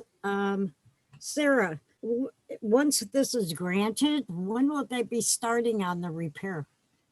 I believe that Adam Nova, the director, was hoping to start really quickly. I know they had some construction quotes and information and seemed really ready to go. Thank you. Thank you. Any other questions, comments? Okay, seeing none. Roll call, please, Laura. Councillor Thorpe, Yes. Councillor Labarge, Yes. Councillor Quinlan, Yes. and Councillor Shara. Yes, that moves forward with positive recommendation, and we're at 21.251 in order to appropriate $70,000 in CPA funds for historic preservation plan. Ordered that whereas the Office of Planning and Sustainability submitted an application for the Community Preservation Act funding for a creation of a historic preservation plan to identify historic and cultural resources, assess current status, recognize issues and opportunities to help ensure that those resources are protected. Whereas through a collaborative community process and analysis of resource data and community values, the plan will develop a vision, goals, priorities, and toolbox for preservation of priority historic and cultural resources, and will become a component of the city's sustainable Northampton Comprehensive Plan. Whereas on April 7, 2021, the Northampton Community Preservation Committee voted unanimously to recommend that $70,000 in Community Preservation Act funds be used to support this project. Now, therefore, be it ordered that $70,000 be approved in Community Preservation Act funding to the Historic Preservation Plan, and that the grantee meets the conditions approved by the Community Preservation Committee, the Mayor, City Council. Specifically, $5,891 is allocated from CPA Historic Preservation Reserve, and $64,109 is allocated from CPA Budgeted Reserve. Yes, I would like to make a positive recommendation to full City Council. Motion's made by Councilor Labarge, seconded by Councilor Thorpe. Sarah. Okay, so historic preservation and cultural resource plans are incredibly important tools that include public input, resource identification, priorities and needs, and an action plan developed from those that help to achieve a community's goals. Northampton has never had a full historic preservation plan, and the CPC agreed with the Historical Commission and Office of Planning and Sustainability that this should be a priority item that really needs to be funded. And from the CPA perspective, all of the other funding areas, so affordable housing, open space, and recreation have at least one long-term guidance document, whereas the Historical Commission does not. So creating this for historical preservation will fill a really needed gap. Okay. Any questions? Councilor Nash, then Councilor Jarrett. Thank you. Sarah, in terms of this plan, you're familiar with the discussions we've just been having around St. John Cantius and also St. Mary's, and how to preserve those structures. Right now, St. John's doesn't have any historic criteria to preserve it by. And would this plan help develop criteria for cases like St. John Cantius? Yeah, I mean, a historic preservation plan will help identify the important needs of the community and what they really feel should be protected and where that funding should be spent, which is really something that's lacking now. And the structure that the Office of Planning and Sustainability and Historical Commission have put forward by including this in the overall Sustainable Northampton Plan won't limit that just to historic preservation, but will also bring in planning board and central business architecture and other mechanisms to make sure that actually happens. Okay, thank you. Councilor Jarrett, right? Did you raise your hand? Thank you. I just wanted to speak in favor of this. I think that, with the increasing development pressures that are resulting in demolitions of houses, I think this and other buildings, it's an important step to better understand their history and decide what we should preserve. And, there's overlap also because from an energy perspective, preserving and upgrading older homes and buildings is a better choice. It takes decades for the lower energy costs of new construction to outweigh the embodied energy of that construction. So just in favor of this. Thank you. Thank you for that perspective. Other comments? Okay, seeing none, roll call please on a positive recommendation. Councillor Labarge. Yes. Councillor Quinlan. Yes. Councillor Shara. Yes. And Councillor Thorpe. Yes. Okay, that moves forward. And we're at 21.252 in order to appropriate $21,250 for Damon House Shepherd Barn project. Ordered that whereas Historic Northampton Inc. submitted a CPA application for Community Preservation Act funding for restoration of the Damon House roof line balustrade and for a structural analysis of the Shepherd Barn. Whereas all work will be consistent with the Secretary of the Interior standards for the treatment of historic properties, whereas CPA funds will be used to help secure an important historic resource that is valued by the community and the region on which the city holds a permanent preservation restriction and will expand Historic Northampton's public programming opportunities. Whereas on April 7, 2021, the Northampton Community Preservation Committee voted unanimously to recommend that $21,250 in Community Preservation Act funds be used to support this project. Now, therefore, be it ordered that $21,250 be appropriated from the Community Preservation Act funding to Historic Northampton, Inc. for the Shepherd Damon project, and that the grantee meets the conditions approved by the Community Preservation Committee, the Mayor and City Council. Specifically, $21,250 is appropriated from the CPA Historic Preservation Reserve. Make a positive recommendation to full city council. Second. Motion made by Councilor Labarge, seconded by Councilor Thorpe. Sarah, please tell us. All right, so these funds will allow Historic Northampton to restore the balustrade that surrounds the roofline of the 1813 Damon House, as well as complete a technical and structural analysis of the 1805 Shepherd Barn prior to its preservation and restoration, as well as eventual opening to the public with unique displays and some fun stuff in there. The balustrade is a replica, but it was an important original component of the building, and it's critical in preserving the house's historic appearance. And I don't know if anyone has looked up as they're entering downtown lately, but it's not in good shape. So Historic Northampton pointed out that this is an important thing to do to welcome people to downtown on Bridge Street. And the Shepherd Barn project will protect the structure from harm or destruction in the future. Okay, questions, comments? All right, I am not seeing any, so roll call please, Laura, on a positive recommendation. Councillor Quinlan. Yes. Councillor Shara. Yes. Councillor Thorpe. Yes. And Councillor Labarge. Yes. Okay, that moves forward and we're at 21.253 in order to appropriate $60,000 in CPA funds for Mill River Greenway Beach project. Ordered that whereas the Northampton Conservation Commission and the Office of Planning and Sustainability submitted a CPA application to acquire a 3.3 acre parcel along the Mill River in Leeds, abutting the existing Mill River Greenway, which includes recreational opportunities for all seasons. Whereas subject to the city's successfully negotiating a conservation restriction that which contains an adequate private party maintenance agreement. Laura, I think you're sharing the wrong screen. Sorry. It's okay.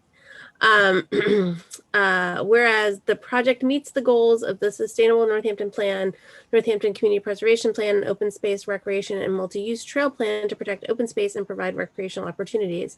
Whereas on April 7, 2021, the Northampton Community Preservation Committee voted unanimously to recommend that $60,000 in Community Preservation Act funds be used to support this project.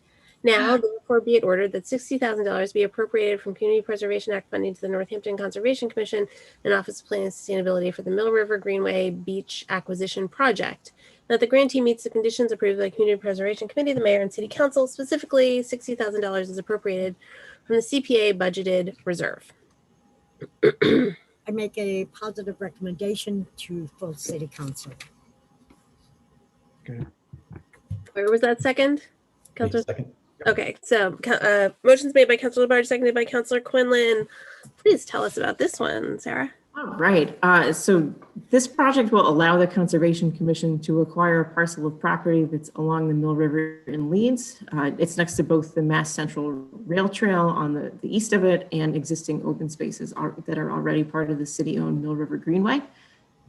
It's known recently as the owner unknown parcel, since it's had no active ownership since at least the early 1900s, if not before that. An acquisition will create public access and allow for a thorough cleanup of both historic and recent trash, and allow the Conservation Commission to install signage, benches and trash receptacles and pad. A permanent conservation restriction, as with all CPA funded open space acquisitions, will also be placed on the property to ensure that it remains an open space and recreational resource in perpetuity. And this one in particular will include provisions to address trash disposal, cleanups, and stewardship moving forward. Well, this is good news. Councilor Maori.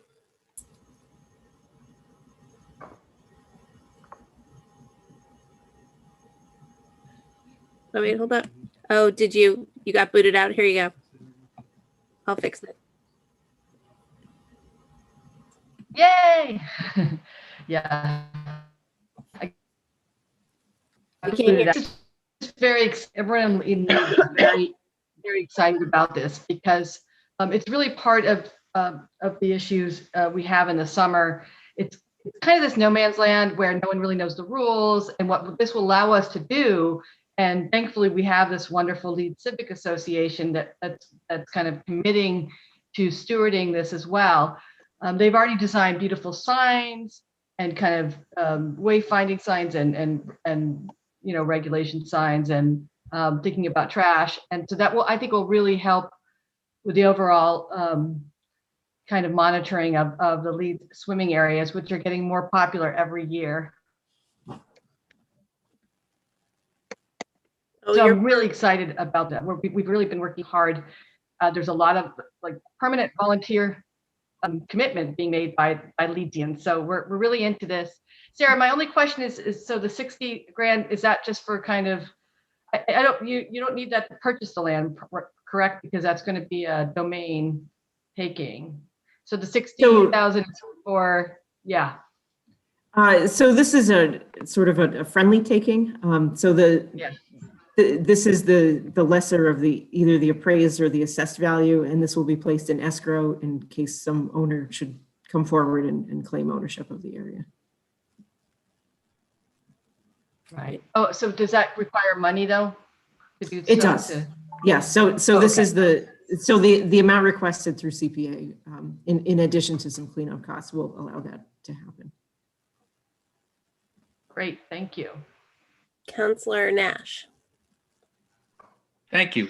So Sarah, maybe I'm just a little tired and you said it, but where precisely is this piece of property?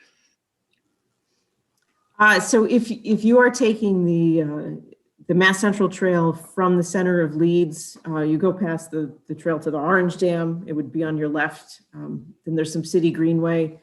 A little farther up, there's probably the nicest piece of beach where people really like to hang out, and that's this parcel. And it's about where the connection from the Grove Avenue Trail comes in. Okay, thank you. Very helpful. Councilor Thorpe. Oh, you're muted.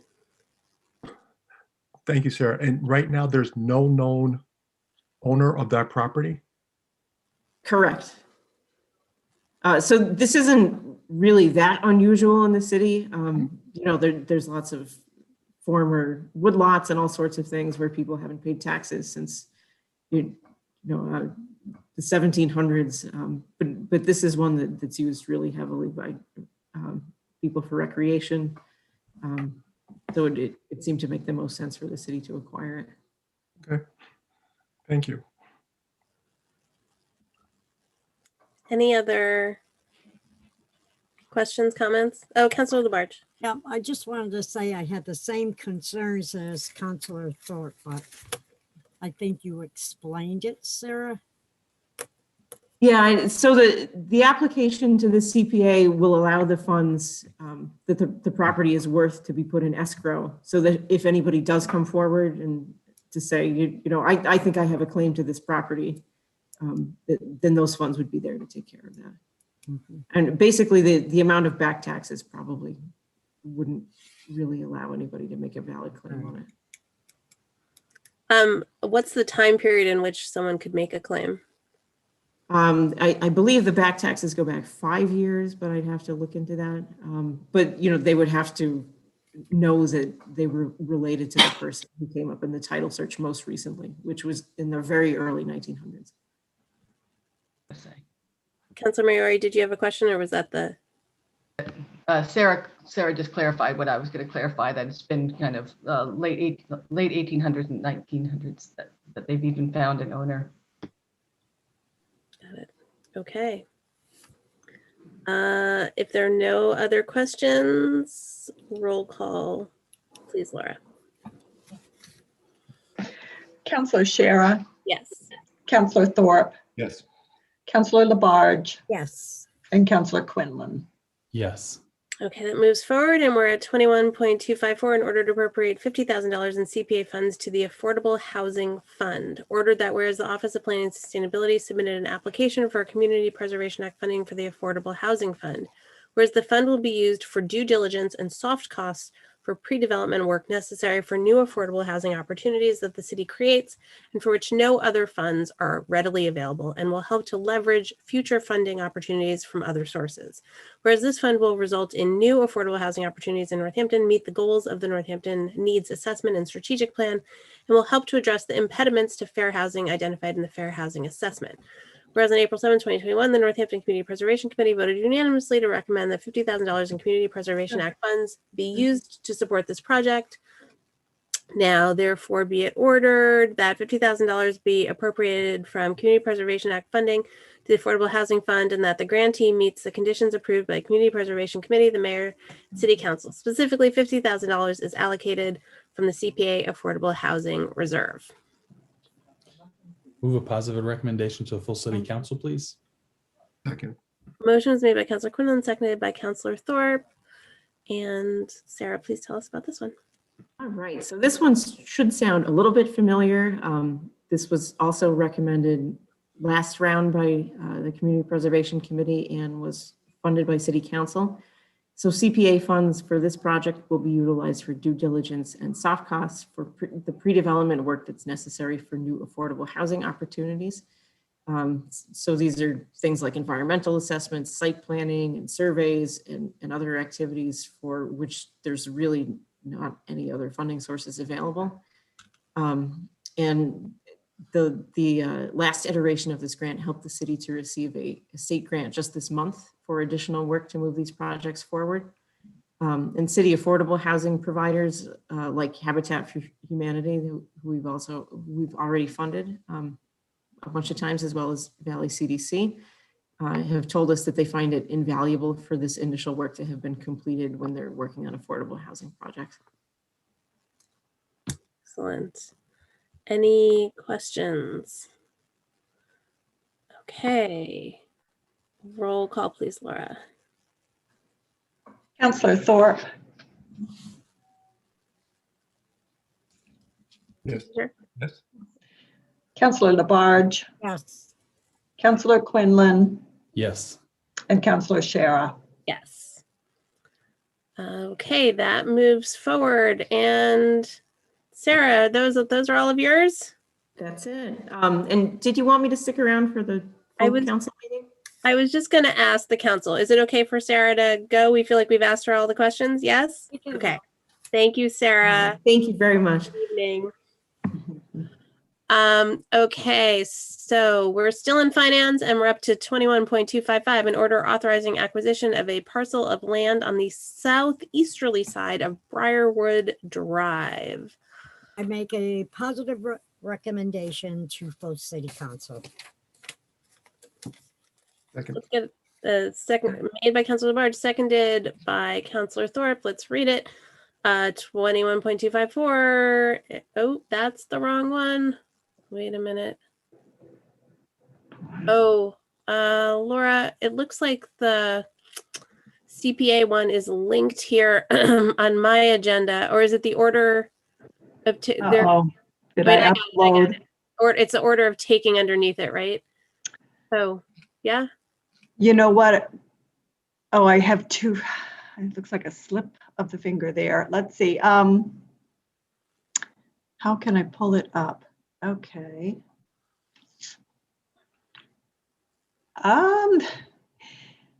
Unfortunately, I'm not logged on to my computer that's linked to the shared files. I apologize. We've got it. Oh, thank goodness. Got it. Okay, Mayor Narkowitz, could you make it a wee bit bigger for me? Is that possible? Thank you. All right. 21.256, in order waiving right of first refusal regarding 2.93 acres off of Kennedy Road and releasing tax lien. Whereas a certain parcel of land off of Kennedy Road. Sheila Louise. this is I'm a sorry. different one, actually. I think it's 21255 that we're looking for. All right. Okay, thank you. All right, we'll come back to this one. Or we could do you want, okay. We could do that one first. It's almost already read. I don't want to just read it. Because it's not there anymore. Oh, I can put it up myself. Okay, while we're working on that one, let's do this one. I'll put up myself. Okay, here we go. Where was I? Consisting of 2.93 acres, more or less, has been tax classified as agricultural land pursuant to Mass General Law, Chapter 61A. The parcel is subject to a lien recorded in the Hampshire Registry of Deeds in Book 2413, page 775. And whereas title to the parcel is held by Robert A. Borowski and Ann M. Borowski, pursuant to a deed recorded in the Hampshire Registry of Deeds in Book 7156, page 275, and whereas the conveyance of a property held and taxed pursuant to Chapter 61A gives rise to a first option to purchase that may be exercised by the city to purchase such property, and whereas the parcel is under a purchase and sale agreement for conveyance to abutting property owners Cheryl Fabiano and Michael Henderson of 141 Kennedy Road, Leeds, Massachusetts, and whereas the Department of Planning and Sustainability has advised that the city not exercise its right of first refusal. Ordered that the City Council hereby waives the first option to purchase the parcel consisting of 2.93 acres, more or less, off Kennedy Road, Leeds, Massachusetts, and releases the lien thereon as set forth in the Hampshire Registry of Deeds, Book 2413, page 775, and the City Council authorizes the mayor to execute all instruments reasonably necessary to effectuate this order. Okay. Move a positive recommendation. Second. Motion is made by Councilor Quinn, seconded by Councilor Thorpe. And Wayne, we're going to talk about this one? Sure. I mean, so people get reduced taxes. It's a current use taxation program if they keep their land in recreation, forestry, or agriculture. In return for that, we have a right of first refusal to buy that land when it comes out. We look at those carefully and always look at, is there any public use, affordable housing, municipal use, open space? And this one didn't meet any of those criteria. And in any case, the price was pretty high for it. So we're recommending against the city exercising its right. Okay. Councilor Labarge? Yes, Council President, I don't have that on my agenda. I do not have that number on my agenda. J on the finance, it's letter J, 21.256. Laura? That was added late in the day on Tuesday after Councilor Labarge had picked up her packet by special request of the city attorney. Okay. I apologize, Councilor Labarge. That's fine. Any questions about this? Okay, seeing none, roll call, Laura. Councilor Labarge. Yes. Councilor Quinlan. Yes. Councilor Shara. Yes. And Councilor Thorpe. Yes. Okay, that moves forward, and we are going back up to 21.255, which hopefully has been located. I have it from my email inbox as it was originally sent to me, so it doesn't have the number on it, but I can pull up the right one here. There we go. So as you can see, it was given the number 21.255, but got it. Okay, is it possible to make it a little bit bigger? Maybe not from there. I'm gonna come in close. Okay. This is an order authorizing acquisition of a parcel of land on the southeasterly side of Briarwood Drive. Whereas the parcel subject to this order is located on the southeasterly side of Briarwood Drive and is shown on a plan of land entitled, quote, Plan of Lots in Northampton, Mass, owned by Edbert Homes, Inc., quote, dated July 12, 1965, and recorded in the Hampshire Registry of Deeds in Plan Book 67, pages 94 to 95 of the plan, being the southerly 1/3 of lot 31A on the plan of the parcel. And whereas the parcel excludes that portion of lot 31A that is shown on the plan entitled Plan of Lots in Northampton, Mass, owned by Edbert Homes, Inc., dated April 1964, and recorded in the Hampshire Registry of Deeds and Plan Book 65, page 56A, also shown thereon as Lot 31A. And whereas the parcel abuts the property of the R.K. Finn Ryan Road Elementary School, and whereas the owner of the parcel, Egbert Homes, Inc., was involuntarily dissolved by order in the Secretary of the Commonwealth in 1979, and whereas the parcel is subject to an existing tax lien for unpaid taxes that exceed the value of the parcel, and whereas the parcel contains the layout of a city sewer line, and whereas the parcel would enhance access to the abutting school property from the neighborhood shown on the plan. Now, therefore, be it ordered, the City Council hereby authorizes the acquisition by purchase, gift, eminent domain, or otherwise of the parcel described above in for access to and egress from the land of R.K. Finn Ryan Road Elementary School. Make a positive recommendation to full City Council. Second. Motion made by Councilor Barge, seconded by Councilor Quinlan. Okay, Wayne. So this is part of a broader project of encouraging safe routes to school and reducing students' walking distance so that fewer parents drive their kids and more kids exercise and don't waste gas to get to school. This is an existing shortcut that's been in the Ryan Road neighborhood for years, probably since the school was built. But we've never owned the land. We've never had formal rights to it. And so as part of our normal review of tax title, we came across this and thought it would be a great opportunity for a shortcut. Students are already using this. The principal of Ryan Road School is very supportive of this, and she hopes this goes forward. This would both legalize that access, but also give us the right to make some minor improvements. Students, frankly, wander on this property and wander to the neighbor's property. Sometimes the property is wet. We don't intend any significant amount of improvements, but we'll probably mark it so people know where the boundary is, and maybe make some minor trail improvements to make it easier for students to walk. Great. Councilor Labarge. Yes. Wayne, when was it? Like a year and a half, 2 years ago, we had a meeting with Mr. and Mrs. Bombard in regards, because I had client complaints about that area not being taken care of and so forth like that. And knowing that it was, nobody could find the owner at all. And they researched for several years to attempt to try to find him. So anyways, I think this is great. I think it's an opportunity, and we know that Sarah Maiden, the principal, is in and agrees with us on this. When Wayne and I did that site visit with the Bombard, Sandy and her husband, they were very pleased about it, because we will have that responsibility of that site and making sure that there's due respect, that the children, no matter what, if they're riding on their bikes or anything, that they don't go on to the Bombard's property. And I think with the principal there and the teachers who I know, that there will be respect given on that. So I agree with this. I think it's the best thing that could happen.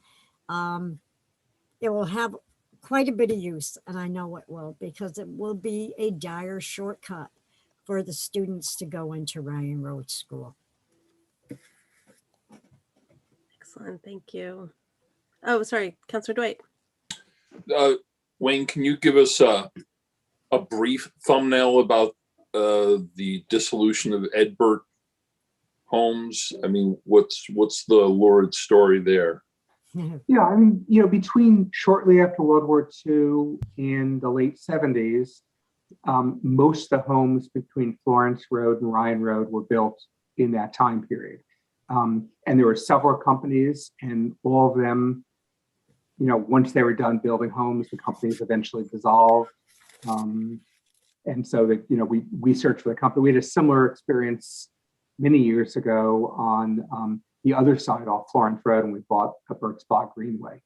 That these companies they had a living based on building Federal Housing Authority and Veterans Administration homes. When those programs ended, they didn't stay in business that long afterwards. And who holds the tax liability? So this dissolved company still holds the tax liability. So those taxes have just been accumulating. The property is not worth very much. We're not talking about big tax dollars.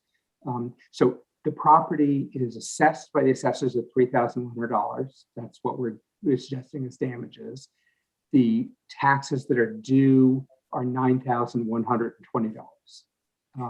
If you remember, City Council at the mayor's request appropriates money as a capital improvement for us to buy land and tax title. So we will write a check for $9,120, but we'll write it to ourselves. So Right. it'll come out of capital improvements and go into general revenue for free cash. So you lose the use of the money for a year, but otherwise there's no cost to the city. Thank you. How much are the taxes, Wayne, yearly? Since what? What year? 19 what? I don't have that in front of me. I mean, it's $9,122 and it's been at least 20 years. So not a lot per year. More of that is interest than it is actually principal. No, that's what I did. I mean, roughly if the property is $3,000 a year, you're talking about, $4 or $40. I'm sorry, $40. Okay, are there any other questions or comments on this? Seeing none, roll call, please, Laura. Councillor Labarge, Yes. Councillor Quinlan, Yes. Councillor Shara, Yes. and Councillor Thorpe. Yes. Okay, we have come to the end of the finance agenda. Praise be. Move to adjourn finance. Motions made by Councillor Quinlan, seconded by Councilor Labarge. Councillor Labarge. Roll call, please, Laura, on adjourning. Councillor Quinlan, Yes. Councillor Shara, Yes. Councillor Thorpe, Yes. and Councillor Labarge. Yes. Okay, we are back in the full council. Let me find where we are. Also, I will ask if we can indulge. We just did the hard work on those financial orders, so let's skip them for now. And let's, I'm scrolling. Let's go down to what some people are still here for, which is we're going to go into financial orders on second reading. D 21.237 in order to appropriate free cash $400,000 to animal control facility. Move to approve. Second. Motion made by Councilor Labarge, seconded by Councilor Dwight. Okay, discussion on second reading. Mayor Narcoitz is here. I'll lead off. Mayor Narcoitz, can you just explain what the appropriation of, again, what the appropriation of this free cash does for this project? Sure. Yeah. As the order outlined, this is to provide additional supplemental funding to a previously funded capital project that would help cover the full design and estimated construction costs. And so, we've, as I described at the last meeting, and I'm happy to recount tonight, we sought money for this much needed facility, and we've been on a bit of an odyssey of trying to locate the best possible location for it. Obviously, it still would be subject to hiring a designer and going through a design process. And then obviously going through all of the required permitting and site plan review with the planning board, et cetera. I can say that, with regard to this this project, as with a previous site that we looked at, an initial site we looked at. I have committed and been in touch with the ward counselor that I will hold I'll hold a neighborhood meeting on site, and we'll have, before we submit anything to the planning board, before we submit anything further. But once we have an opportunity to study and do a design and look at all the various issues, that we'll have a meeting with the neighborhood and give them an opportunity to understand it and give us some feedback. So really, this is just to complete the funding that we would need. But again, and as I think I said at the last meeting, I don't really want to expend funds on hiring a designer if we don't have the funding, the total funding for the project. I wouldn't want to expend those funds. So this would give us the proper funding that we need. Again, I talked about the site that we're looking at right now currently, but that's obviously subject to several other factors and a process that lies ahead and beyond just the city council appropriation. But suffice it to say, we need the facility, and so wherever we end up building it, these funds we think will provide us with what we would need to construct it. Okay, Councillor Nash. Thank you. Mayor, so what we're appropriating here is money for construction and for plans, but it's not as actually designating a location just yet. Is that correct?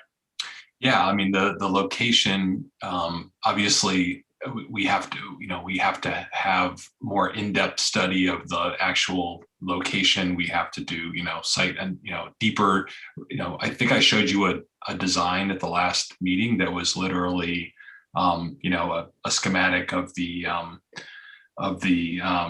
schematic of the facility that was sort of just dropped onto a map of the, of the site. It was a very rough, just a schematic sketch, basically. But we would engage, we would actually engage not only, designer services, which would be as required under Mass General Law. So it would be an architect, and they would work with a site plan, probably a firm. I don't know who that would be, although, Berkshire Design does a lot of this work. So, so we'd have to go through that process and deal with, look at issues like topography and wetlands and stormwater and all those kinds of issues. So, so that's, but I wanted to be upfront that this is, we are looking at a particular site, but again, until we go through the process and then ultimately have to figure out, whether it will be the proper site and cost-effective site. And then obviously we have to go through all the site plan review process, which could also, require changes or potentially, prohibitive changes that may not make it a viable site. So, yeah. And if I could ask another question, so that was just a generic kennel design. It's not a kennel design for that particular location or any location in Northampton. So it's a design that we, when we started this process of looking at what our needs were, and we took a look at, the size of the city and the number of calls and the number of animals that are either kept overnight or some cases fostered out and so try to just look at on average, what is the capacity that we would need, both for the averages, but also for, for the sort of the worst case scenario. And so we came up with, the number that we would need, 8 kennel spots for dogs, a cat room, and then a quarantine area for dogs that needed to be separated. And so, and we, David Pomerantz and Shayla actually toured a number of these facilities. I mean, we were familiar with the Amherst one, but toured, facilities in Southwick and Belchertown and a bunch of other, looked at a bunch of other. So, and then we got just a very basic design. It wasn't full designer services. It wasn't full, make us, biddable contract documents or anything like that. But we did work with somebody to say, help us take what we need and sort of put it on paper as sort of a schematic of what that might look like, but nothing, drawn to, contract bid type documents that you would be required, under bidding. So that's what it is. It's actually the same facility that we've looked at, so we kind of know the basic facility. I mean, it's a rectangle, it's a very basic building. And so we've used that sort of when we were looking at all the other sites. But it's one thing to do that, but then to actually, once you dig into it and start, engage an architect to actually draw and design the building, it might change slightly, but it's effectively going to be a rectangle and a one-story facility. And the layout will probably be very similar on the inside as what we're showing. But again, it's not a very complicated building. So that's what we've been using to sort of knowing the size of the building. That's what we've been using as in our search for potential parcels that could support it. And we've looked at both privately owned, we've looked at city owned, we've looked at every city department, looked at schools, looked at Smith Vocational, looked at some regional sites, looked at a number of sites, many of which I described at the last meeting. And so that's the process. Thank you. Councilor Labarge. Yeah, so Mayor, did I just hear you say you did look at all of the Smith Vocational properties already? I've had extensive conversations with Superintendent Lincoln Hoker, yes, and it's it was not something that was viable that we could do on their campus. I mean, long term, ultimately, Smith has been working on needing to replace some of its buildings, including some of its oldest buildings, which have major structural issues. And one of the things that's become more popular across the state in VOTech is vet tech programs that some communities have started. So, but it's not at this point of where they are and their space considerations, and then just the issues around the potential future building that may happen there. They wouldn't have a space that could support it at this point. So we definitely tried. We definitely looked there, and we looked at the DPW. We looked at the landfill, set 2 spots in the landfill, in the closed landfill area that ended up having challenges. And obviously we've looked at some private parcels, and there some of the issues were cost prohibitive in terms of the price that the parcel was available for. Sometimes and there are parts of the city that don't have access to sewer or water in some of these sites, so we have to do septic or some kind of a tank. And I think you were there at that meeting that I held originally about this, and I think the message was that and a lot of the concern there was about buying a private parcel. That was really the concern. There was people weren't too concerned about the kennel. They just didn't like the fact that we would be enriching the person who was developing a project that wasn't popular on that street. That was really what it came down to.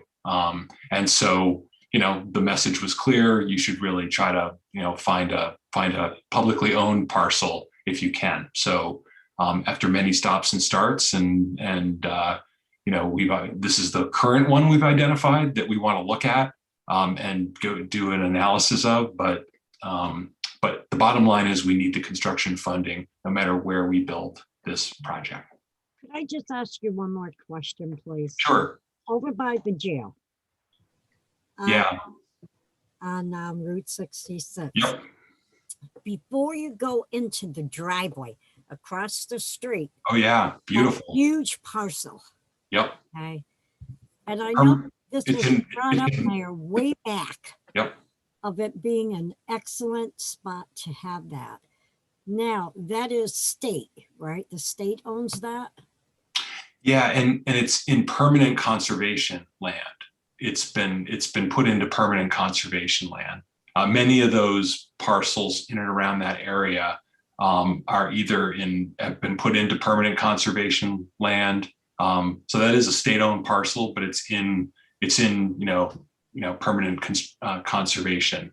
So it's not available for you wouldn't be allowed to build something like that on conservation land, as you know.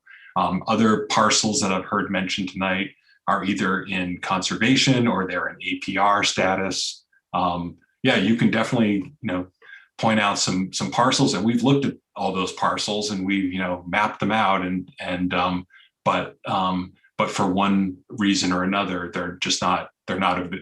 they wouldn't be eligible for this type of construction. And even above the jail, I mean, there is an open field there too. Above the jail, so between Can you go in the jail? Yeah, so I actually did talk with the sheriff.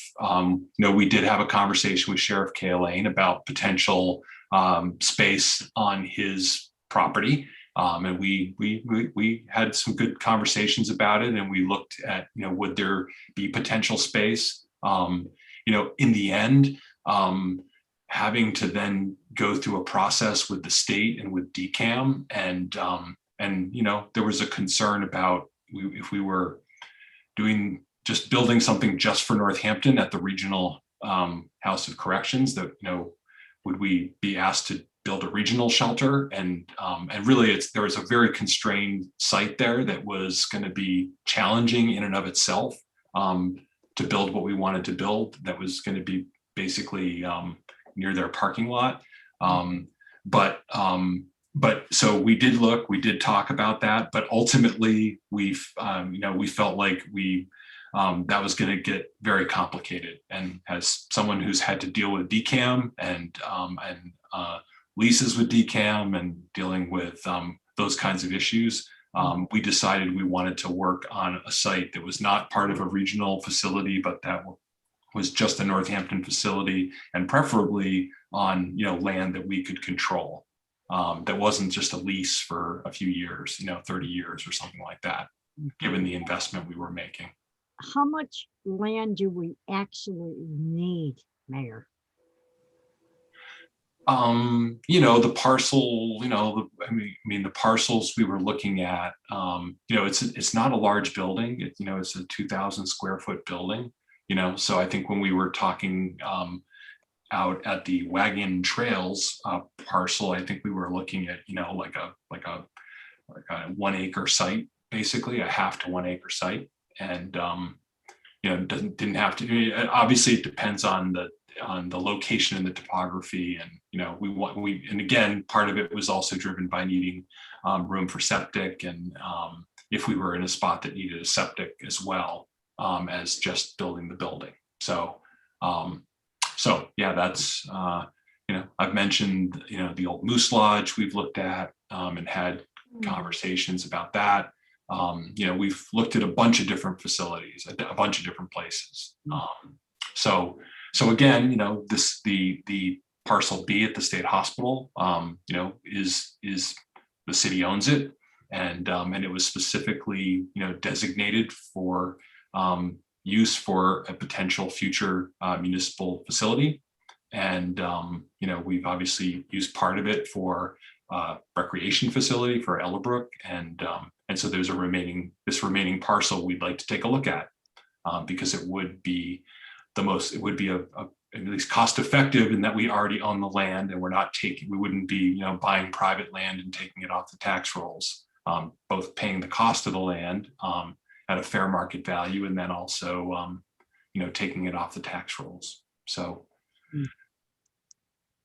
Councilor Jarrett. Thank you, Mayor, for answering some of my questions earlier by email. I wanted to ask about, I know you said you considered the DPW area at 125 Locust Street. So I wanted to ask more about that. And then also the status of the state property that's directly adjacent to that at one point was the recycling center was going to move there. And I know they had to do some cleanup behind there. So I just wanted to ask about that property as well. Sure. Actually, why don't I just start with that one? So that's a property that's owned by Mass DOT. And I've met with them a couple of years ago or a year or so ago when they began the cleanup process. The city was we had done, it was actually a Smith project, a Smith College project that one of their design seminars that they had designed a potential new transfer station. It wasn't really location specific, but that was mentioned. But it was really an academic exercise. It wasn't. We didn't have any possession of the property, and so basically, Mass DOT has been undergoing a pretty extensive, cleanup of the site. It's a 21E site. There's lots of materials that were stored there over time. There was a landfill on the property. The buildings had some significant issues in them. And also, just to make it even more challenging, there's a stream that runs through the property. So it's basically a 21E site that they have been, it took some time to get around to doing it, but they have been slowly doing a remediation of the site. What Mass DOT has told me is that their plan is to get it remediated, and then, following their processes, they would get it appraised and they would try to sell it for commercial or industrial use. It was not something that would just be given to the city or transferred to the city. Obviously, we could discuss that with them. But they are still very much involved in the 21E process right now. I think one of the buildings is eventually going to come down. I think the brick building is eventually going to come down, but they've been doing a lot of cleanup in the back and removal of construction debris and construction materials. And I think like I said, there's basically a landfill back there that they would, I think, dump street sweepings and other materials, and you can only imagine what else might have gotten dumped in there. So that's really not a site that we have any imminent control over, or I get lots of questions about that all the time, and lots of different people who have interest in doing something there, but it's still controlled by Mass DOT, and they're sort of separate from other state agencies in that they have their own division for cleaning up parcels and also eventually marketing parcels. But yeah, that's what I know about that particular parcel. The actual main DPW yard, Locust Street location. Obviously it's an active operational yard, and we have a lot of various operations going on there, from the transfer station to the gas station and the salt sheds and all the mechanics bays and all that. In terms of where something like this could be sited there, the other challenge with that site is that, and we've been working on siting our storage building that's being designed right now, as well as the work that had to go into siting and doing the gas station. The soils there are very challenging. Most of that whole sort of hill that exists there was created by dumping lots of fill over time to build that up. And so there's very poor soil conditions there that have made it challenging to even locate the storage buildings. And we ran into a lot of issues with the gas station. So, but at the end of the day, there's not a lot of there's just not the space there in that yard, but that would, without impeding operations of the DPW, to support it. Now, I have the DPW director would be thrilled if we closed the transfer station and put a kennel there. She'd happily probably put the kennel there because the transfer station is one of the challenges of her work but that's obviously not feasible either. But I'm just, in terms of, we did look extensively there. We've looked at other DPW facilities and all of our different water infrastructure, plants and Spring Grove, places like that. And really, there's not the space to support it at any of those. And the landfill I had great hopes for, because there is a lot of land out there, but there were issues with DEP regulations around the monitoring wells that are all around there and disturbing the soils there. Plus, there's no utilities, and there's no utilities really on Glendale Road. In terms of sewer. So the DPW one was challenging, and we searched every nook and cranny, but there wasn't space available to support it. Thank you for that. So then just getting back to this site, I reviewed the zoning and I've been hearing concerns from the abutters. This is in the urban residential B zone. Which, it's pretty clear wouldn't allow such a facility if it wasn't a municipal facility. So if you could speak to the concerns around noise and the soundproofing and there's, I did a little research in terms of recommended distance from residences from this type of facility. There's other municipalities that have a 300-foot setback requirements for kennels. And complete soundproofing so that, at the lot line, you essentially hear nothing. So if you could speak to that, because I think that's the primary concern that in any residential zone that you would want to address. The traffic sounds like it would be minimal, but it's really about the noise and the barking of dogs that would be the biggest concern. Sure. Yeah, sure. I think a lot of people have when they hear that this is a kennel, that they probably have an image in their head of, like a boarding facility, like a commercial boarding facility, like a dog daycare, like the one that my dog goes to every once in a while, or where there's indoor there's a bunch of dogs that are outdoors all the time, and they can move freely in and outdoors. And there's lots of outdoor pens and run areas and things like that. So first of all, in terms of, I've already mentioned the size. This is a kennel that is at its max would have slots for 8 dogs, and again, on average, again, the low is 2 to 3 at a time that Shayla might be working with, but there are times when there are maybe multiple dogs are come out of a home for whatever reason, and or are found for whatever reason that it could be as high as 8. But it's a closed facility, and the dogs would not. There is a small outdoor run area out of each one of the kennels, but it's not like a doggy door that they can just go in and out.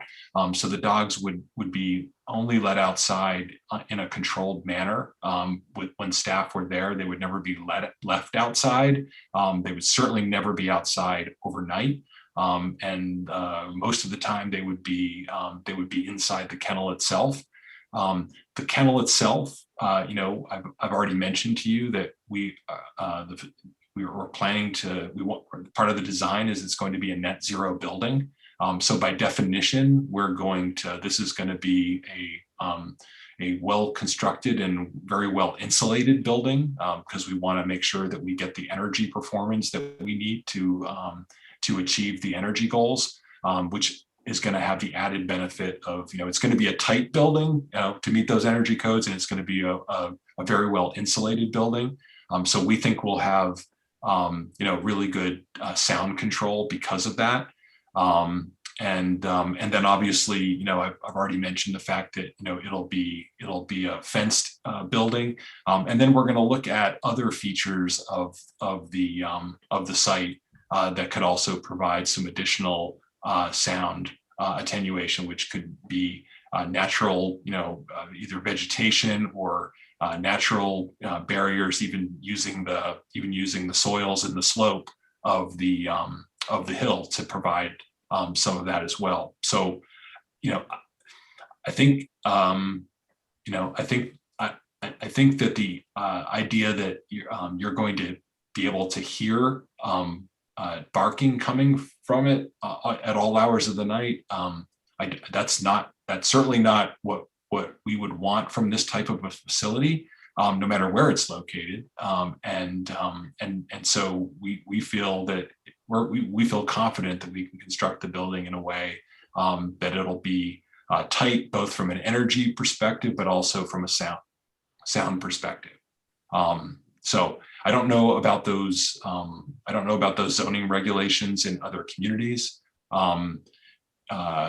Again, as I mentioned before, this is a former state property that was specifically deeded to the city with very specific exclusive use for the siting of a municipal facility. And but obviously, I'm committed to making sure I hear the concerns, I understand the concerns. As I've told Councillor Foster, this used to be Ward 4. I used to represent this area as part of my ward, and have been involved in the redevelopment of the state hospital pretty much from the early beginnings of it. And so I understand that the challenges that has presented for the neighborhoods in and around the state hospital, and that these neighborhoods have absorbed a lot of changes, and a lot of just when the state hospital was open, it meant that they had to absorb a lot of different challenges. But they've been I think, an incredible neighborhood in that way, and they've generally supported everything in terms of whether it's McColgan House or the Grove Street Shelter, or the new housing that we've been building there as part of the state hospital projects. So I would be committed to working with them, just like I've worked with the neighbors on Laurel Street and Grove Street and other parts of Chapel Street when I was the ward counselor, to make sure that this project, if it ended up it being advanced in this location, that we could address those concerns. And specifically, we have zoning that describes the decibel limits at the lot line, and it seems these would apply because this is a residential zone. So there's at night it's 50 decibels, during the day it's 60 decibels. I just want to be clear that still applies even though it's a municipal facility. Yeah, that is true, and we're sort of getting into site plan review territory here. These are the kinds of issues and questions that the planning board will address, like they do in any project, and obviously the building commissioner would be involved as well. So those will be issues that we'll look at and look to address as part of any design or any construction. Great, thank you. Yeah, I just meant in general, because I know there's sort of an exemption for municipal facilities with regards to use, but not to the details of the zoning in that regard. Mm-hmm. Yep, no doubt about it. No doubt about it. Yeah. Councillor Foster. Thank you, Mayor. We've spent some time on the phone this week, and I've appreciated your responsiveness. As you know, with us, I've certainly heard quite a few concerns from neighbors. And as you mentioned, I know that it's a neighborhood that has absorbed a lot of change, through the process of developing the old state hospital, and I know that plays a role, and the neighborhood has absorbed quite a bit. And I just wanted to add, Councilor Jarrett brought up the concern residents have about noise, and I've had a chance to speak with a number of residents. And so there are additional concerns as well. You know, I don't know. So as I mentioned before at the last meeting, this is my neighborhood. This is where I walk my dogs and where I spend my time.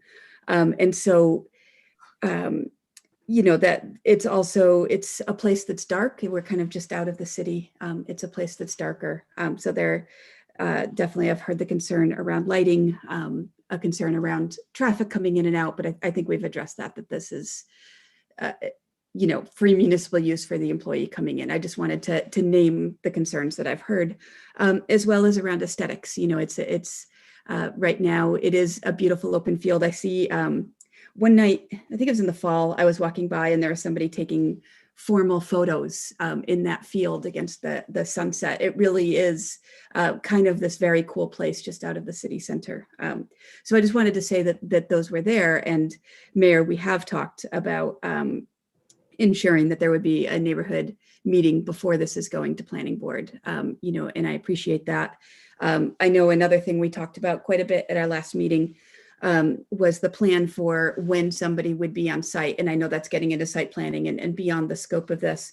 I did go up to the Franklin County shelter last week to take a look and you know, met with them and similar, they're not on site from 6 at night until 8 in the morning. I would challenge Northampton, you know, to consider a volunteer program or a way that we can provide you know, whether the shelter is at Chapel Street or some other place, I would think we could do, come up with a way to offer more support and care there, whether it's volunteers or assistant staff. So I just wanted to put that out. And there are newer facilities in Belchertown, in Southwick, as you mentioned, Amherst. And so I've told many neighbors, but wanted to say it out loud here as well. I will go visit those. You know, we'll learn about ways to mitigate the concerns that neighbors have, and maybe they can be mitigated, maybe they can't, but that's the financial order that we're voting on tonight, is to appropriate the funds so that there is room and a space for a study. And so that's what we're doing tonight. And this isn't, so, you know, it's not a final thing. It's to say, is this a site that will work? And so I just wanted to make sure that was clear. Yeah, thank you. And again, just to reiterate the staffing piece, you know, this is not a daycare or boarding facility that people come to and from every day. You know, like I was, or like the one I sometimes use, or like the Good Dog spot on King Street, where there's, you know, cars coming all the time. People, you know, no, this is not open to the public. And the only staff that would be allowed in the facility would be municipal staff and the animal control officer primarily, and their assistant, and then, you know, potentially central services or something for maintenance issues. But this is not. So in terms of traffic, you know, we're not building a big parking lot.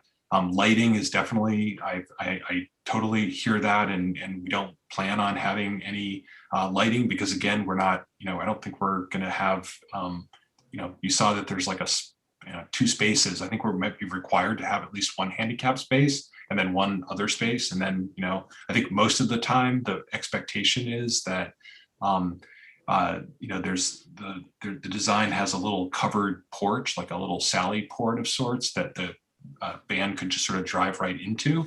And then that allows for the loading and unloading of animals that way. So, you know, there might be some required, you know, exit emergency egress lighting, but I would assume that there would just be, you know, downlighting of sorts on the building, but certainly not, you know, it won't be like the House of Corrections with, you know, searchlights and bright lights all around or anything like that. It's not really, it's really meant to be a quiet, private, non-public facility. So it's lighting, I don't think will be an issue. And again, those will be the kinds of things that we'll work on as part of site plan in preparation for any potential site plan review. Just one quick follow-up, thank you. Could you speak a little bit more about the parcel being deed restricted for municipal use? And I know there aren't other plans for the property, but sort of, could you speak a little bit about what other plans could happen at the property? Yeah, I mean, as I think I said before, I mean, one of the reasons why this site was reserved was, because the thinking was at the time that as the city grew, and particularly at Village Hill, ended up, creating a lot more housing and a lot more, school children, that the city may need to build an additional school potentially to support this new neighborhood. It may need to build some kind of additional public safety facilities, like a fire substation, similar to the one we have up in downtown Florence, or basically that was the thought that you'd be able to do that. And so right now it's zoned, I mean not zoned, but right now by an act of the legislature and the deed, it is limited to that use in terms of the city's ability to use it. So if we were going to use it, so it actually can't be residential housing. It can't be used for residential housing at this point. I think we'd need to figure out a way to we probably have to go back to the legislature. And it only took us 6 years to get those other parcels transferred. But so we'd have to figure out a way to do that. But again, I think it's important that the city does have the ability for future potential, space for municipal facilities. Not that I can foresee many on the horizon, but so that was the purpose in 1994 when this was created, and so here we are with the potential, it maybe being a potential fit, maybe not, we'll see. But again, there's certainly a space that could accommodate other development if it was not reserved for municipal use. Councillor Dwight. I just want to remind us of the conversation we had earlier, about several hours ago, of course, but as we ponder policies, making decisions and the like, to keep in mind the social equity aspect. So as such, I felt particularly uncomfortable when the jail was brought up as a place that was fine. It was no, equivalent to the landfill or something along that line. That the incarcerated men there would, they wouldn't mind they're being punished anyway or something. That made me feel really uncomfortable. The fact is that actually dogs and dog ownership is a dimension of privilege, to be honest. And the fact is we don't ban dogs in Northampton, dog ownership. I have two neighbors who have dogs who bark all day and night. It's not within my rights to limit their dog ownership, or I don't even bother complaining. I mean, but I notice it. We're not prepared to ban dogs anywhere in all the residential neighborhoods. That we'd be burned to the ground if we proposed that. But the fact is I want us to remember, again, as we have these conversations, where our privilege lies and how it informs how we consider and debate this discussion. So that's all. And again, this is an appropriation for design and review, and regardless of the site.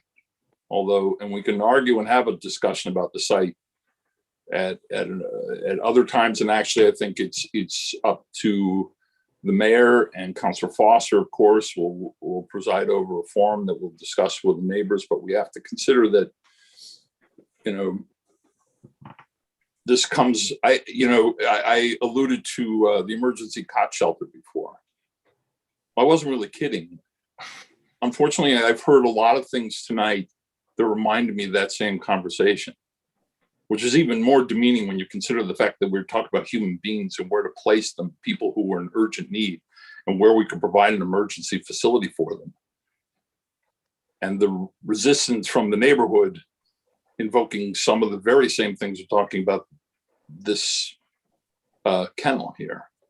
So that's been contributing to my distress in this conversation. I will be voting for the $400,000 appropriation. Councilor Labarge, did you have your hand up before? Yes, I did. Okay, and then Councilor Quinlan, go ahead. I wanted to explain, Councilor Dwight, when I mentioned the state hospital by the jail, I was talking about the property across the street. Plus the fact there is a program where state police do use inmates, which they keep dogs and they train them, which is absolutely beautiful, beautiful. So it had nothing to do with the jail. It had to do with the property across the street and further down on an open field. That's all. Okay, thank you. Councilor Quinlan. Yeah, I just wanted to say thank you to just about everybody in this conversation here. The mayor, I think you've been extremely thoughtful about this. And Councilor Dwight for putting a very fine point on what I've been feeling about it very similarly, in that, you know, nobody in the city wants to feel like they're getting run over without, you know, having a chance to at least comment. And, you know, whether it's a paving project or a new facility for dogs in their neighborhood, and whether they're renters or owners or whoever, right? Everybody wants to feel like they can speak their mind and be heard. So I'm grateful for all the thoughtfulness that's going into this conversation. I wanted to also mention that it seemed last time we kind of got outside of the item on the agenda. We talked a lot about the operation of the animal control, and you know, I thought that was really interesting. But we also have discussed in city services asking for the animal control officer to come and speak with us a little further about that operation. So I'm looking forward to that as well. And I do support this because I agree that I think this is an essential investment for Northampton. Gotta do it. Thank you. Councilor Nash. Thank you. Yeah, this facility, wherever it ends up being located in Northampton, is absolutely needed. It's crazy that our animal control officer is spending time on that Route 9 to Amherst. That it's a trip I never want to make, and that our animal control officer is spending less time here because of that.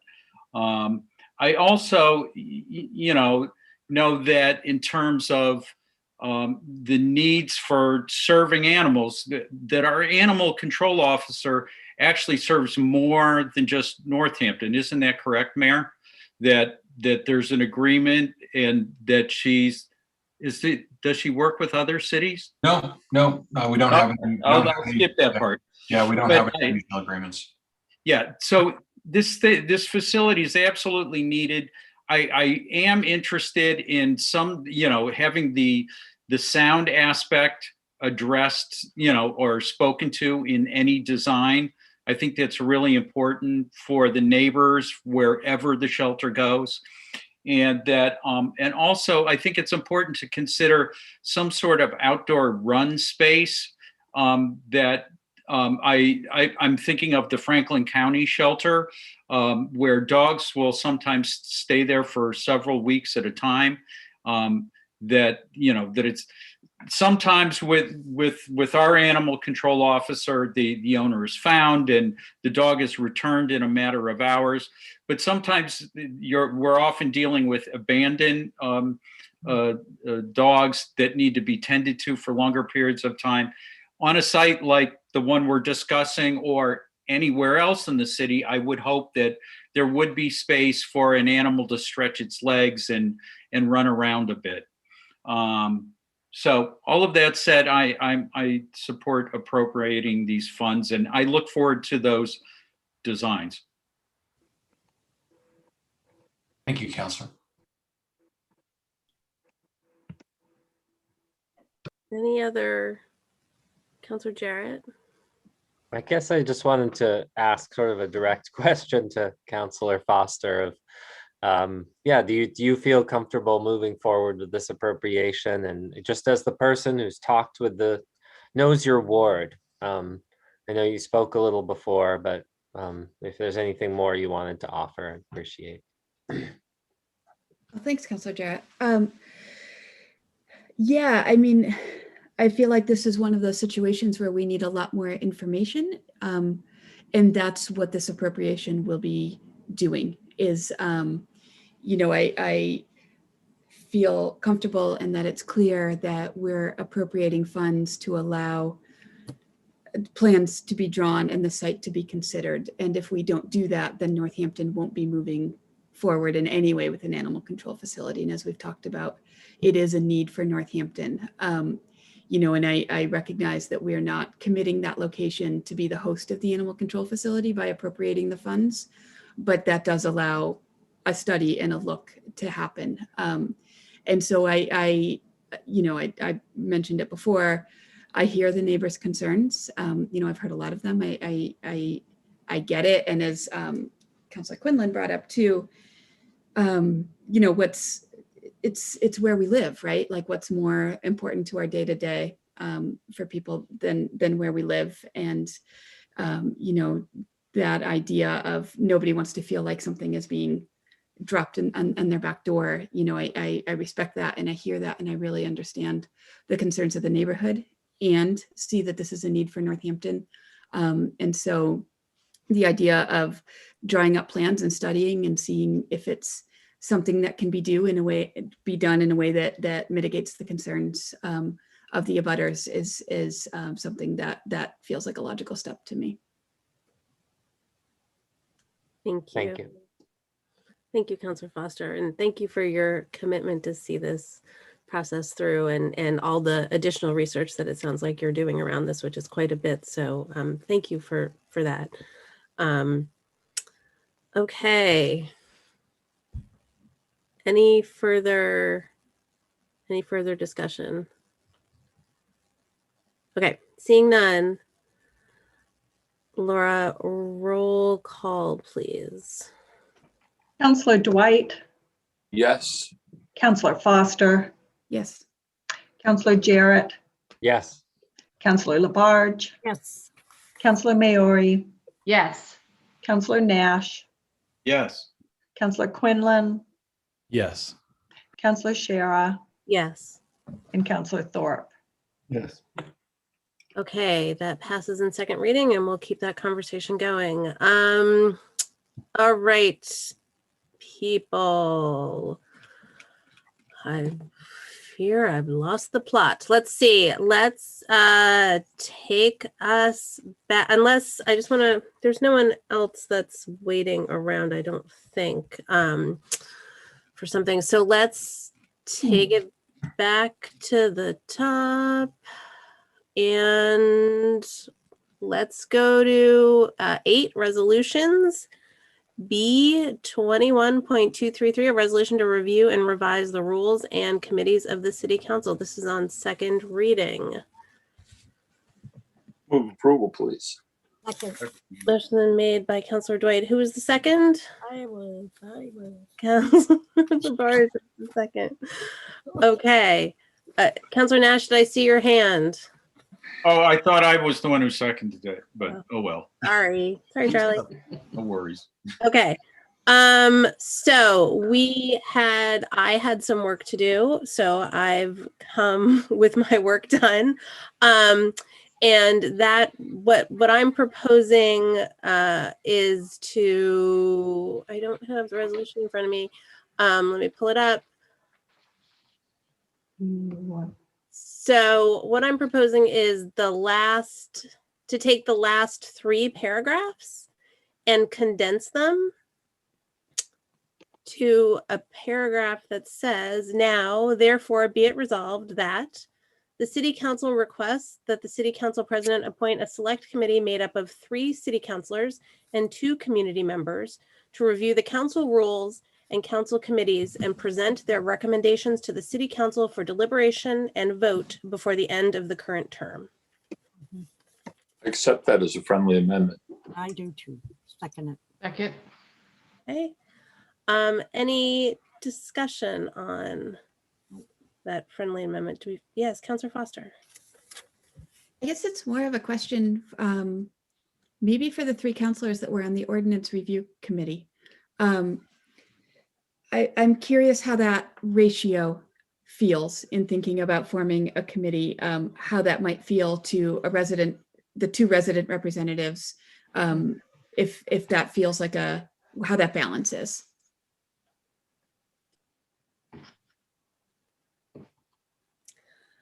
Anyone want to jump in on that? And we'll note that this is, of course, is for the council rules themselves. Councillor Dwight. Yeah, I think, the charge here is actually more narrowly focused, oddly enough, even though our rules do appear dense. But what we asked for the Ordinance Review Committee, particularly the expanded charge, was significant. It was huge. So, and probably too much. And ultimately the same thing that happened with the Policing Review Commission. This one's actually fairly straightforward. There's existing rules that by and large, probably almost all of them will stay, but we're trying to make an adjustment for circumstances that appear on the ground.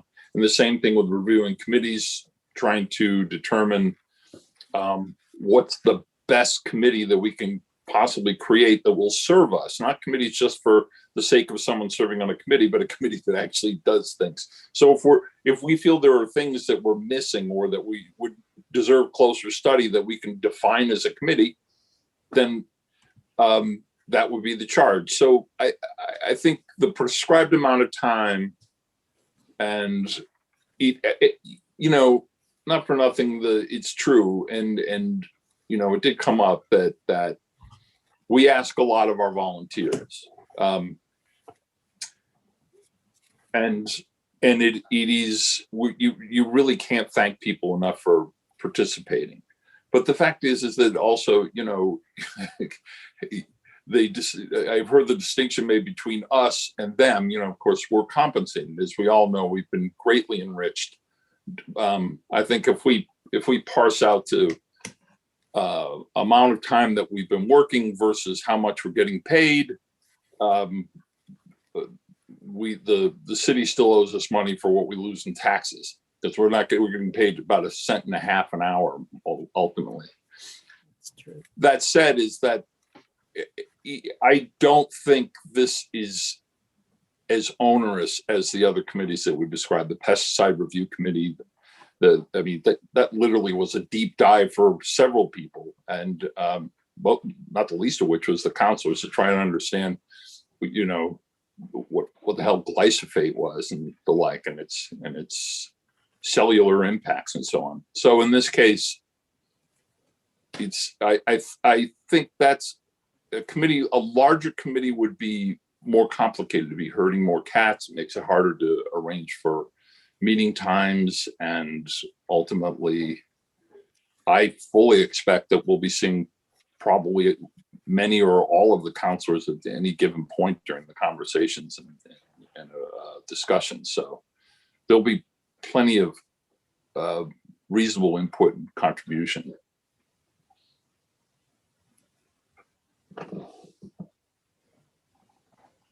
Anybody else? Thoughts? Councillor Jarrett, then Councillor Nash. I just wanted a clarification. Last time I know people were like volunteering in the meeting, and it seemed like you were concerned about quorum or open meeting law or something with that. So I was just a little confused by that, and also just what is the appropriate way to indicate interest to you? I will take interest any way you want to indicate it to me. I will say that one of the things that I'm thinking about is that I know some counselors, many counselors, have just come off significant work on other special committees. And there are some counselors who have not done any of those sorts of additional committee work in this term. So that is one of the things that I'm considering. But let me know if you're interested. But as Councilor Dwight just said, these will be public meetings, and I think that all counselors should be involved to the extent that they want to be, and engage in this process. Thank you. Sure. Oh, and about the quorum issue, it's just whether a subcommittee, my concern was if there was a subcommittee that, is 3 members of a 4-person subcommittee, but I don't think that that's going to be an issue. Councilor Nash? Yeah, I just wanted to address Councilor Foster's question because she directed it to the 3 ordinance review counselors. I agree with Councilor Dwight that that this is a case of, I think things are going to be much more narrowed, and it has to do with our focus on how we work together. And I think having 2 folks from the community also joining us, I think that's fine. I don't want to be on the record saying I want less public involvement, but I think this is a case of where this should be, a place where we figure out how we're going to work together. And we would obviously be doing that in public meeting where people are providing us feedback, that we would be weighing those ideas as we're putting together the rules. So, yeah, I don't think we need to have a big, broad committee, and I'm comfortable with the recommendation as it's posed here. And, as we talked about last time, this is actually like a pretty radical way of going about this. As I said, usually a singular counselor would kind of take it upon themselves, and then we'd all have to sort of, that's what we were dealing with, is what they'd created, and we could make amendments, but we weren't involved in the molding of that. So this is a pretty, this is a pretty different and more collegial and collaborative approach in general.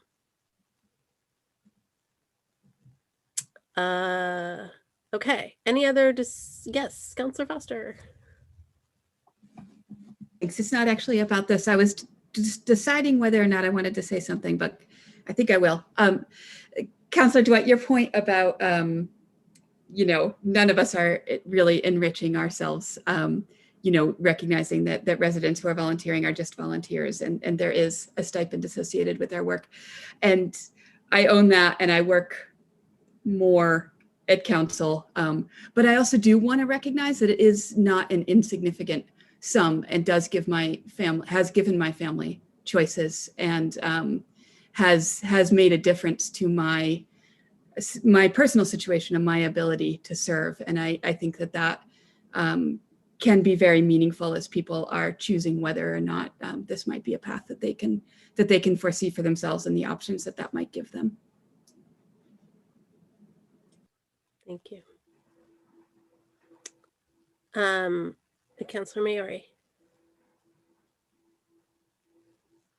I was just going to say that I'm reassured by the fact that it sounds like all councilors will vote and kind of vet the findings of this committee, correct? Yeah, I mean, that's the, usually it gets brought, whatever rules a counselor comes up with gets brought to the full council, and the full council has to vote on our rules. Right, well, exactly. So I just find that really reassuring. So, some of us will kind of do the deep dive, but we're all going to get our voices heard on this, which is really, really important to me, and I'm glad that's part of it. Thank you. And to be clear, the members of the committee will vote on the recommendation, and then the council in itself, when it is advanced to the council, will debate. That's where the other council members will participate, discuss, amplify, whatever. But this is kind of the struggle. We've been having these conversations about full council subcommittees and so on, and it should be, oddly enough, at least my hope, to be part of the topic of conversation when we review the rules. But as it stands now, It is the committee members who will make the recommendation. They will be the ultimate deliberators and voters. And then actually, no, the ultimate deliberators and voters are the council, because they are our rules and we have to agree to them. And if we don't, then we don't have rules. Thank you. Thank you, Councilor Dwight. That was clarified. Councilor Labarge. Okay, so would either like Councilor Dwight be on it or our council president? That's a question I'd like to know. You want to know if I will be on it or Councilor Dwight will be on it? Yeah. Councilor Dwight is, as the sponsor of this resolution, I believe will be on it.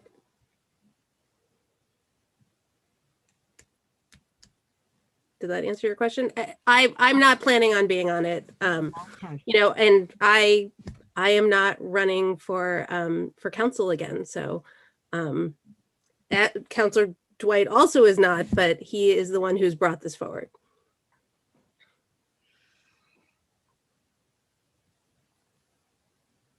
Councilor Dwight. Can I speak to the reason that I brought this forward now? And it's true, I'm a lame duck. These are rules that I will not have to abide by. But the fact is that this is particularly for your newer counselors. You, as I've said, you've had a baptism by fire. Honestly, I've never witnessed any other council have to go through what you had to go through, learning curve wise, and then actually change on the fly and adapt to situations that were inconceivable. Nothing, no one ever anticipated anything like what we've experienced. And as such, you have developed actually a nuanced and sophisticated understanding about what it means to work in a collaborative process of governance. That's not true of 99.9% of the people who live in the city, nor should they be bothered with that, to be perfectly honest, in some level. But my hope is that even candidates who are considering running for office will participate in these conversations and understand. So going forward, you know, when we asked, I think it was Councilor Foster who mentioned that when, you know, you had to vote on the rules the first thing, it was the very first meeting. You guys sat down, you had no idea what you were actually signing up for. What do these rules do to me? What happens? Do I go to city council jail if I violate the rules? What happens? And it's true. I mean, that's kind of strange to have you approve rules that you have no idea what they are. So my hope here is, in the process of developing, massaging, and creating these rules, that one, all the people who remain as incumbents will have that historic legacy knowledge to pass on.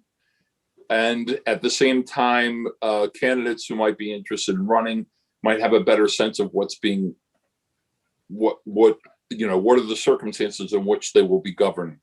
And that's the only reason I suggested that. Well, no, I mean, the reason I suggested was because of all those changes that I described. We need those adjustments, and now is the time to do it, not when the new council is assembled. So that's my intent. That was my hope. It was my parting gift, and I literally don't have a dog in the fight. So other than to see Northampton governed in the best faith and most efficaciously. So that's all. Okay, any other questions, discussion? Councilor Dwight, there was another amendment that needs to be made, yes? Oh, gosh darn it, there was. What's in there? Sort of an sentence. Yes, I'm trying to see where it is.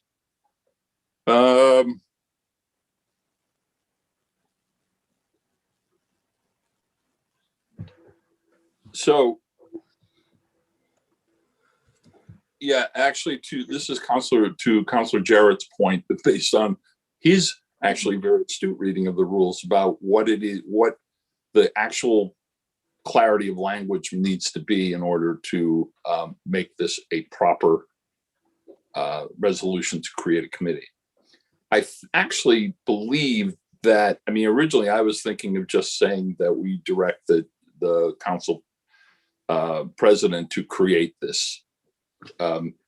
I think the language that you just introduced more or less covers it, because it actually defines the establishment of the committee, its content, structure, and deadlines. So I don't think an additional sentence is necessary at this point.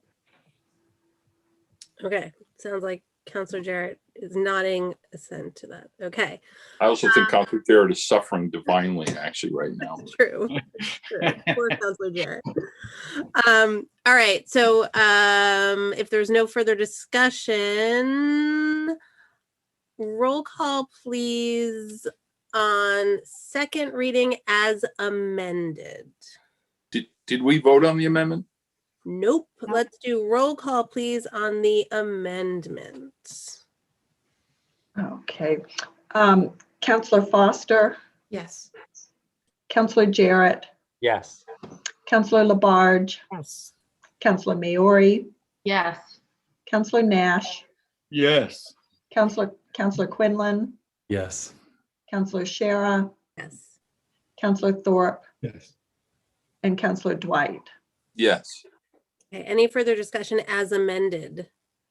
Seeing none, roll call, please, on second reading as amended. Counselor Jarrett, Yes. Counselor Labarge, Yes. Counselor Maori, yes. Counselor Nash, Yes. Counselor Quinlan, Yes. Counselor Shara, Yes. Counselor Thorpe, Yes. Counselor Dwight, Yes. and Counselor Foster. Yes. Okay, moving on, we're at the consent agenda at 12:43. And okay, so I'm going to read it. I'll ask for any removals and then we will have motion. So minutes of March 4th, 2021 and March 18th, 2021. 21.206, appointment of David Whitehill to the planning board, positive recommendation from city services. David Whitehill, 60 Washington Avenue. This is for term March 2021, June 2022. This is to fill the term of resigned full member Alan Verson. 21.210, appointment to planning board, also positive recommendation, planning board. Samuel Taylor, this is full member, 245 North Street. Term is July 2020 to June 2023. This is a reappointment. 21.245, petitions for secondhand dealer licenses. These are renewal licenses for Antiques Corner at 81 Loudville Road. Applicant Louis M. Farrick. Cumberland Rare Books, 9.5 Market Street. Applicant Hosea Baskin. Pardon me. Electric Eye Records, 52 Main Street, number 6. Applicant Andrew Crespo. Norman E. Maynard, 25 Garfield Avenue. Applicant Norman E. Maynard. Raz's Place, 6 Bridge Street. Applicant Timothy Saldo. Sassy Pants, Vintage and Used Clothing at 2 Con Street, Unit 2. Applicant Kathleen Maloganowski. The Family Jewels, 56 Green Street. Applicant Richard J. Stone. Now we're moving on to 21.246, petitions for pool table licenses. Packard's is a renewal license for Packard's at 14 Masonic Street. This is weekday and Sunday pool table licenses. Applicant Robert E. McGovern. Next is 21.247, petitions for junk dealer licenses, renewal licenses for Norman E. Maynard, 25 Garfield Avenue. Applicant Norman E. Maynard. And Richard and Sharon Huntley. 254 East Hampton Road, applicant Richard Huntley. That is. Move approval, please. Any removals? No. Motion's been made by Councilor Dwight, seconded by who? Labarge. Councilor Labarge. Okay, roll call, please, Laura. Counselor Labarge, Yes. Counselor Maori, Yes. Counselor Nash, Yes. Counselor Quinlan, Yes. Counselor Shara, Yes. Counselor Thorpe, Yes. Counselor Dwight, Yes. Counselor Foster, Yes. and Counselor Jarrett. Yes. Okay, now we're on to number 12, financial orders on first reading. 21.244, in order to acquire and amend easements at Mill River Greenway, Smith College is on first reading. Move approval, please. Second. Motion made by Councilor Dwight, seconded by somebody.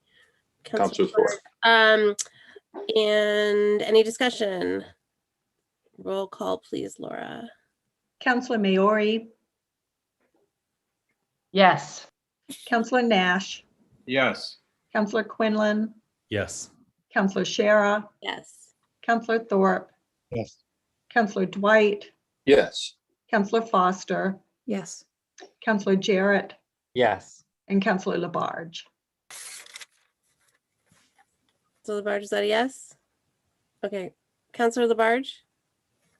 I said yes. I'm very sorry. I did not hear Sorry, you.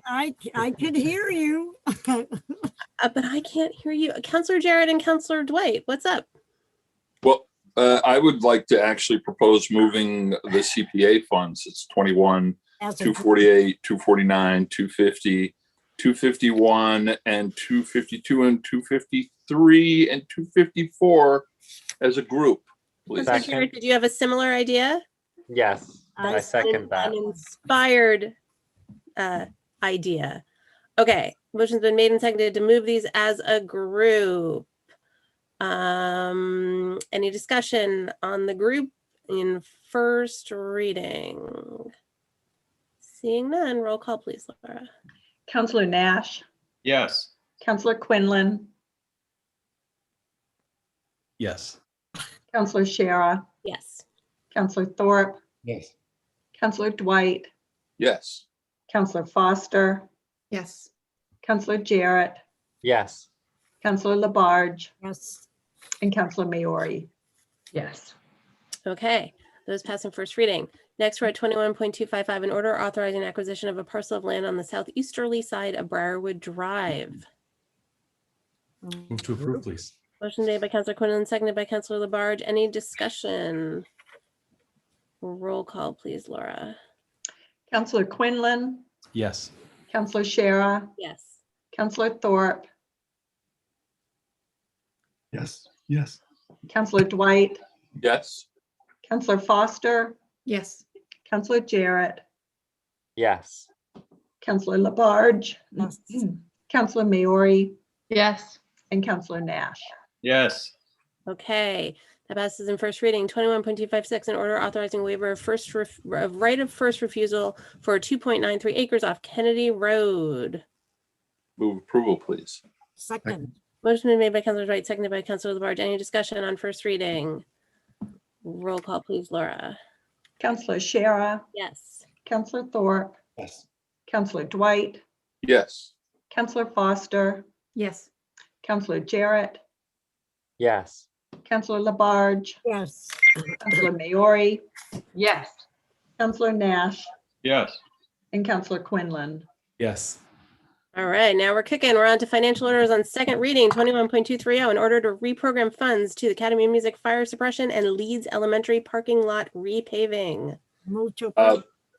Council President, I would like to actually make another group recommendation to move the items in second reading minus the $400,000 appropriation, which we've already approved. So that would be 21,230, 21,234, 21,235, and move them as a group.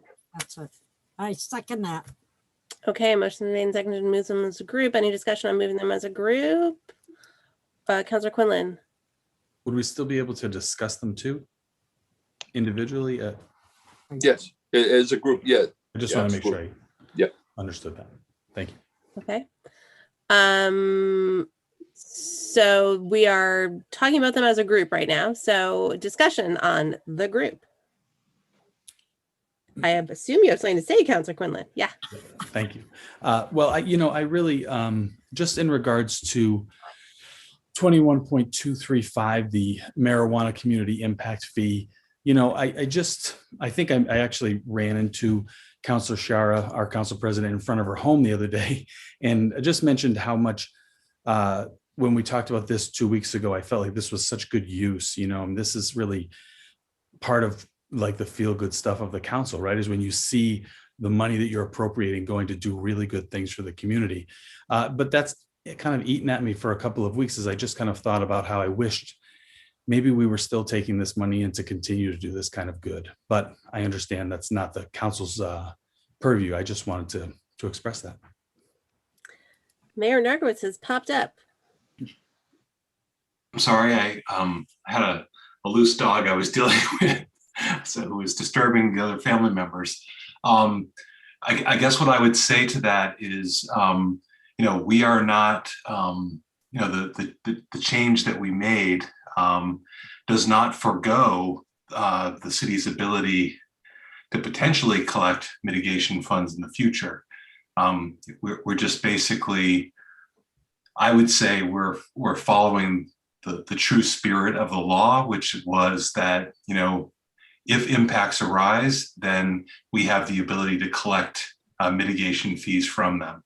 In the early part of the industry, pretty much everybody was just collecting the 3% fee on a going forward basis. And unfortunately, that has put up a lot of barriers for people who want to get into the industry, and has made it harder for equity applicants, disproportionately impacted communities to get into the industry. So that's why I made the decision to move away from it, but it doesn't forego our ability to collect the impact fees. It just means that we're going to be doing it in a different way, and I think ultimately truer to the spirit of what the law intended. And I will say that since our last meeting, a suit was filed in Haverhill, Massachusetts, by a cannabis operator who is challenging the fees and challenging why they're being charged the fees. There's a couple of cases pending at the Supreme Judicial Court as well. So I think the change is coming and we're ahead of the curve on it, but I don't think we're still collecting the excise tax revenue, which helps support our city services, and the mitigation fees are still an option. But I think the high flying days of the early part of the industry are over. And so we have to be cognizant of that. Thank you. Any other discussion on the package? Seeing none, roll call, please, Laura. Counselor Thorpe, Yes. Counselor Dwight, Yes. Counselor Foster, Yes. Counselor Jarrett, Yes. Counselor Labarge, Yes. Counselor Maori, Counselor Maori? Yes. Counselor Nash, Yes. Counselor Quinlan, Yes. and Counselor Shara. Yes. Okay, now we are moving down to 14, which is already a package of 11 financial orders to implement FY 2022, FY 2026 Capital Improvement Program, CIP. Yes, Counselor Dwight? I think when we did this before, but I think it's appropriate to move them as a group. Yes. Second that. Oh, and that's for the record, that's item 2119 through to 2029. 21.229. Thank you so much. You're Yes. welcome. Okay, motion's been made by Counselor Dwight, seconded by Counselor Labarge. Any discussion on this package or group? Okay, seeing none, roll call, please, Laura. Counselor Dwight, Yes.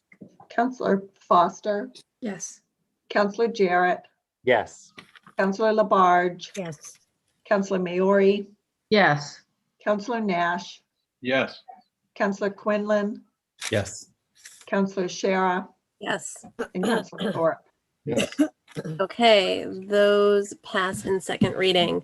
We're down to 16. These are ordinances not yet referred. Yes, Counselor. I'm sorry to interrupt, but I was wondering if we could refer these as a group Oh, to legislative matters. yes, they've come from transportation and parking, so they don't need to go there. So motions are made to refer these as a group to legislative matters. Is there a second? Seconded. Seconded by Counselor Labarge. Discussion? Any discussion on moving these, referring these? Okay, seeing none. Roll call, please, Laura. Counselor Foster, Yes. Counselor Jarrett, Yes. Counselor Labarge, Yes. Counselor Maori, Yes. Counselor Nash, Yes. Counselor Quinlan, Yes. Counselor Shara, Yes. Counselor Thorpe, Yes. and Counselor Dwight. Yes. Okay.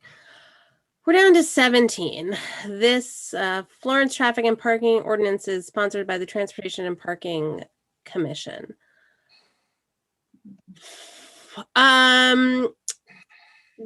Counselor Jarrett?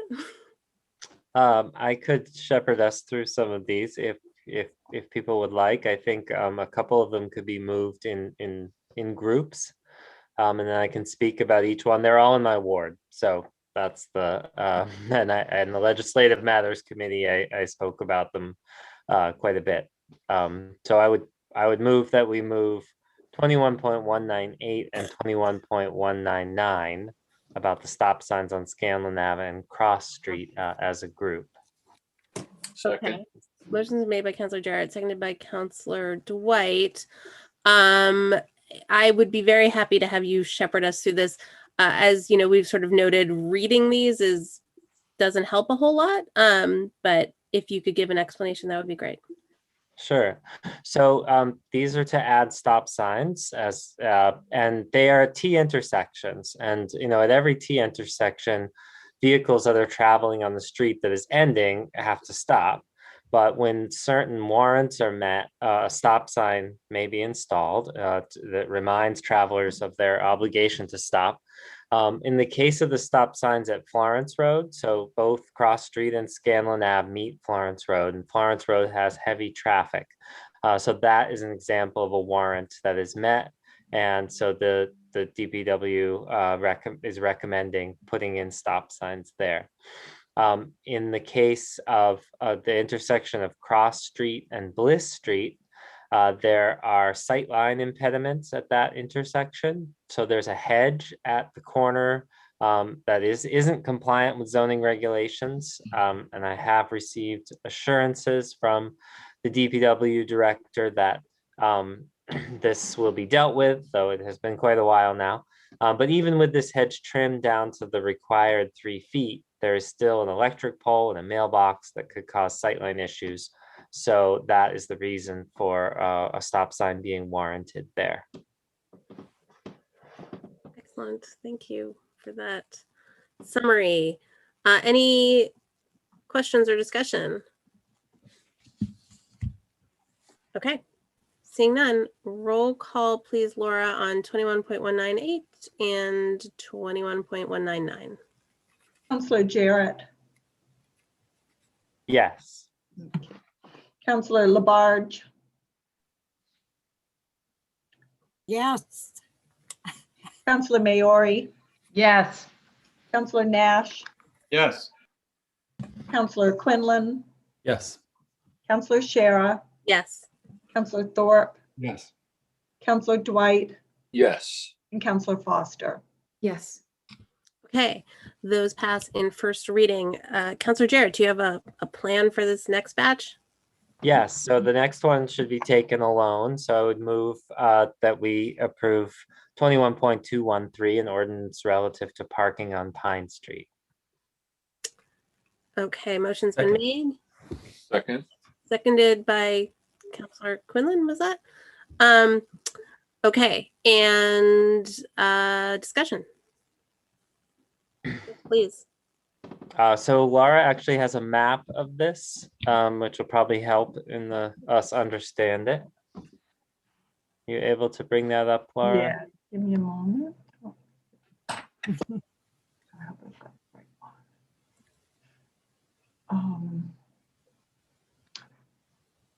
Looking at parking on Pine Street, right? Okay, so 1 second.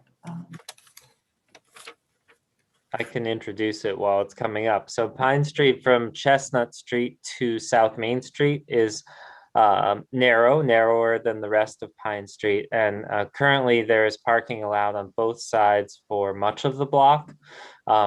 Presently, vehicles that are parked on both sides kind of need to be staggered to avoid a situation where emergency vehicles might not be able to pass. And I have not noticed or heard that there is a shortage of parking. So, restricting parking on one side, still allow parking fully on the other. But that would help with any sort of, staggering situation. I should also note that this neighborhood has long been fighting for traffic calming measures. And with the upcoming repaving of Pine Street, the DPW is considering changes to several intersections in this area, which will be forthcoming and they believe will help to slow traffic on Pine Street. So is everyone able to see did you understand what's happening here? That we're basically making an entire no parking zone for this section of Pine Street on the north side. Any questions on that? Okay, seeing none, roll call, please, Laura. Councillor Labarge. Yes. Councillor Maori. Yes. Councillor Nash. Yes. Councillor Quinlan. Yes. Councillor Shara. Yes. Councillor Thorpe. Yes. Councillor Dwight. Yes. Councillor Foster. Yes. And Councillor Jarrett. Yes. Okay, that passes in first reading, and we are at 21.214, an ordinance relative to stop signs on Maple Street, Man Terrace, and Pine Street. Councillor Jarrett, unless you have a plan to group them. Yeah, I think the next three, 214, 215, and 216, I would like to move as a group. Okay. Motion made by Councillor Jarrett, seconded by Councillor Dwight. Discussion, explanation, Councillor Jarrett? Sure. Laura has a map of this as well, and I think that will be very helpful. So yeah, these are all about the intersection of Maple Street, Man Terrace, and Pine Street. And the map's on the second page of this letter that was distributed to all the residents in the area. So this intersection has a crash rate that is well above the average for unsignalized intersections. So the city hired the engineering firm Fuss & O'Neill to review this and other intersections throughout the city. So I reviewed that study, listened to the neighborhood concerns, and I agree that with the DPW's recommendation that a four-way stop for Pine and Maple is appropriate, and that it would also reduce possible conflict points for Man Terrace by only allowing right turn exits onto Pine Street. So I don't, if you can understand, the current situation is that Pine Street must stop, but Maple Street does not, and we have this weird fifth street or fifth approach coming in on Man Terrace, which is unexpected. And so it's a situation where you could have, people trying to turn on or off of this in an unexpected way and could cause additional crashes. So this very short section of Man Terrace will become a one-way street, and then you will only be able to turn right. So it's eliminating some of the potential conflict points in that intersection. Now, one of the concerns, the major concern I've heard from the neighborhood is about vehicles needing to stop on the hill in winter when traveling north on Maple Street, because there's a steep hill that you have to go up, which levels off right at that intersection. And it's true, I don't think this is ideal, but I believe that it's safer than the current design, and that something needs to be done about the intersection. And this is the best approach that at least, they also looked at a roundabout, but that would have been very expensive and disruptive. And this solved those safety issues with much less expense. Thank you for that explanation. Any questions? Councillor Nash. I just want to say what a terrific job Councillor Jarrett has done around, all of these changes here. That this was vetted at the TPC, that there was he made sure constituents knew about that hearing, and people showed up for it, and his outreach and, his understanding of all of the details here. And I'm really grateful he remembers all of it. Allergies and all. Very nice job, Counselor Jarrett. Here, Thank you. here. Counselor Maori. Yes, here. Thank you for that. And because it abuts my ward, I talked to folks on Man and around the area, and they were all very supportive and think it's a great change. So that was reassuring to hear. Excellent. Any other discussion? Okay, seeing none, roll call please on that grouping of 3. Councilor Maori, Yes. Councilor Nash, Yes. Councilor Quinlan, Yes. Councilor Shara, Yes. Councilor Thorpe, Yes. Councilor Dwight, Yes. Councilor Foster, Yes. Councilor Jarrett, Yes. and Councilor Labarge. Yes. All right, other cat trying to get in. That passes on first reading. Those pass on first reading. We are at ordinances on second reading. 20.181, an ordinance relative to affordable housing. This is on second reading. Move approval, please. Second. Motion's made by Councilor Dwight, seconded by Councilor Nash. Any discussion on second reading? So sick of it. Seeing none, roll call, please, Laura. I'm sorry, who was the motion and second? Oh, Dwight and Nash. okay. Councilor Nash, Yes. Councilor Quinlan, Yes. Councilor Shara, Yes. Councilor Thorpe, Yes. Councilor Dwight, Yes. Councilor Foster, Yes. Councilor Jarrett, Yes. Councilor Labarge, Yes. and Councilor Maori. yes. Okay, that passes in second reading, and we're on to 21.189, an ordinance to create an incentive for smaller houses by allowing 2 half-scale units to count as a single family for density purposes. Second reading. Move approval, please. Second. Motion's been made by Councilor Dwight, seconded by, I'm gonna say, Councilor Thorpe. And any discussion now on second reading? Seeing none, roll call please, Laura. Councilor Quinlan, Yes. Councilor Shara, Yes. Councilor Thorpe, Yes. Councilor Dwight, Yes. Councilor Foster, Yes. Councilor Jarrett, Yes. Councilor Labarge, Yes. Councilor Maori, Yes. and Councilor Nash. Yes. Okay, that passes in second reading. I would like to move to adjourn if no one's got anything else they want to do. I mean, we could hang around and chat a little bit, but I just want to double check. We hit it all, right? Yeah. Okay. Yep. Second. Motion is made by Councilor Dwight, seconded by Councilor Nash. Roll call, please. Okay. Councilor Quinlan, Yes. Councilor Shara, Yes. Councilor Thorpe, Yes. Councilor Dwight, yes. Councilor Foster, Yes. Councilor Jarrett, Yes. Councilor Labarge, Yes. Councilor Maori, Yes. and Councilor Nash. Yes. All right, we're adjourned. Well done, everybody.